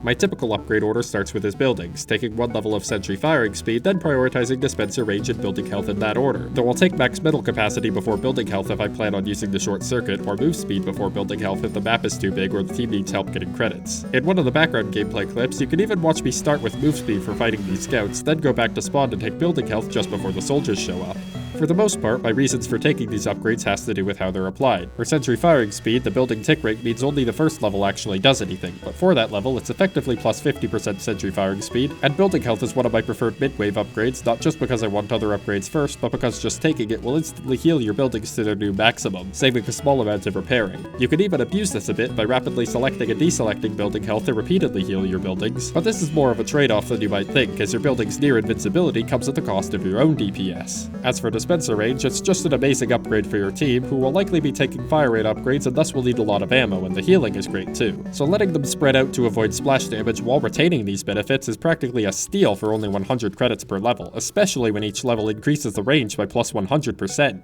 Even when playing solo, this upgrade is invaluable for giving yourself a small dodging area where you could avoid most attacks while healing back anything you couldn't avoid, and really epitomizes the act of playing around your buildings to the most literal extent, like the MvM equivalent to DRG's Engie Bunker, even though the equivalent for TF2 as a whole will always just be Stage 3 Dust Bowl. After the first wave, or if I just have way too many starting credits, I can usually start upgrading my primary weapon. Firing speed is great here, but there's also projectile penetration, which is worse for single targets, but is usually on par with firing speed against large groups, and saves a bit on reloads and Frontier Justice crits, while in the Widowmaker's case, can give you a great source of extra metal. Also for the Rescue Ranger, it penetrates buildings, letting you heal them all at once, which can get pretty busted sometimes. Though due to TF2 jank, this now comes with the cost of the projectile colliding with certain map triggers.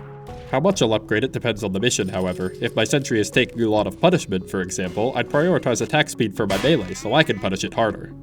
At this point, I'll want to supplement whatever weapon upgrades I just got, so I'll often take more metal capacity and building health if I've upgraded my melee, or clip size and reload speed if I've upgraded my primary, unless I'm using the Widowmaker, in which case more building health can't hurt. However, this is also the point where some of the stronger robots will start to show up, and they're all too eager to remind me that they also have weapons, so I'll probably be forced to start investing in resistances instead. The best one to get heavily depends on the wave's robot composition, though if it's reasonable, I'll always try to prioritize blast resistance for reasons that should be obvious. This is where my usual loadout's low upgrade costs come in handy, as I can usually afford resistances when I need them without sacrificing too many of the other upgrades I want, but even so, my mid-mission upgrades are often very spread out, and aside from some obvious picks like Dispenser range, the order in which I maximize them will once again heavily depend on the mission. Regardless, by the start of the later waves, I'll probably have maximized building health, Dispenser range, probably firing speed, and blast resistance, at least be close to maximizing movement speed, metal capacity, melee attack speed, some of the other resistances, and most of the other primary upgrades, and at least have sentry firing speed, primary health on kill, and primary projectile penetration. Then, since the Wrangler can't be upgraded and the short circuit's upgrade options are completely useless, I've taken just about everything useful, aside from a level of health regen, and there's only one more thing left to do.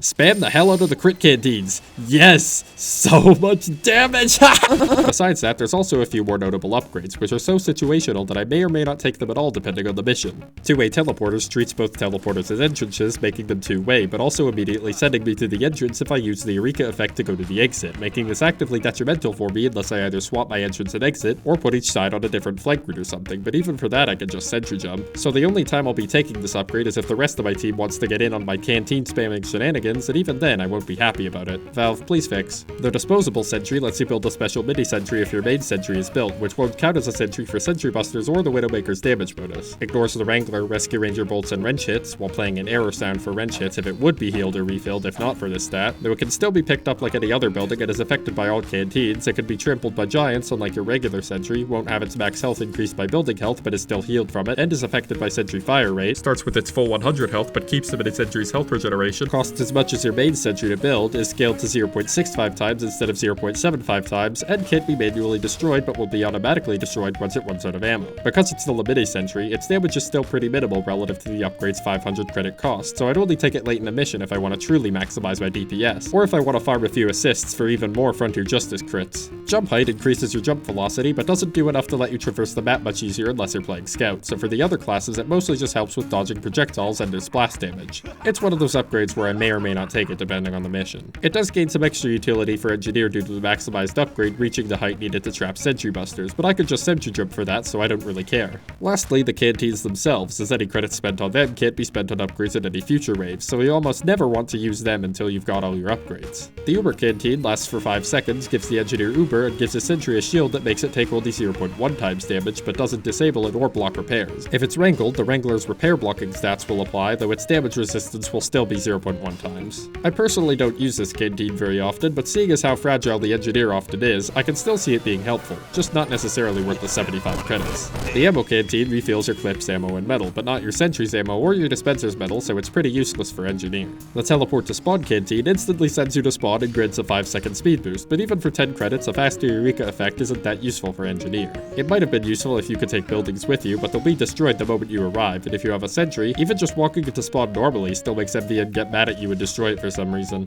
The building upgrade canteen instantly builds and upgrades any buildings you have placed, that is actually pretty decent if you screw it up and gotten your base destroyed, though it also won't refill your sentry's ammo or your dispenser's metal, so it's completely useless if your buildings are still up. Lastly, the crit canteen also lasts for 5 seconds, gives the Engineer crits, and doubles his sentry's fire rate, effectively setting it to its maximum if you've got 1 level of sentry fire rate, temporarily turning a Widowmaker Engineer into one of the best damage dealers in MvM, and every MvM player knows there's only one true way to flex your massive, DPS. The tank, which counts as a boss for sentry targeting, and a player for the Widowmaker, but in reality is basically just a big damage sponge. And the main threats it poses are either crushing you against the wall as it turns, or finishing its along the edge of the bomb hatch that ends with you automatically losing the wave, so before that, you'd better show it that you can, in fact, do damage. Normally when one of these is in a wave, its role is to force the soldier or pyro to stop whatever they're doing and pump damage on it for half a minute or so, but the Engineer is pretty good at doing that too, so if your team isn't filled with a bunch of sweaty tryhards fully enslaved to the meta, you might as well help them if you can. Of course, with these upgrades, the Engineer's sentry can do quite a bit of tanking, and all that extra DPS could come in handy helping your frontliners. With his full-range dispenser backing up the medic, it kind of makes the Engineer a bit of a universal support role. Huh. Yes, much like in DRG, the MvM Engineer specializes in long-term defense and universal support, except MvM is all defense, so this time the main focus is on his support capabilities. Fittingly, his dispenser often ends up being the most useful building he has, though admittedly, MvM's smaller team size makes the teleporter a bit less useful than it is normally. Meanwhile, the sentry's faster building speed, decent DPS, and high tanking ability combined with its tendency to draw aggro away from your teammates to make it quite versatile here, and the late-game mobility it offers when combined with the Wrangler can ensure the Engineer and his sentry are always where they're needed. Generally, this makes it a good idea to keep your dispenser with your team while keeping your sentry for yourself. Like in the regular game, it's usually a good idea to keep the dispenser behind at least some cover, though you can build it more aggressively if you're confident your team can defend it, since robots will mostly prefer to shoot at your teammates or sentry as long as they're nearby.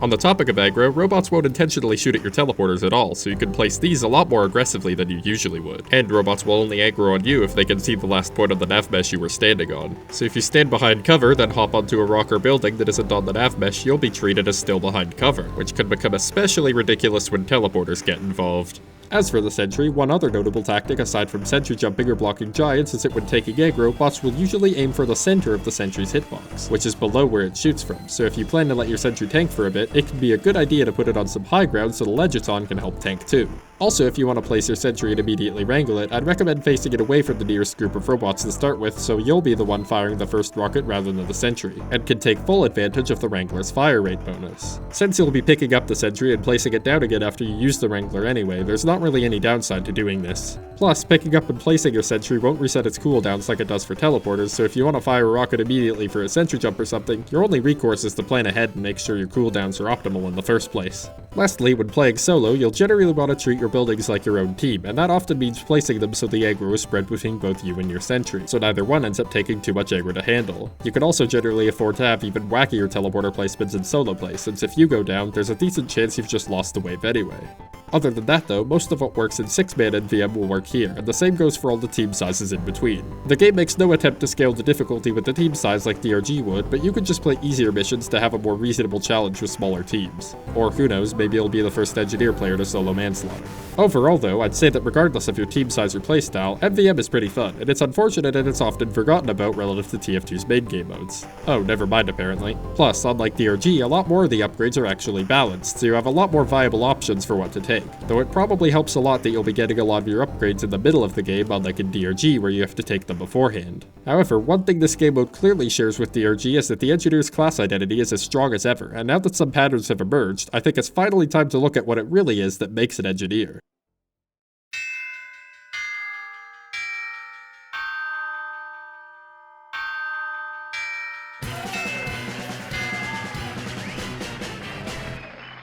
Between TF2 and DRG, PvP or PvE, the core of the Engineer remains the same. These classes are simple enough on the surface that when the game is easy, it seems like all they'll ever have to do is build a sentry and watch as the game plays itself. And for most games trying to emulate them, which often only add the sentry, this is taken as a sign that the sentry was overpowered and needed to be nerfed. Of course, even the Quake mod that originally introduced the class had always intended this as a feature, as the class was made specifically not to require traditional FPS skills, and so is designed with so many unique mechanics as to practically be playing an entirely separate game, one based heavily around long-term strategy and building placement. Not unlike the RTS games, it has mechanics and buildings were heavily inspired by. It was this design decision which made the Engineer so unique, but for the Team Fortress franchise, it also ended up influencing every other aspect of the games. For maps, sightlines had to be specifically crafted to take into account a sentry's range, while respawn times and spawn room placements had to be balanced around his teleporter. Not only could the mere presence of a medium ammo pack potentially make or break an Engineer's defense, but even the most hidden and unused areas of a map could suddenly become the objective if the Engineer manages to hide a teleporter there. If the pacing of a map or game mode was just a bit too fast or a bit too slow, the Engineer could range from barely playable to completely broken, and as TF2 and its player base got faster, so did he. At launch, teleporters cost 125 metal, building upgrade progress wasn't doubled during setup time, and he couldn't pick up buildings. But now he even gets unlockable weapons which can be combined to make him into one of the most mobile classes in the game, even if his movement isn't quite as flashy. Most of the time. For weapons, this is already a game where even a minor stat change like a bit of self-damage could tip the game's balance enough for any other class to warrant immense consideration. And because the Engineer barely even plays like an FPS, not only would his reaction to most stat changes be completely unpredictable even when compared to most of the other classes, but any weapon abilities that could impact his gameplay enough to be worth adding would also do so in a way that would effectively force the developers to balance two separate games. This is likely why, relative to most of the other classes, the Engineer gets so few unlockables, and why his leaked source code looks more like a graveyard of scrapped weapon ideas, but also why almost every single one that actually got into the game ended up so drastically changing his gameplay, while somehow staying all, not you bumps, and so perfectly balanced. It's probably also why some of his weapons can seem so unbalanced, since missing even the slightest detail about them could shift their perceived strengths by so much. And even knowing every detail, the factors at play in the Engineer's weapon balance could get so absurd that they're still hard to keep track of, such as how the server's tick rate helps balance the Wrangler in both TF2 and MvM, or how a buff to any weapon is also a slight buff to the Eureka effect. Even a weapon like the Frontier Justice just wouldn't work at all in the hands of any other class. Oh hey look, it's the Diamond map. For the Wrangler specifically, the sheer number of map exploits enabled by sentry jumping all but forced Valve between removing the self-damage or recompiling nearly every map in the game, and they still chose the latter. After all, the Engineer's teleporters were already responsible for just about every other map exploit in the past, so they knew what they were getting into. At the end of it all, TF2's Engineer is now in a near perfect state of weapon balance, where even most of his remaining exploits end up being balanced and strategic additions to his toolkit. And even his obvious strongest weapon, the Eureka effect, manages to be strong in such a way that his other weapons, and even wrenches, end up getting used more. And the teleporter buff it gives Engineer as a whole remains in line with the faster pace of modern TF2, so despite its strength, the best change it could be given is still a slight buff.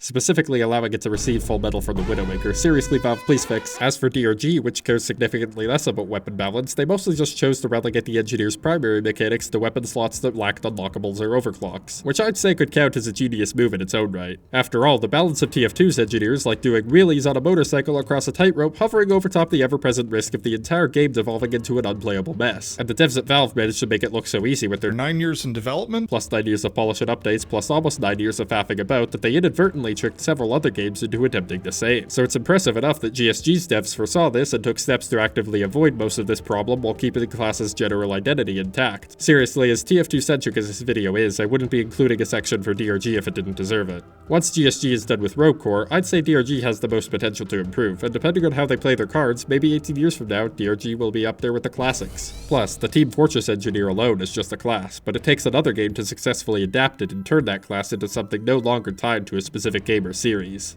The Engineer Archetype. Wait, I already used this title card. Anyway, though the Engineer's complexity may seem like it's just a result of TF2's complexity, it should be clear now that a lot of this complexity is inherent to the archetype. I'd actually thought of making a video like this for TF2's other classes, though as complex as they are, I still don't think there'd be nearly as many mechanics to talk about, and few of even TF2's classes manage to rise to the level of archetypical class of classes that the Engineer does. As it turns out, when an Engineer's buildings are designed to interact with the rest of the game in unique and interesting ways, it forces emergent mechanics to come out of that. And not only is this method of building design necessary, but so are the emergent mechanics, as they would end up compensating for that lack of traditional FPS gameplay. The Engineer is a complex class, almost by definition. Did I need to spend several hours explaining this complexity just for you to know that? Well, no. But maybe yes? Honestly, no, but I just wanted to make a guide on how to play the Engineer and that ended up complementing the part on how the class is designed. And why split a video into multiple parts when you could instead have just one video with more information in it than entire channels? Also, I find it funny that a class designed for people who lack precise aim ended up going so full circle that it now has some of the most precise tech in the entire game, which also shows that an Engineer class doesn't even need to forego FPS gameplay at all. It just needs to not be the primary focus of the class's gameplay. In many ways, this also makes the Engineer the closest thing there is to the archetypical TF2 class, as its initial simplicity allows even beginners to the entire FPS genre to have fun, but its emergent complexity raises the skill ceiling to potentially the highest there is in the entire game, which is often what TF2's classes as a whole get praised for.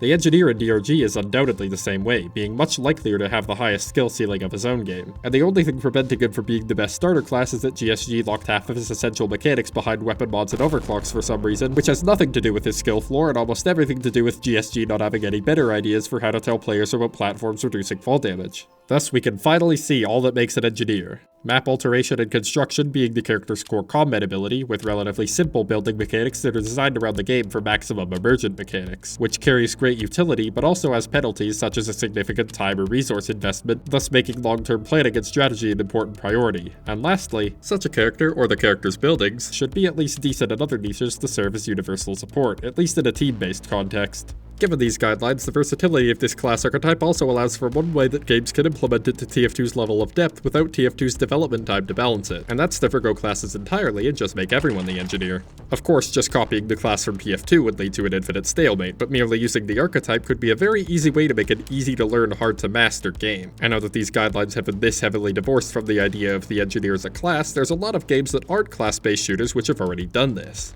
Aside from the entire RTS genre, which these mechanics were originally taken from, Splitgate could maybe count if portals count as buildings, so that's a bit of a stretch, and if I'm to seriously compare its mechanics to any Valve game, it's definitely not going to be to TF2. Terraria is mostly PvE, but does a great job of incorporating building into combat regardless, and I especially like the Ice Rod. I'd say even something like Minecraft's PvP could count, at least on servers that get rid of all the overpowered nonsense, so building stuff becomes notably useful again. Hopefully my voxel game when that's done. Yes, I'm still working on it, and we'll probably make a video soonish about what's up with that, though in summary, I forgot about the importance of modding, so I'm trying to add a good way of doing that without sacrificing performance, but then real life stuff happened, and also I run on money like an MvM robot, and e-begging and showing unfinished things are anathema to my very being, unlike an MvM robot, probably. So I'm also trying to see if I can get both the time and money to make stuff as hopefully presentable as this video, which watching this probably helps with, so thanks. And that's technically not e-begging because you've basically already done it. Anyway, of all the relatively popular games out there is one that has a pretty unique approach to combining building and combat, and actually falls under the category of making everyone an Engineer quite nicely. That, of course, being TF2 again. Wait, that's not TF2? Wait.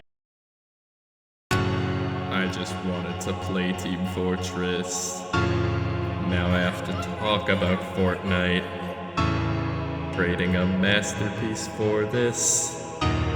Peter Griffin Family Guy. Alright, let's do this one last time. Fortnite Battle Royale, not to be confused with Fortnite 100 Days at a Shopping Mall with Mr. Beast, or Fortnite Impending Copyright Infringement Lawsuit Obby, has one class with 5 weapon slots that you can fill with whatever random crap you could pick up. A pickaxe slot, which you can't change and which lets you easily destroy structures, and most importantly, an equivalent to TF2's hidden toolbox slot, which lets you use materials harvested from structures to build structures of your own. You can build floors, walls, slopes, and roofs, all of which start with low health and regenerate to their full health as they build, but block all projectiles, players, and bullets instantly upon being placed, and can be used to support even more structure pieces. You can also instantly edit anything not built by an enemy player to perfect the fine details of the structure and give you just the right trade-off between cover and maneuverability, leading to a lot of depth and modularity in the game's building mechanics, and the advantages they provide in combat make them a core aspect of the game at almost every level of play, unless for some reason you're playing the game mode where building is disabled. Seriously, why are 40,000 people playing this? Because everyone is the engineer in Fortnite, building also plays a huge role in the game's balance, and even though most fights start in a much more open area than a typical TF2 map, the ability to instantly spawn in cover helps greatly to make fighting against long-range weapons a bit more interesting, and to move fights into closer quarters.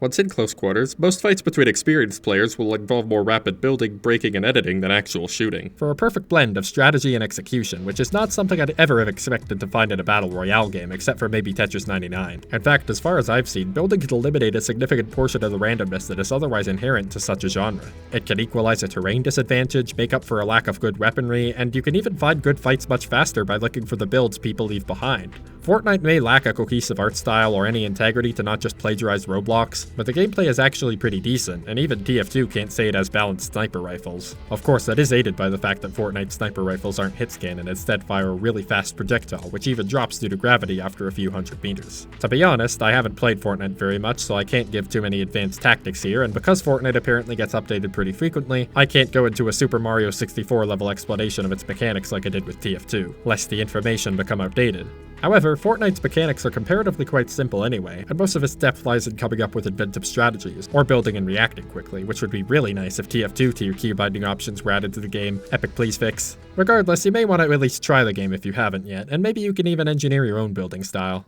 Also, if I were to actually rank these games based on their building mechanics, I'd say Fortnite best incorporates them into a situation where everyone is the engineer with some pretty interesting combat mechanics that I suck at the game too much to fully appreciate. TF2 best integrates its weapons and game mechanics with the engineer's buildings while having the best supportive buildings and building variety, and DRG best focuses on the engineer's long-term impact over the course of a game, gives a lot of opportunities for teamwork in general, and has a good balance of defensive and offensive building with the platform's sentries and mines. Plus, as I said earlier, I think that DRG has the most potential to improve its engineer here once GSG is done working on Rogue Core. Also, I'd like to thank everyone who helped work on these games and thus help make the Engineer Archetype into what it is now. And in addition, I'd like to thank both the TF2 and DRG devs again for having such interesting class mechanics in general. Even though the Engineer's mechanics were basically just taken from RTS games, it shows that with enough effort, you can fit just about anything in an FPS. I mean, if SCP Secret Lab can get away with making you play FNAF, then clearly anything goes. If you want to add engineer-like mechanics into a game though, then please, just think of mechanics that are already in the game and fit the buildings to that. Make the buildings important, but don't just copy the Sentry Gun. And when it comes to polish and balance, this ends up being so game-specific that there's really only one thing I can say.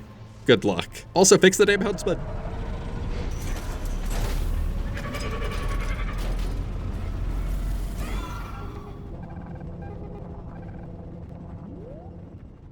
The Engineer from Team Fortress 2, and the Engineer from Deep Rock Galactic. Both are amazing examples of a class which truly feels like you're filling that role when playing them. Their wealth of emergent mechanics, the complexity arising from their ability to modify the battlefield to their advantage, and the effectiveness of playing around their buildings adds so much depth to their gameplay, enough to fill a several-hour video, even if that video's narrator has a habit of talking faster than basically everyone else in the entire website. Years after their releases, their skill ceilings continue to rise, keeping seasoned veterans coming back to the games they reside in, but they remain simple enough to attract new players. Because no matter how complex the inputs get to move your buildings up in record time, anyone can join the game, pick their class, and hit Sentry with Wrench.